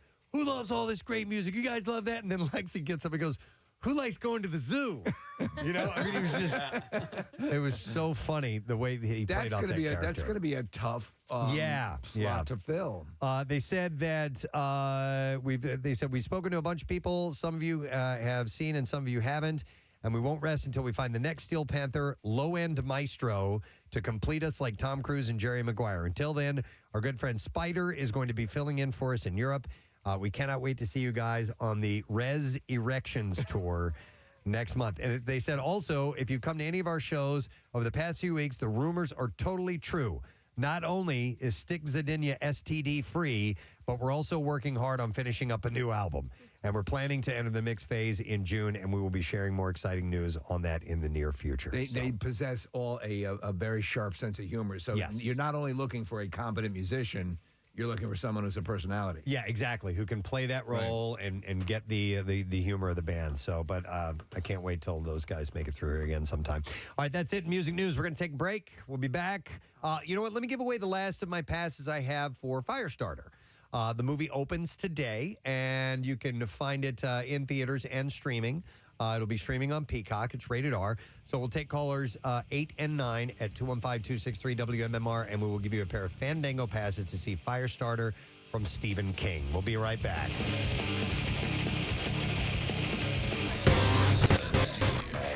I said, Lord, what? No, he said, I want to remind you. I said, what are you reminding me of? He said, they could have said maybe the X-rays were wrong. Said maybe the X-ray. Oh, my God. If only you could see Steve's face right now. Come on. I said, oh, maybe. I just maybe. What? X-rays are wrong. Yeah. I'll tell you this: take him out to an airport. Get a plane that has some sort of error, with something wrong with it, something that makes it really not safe for flight. Lay down on it, and would he lay down on it and pray and then get in that plane? Well, God didn't tell him that. That No. would be the defense. God didn't tell me to heal this one, so I can't do it if He's not telling me to do it. Oh, my you know what I God. mean? So that's there's a fail-safe. a built-in fail-safe. So he laid hands on it again, and it's gone. You're fired. Yeah. Even I don't believe it. We need to loop that. Gwyneth Paltrow was spotted at Long Island's New York Center for Innovative Medicine, a center known for its holistic treatment of Lyme disease. Was she wearing a lab coat? The founder, I don't know if she's wearing a lab coat. The founder, Dr. Thomas Zulk, has been featured on her website, Goop, for his energy blanching procedures. I read Zulk on Goop, and I like. Oh, wait a minute. What? I said the wrong thing. Not energy blanching. Energy balancing. Blanching is lightly boiling None something. of us would have noticed. Listen, in the world of Goop, that makes complete sense. Now they can blanch your energy. Yes. Oh, that sounds good. I'll try that. Yes. Can you also whiten my anus? Yeah, actually. Yeah. We can whiten your anus. Here's the app for that. I'm blanching both my anus and my energy. God. Hey, I had a story that keys off of teachers, and I thought this was kind of interesting.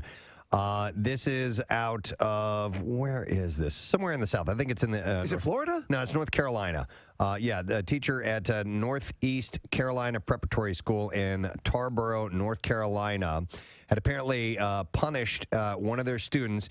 By punish, I mean making them write a phrase over and over and over and over again. A la Bart Simpson. Because he called her ma'am.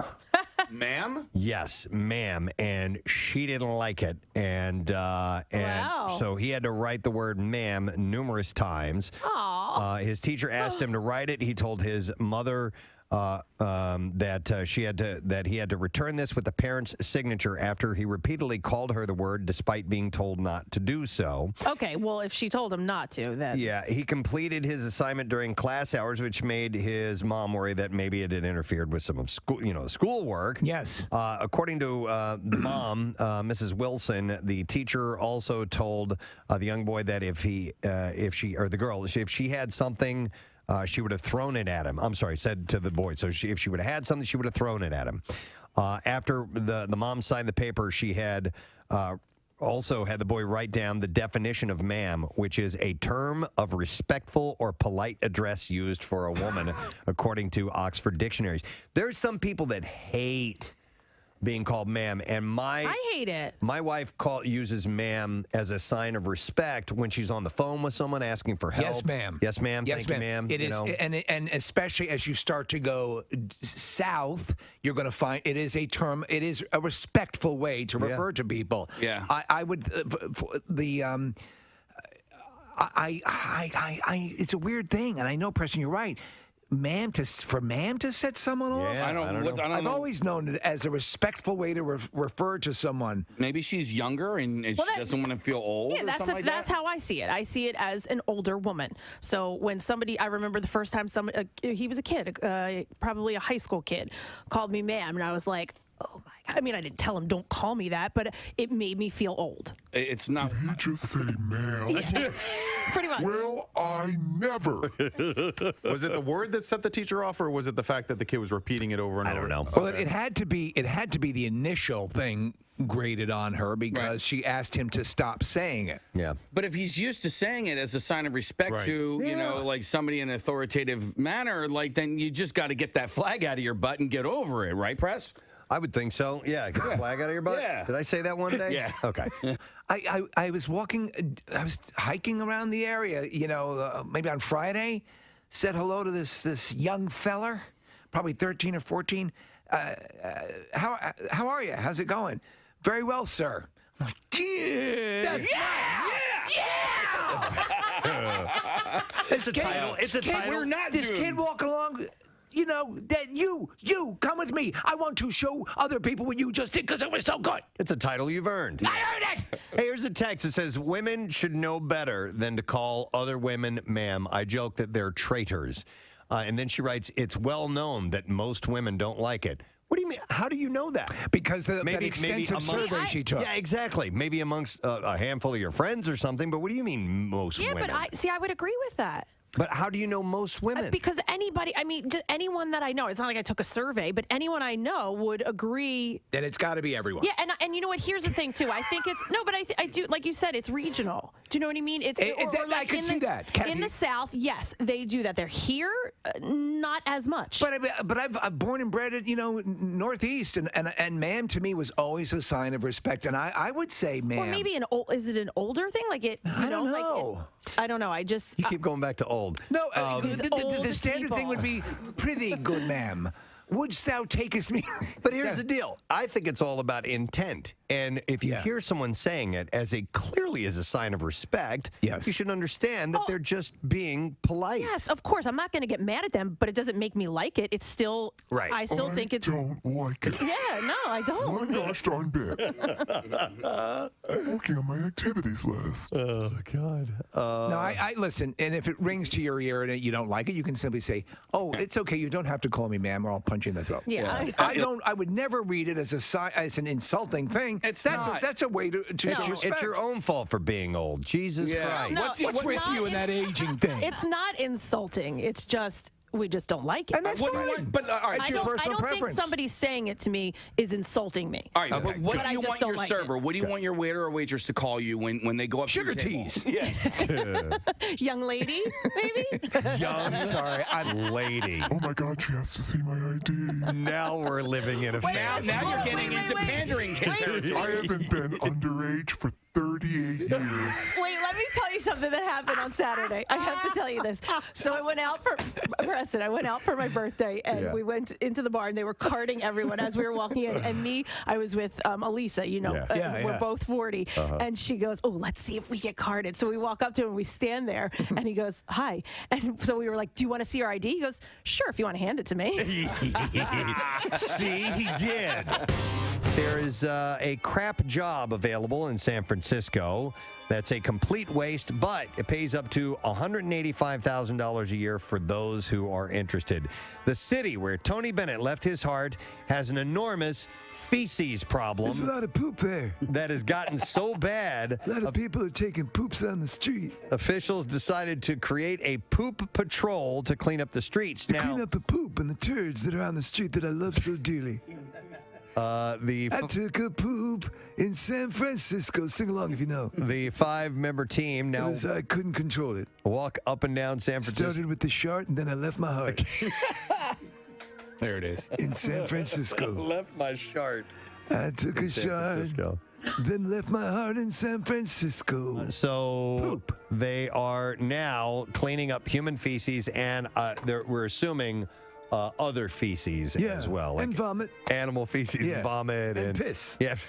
Can't forget piss. piss, vomit, poop, it's all there on the streets of San Fran. Thank you. Where they got trolley cars and rice-a-roni. Thank you, Tony Bennett, for poop. Camel cars and rice-a-roni. I miss that city. Chinatown. Yeah, they got poop-covered streets, piss everywhere, vagrants wandering around. It's wonderful. It's like Night of the Living Dead with hills. The wharf is just covered in Absolutely. poop. Yeah, it's just beautiful. In case you've ever wondered whether Marilyn Manson was truly as evil as he makes himself out to be, there may be proof now. She said they can't find something illegal about what I say or do in my music. They just disagree with it morally because of their belief systems. That's nonsense. I'm in the Satanic Church myself. And I'm about cleaning the poop off the streets of San Francisco. That's right. Look at that. Get off the guy's back. You're not such a bad guy. I'm a good guy. Yeah, so he said, so they have to...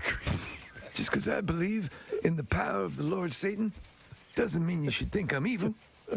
I mean, after all, you're cleaning up poop. Remember what the Joker said to Batman? They're both sides of different coins or something like that. I didn't stay really that long. I left once I ran out of snow caps.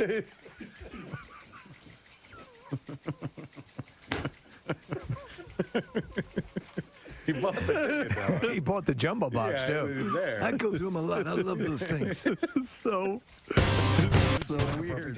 Perfect. I love overcast days for golf. It's great. So, hello, fairway. We hope so. Anyway, tomorrow 75, some afternoon showers, and then Sunday heating up into the 80s, 82 degrees, and 84 on Monday. One more. Thank you. And then 74 on Tuesday. Whap, whap, whap. No, I don't have enough time to do all that. I wish I did.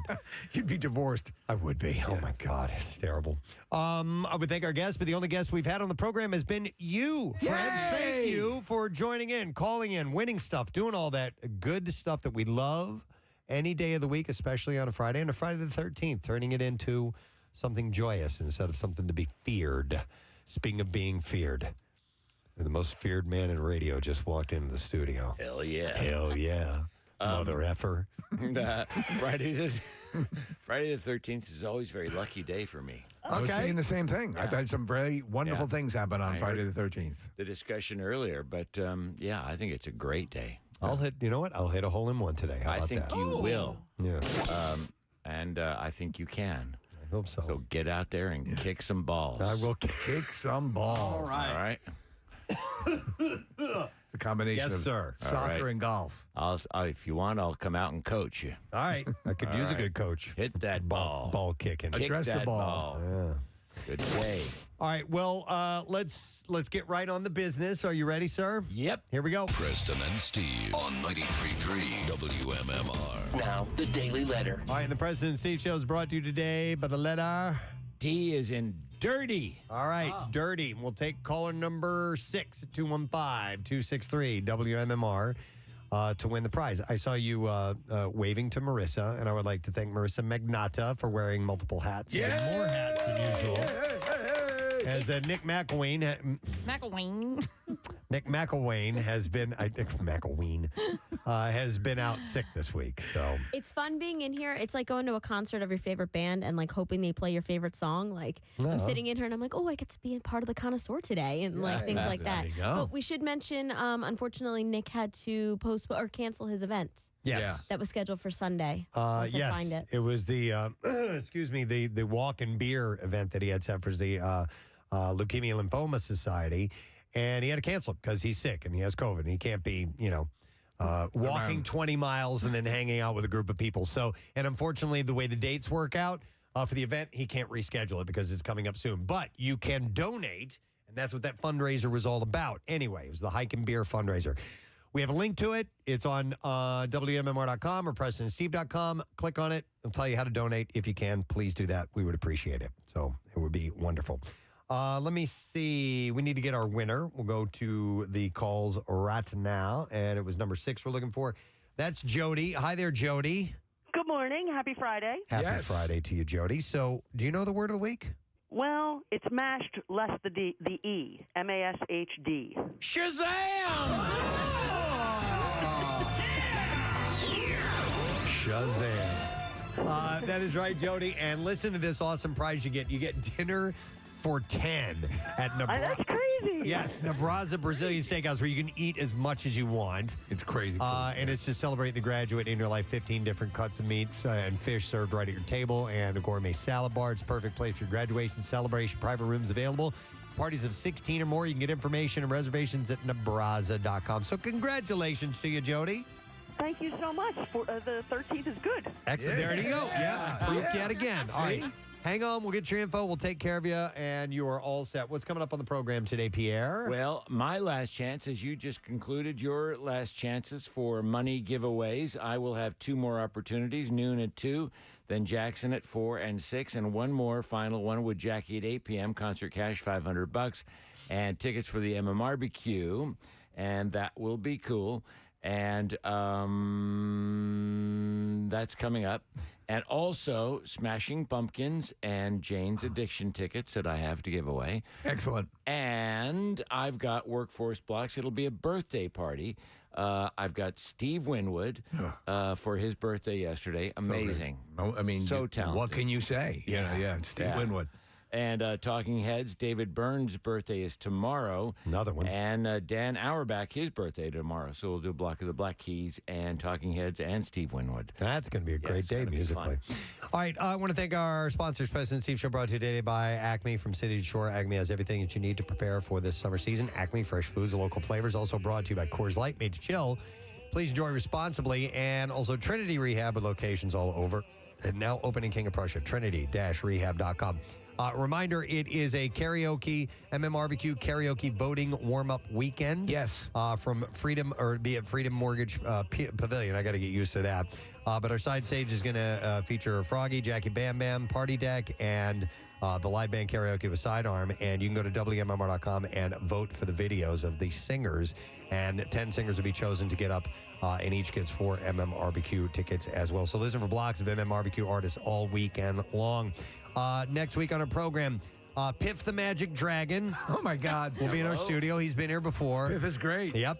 We also have comedian Brendan Schaub. Pauly Shore will be on the program, and we're ramping up for the MMRBQ. So a lot happening next week. That's it. We're done. Rage on. Have a great day, and we'll see you later, gang. Bye-bye.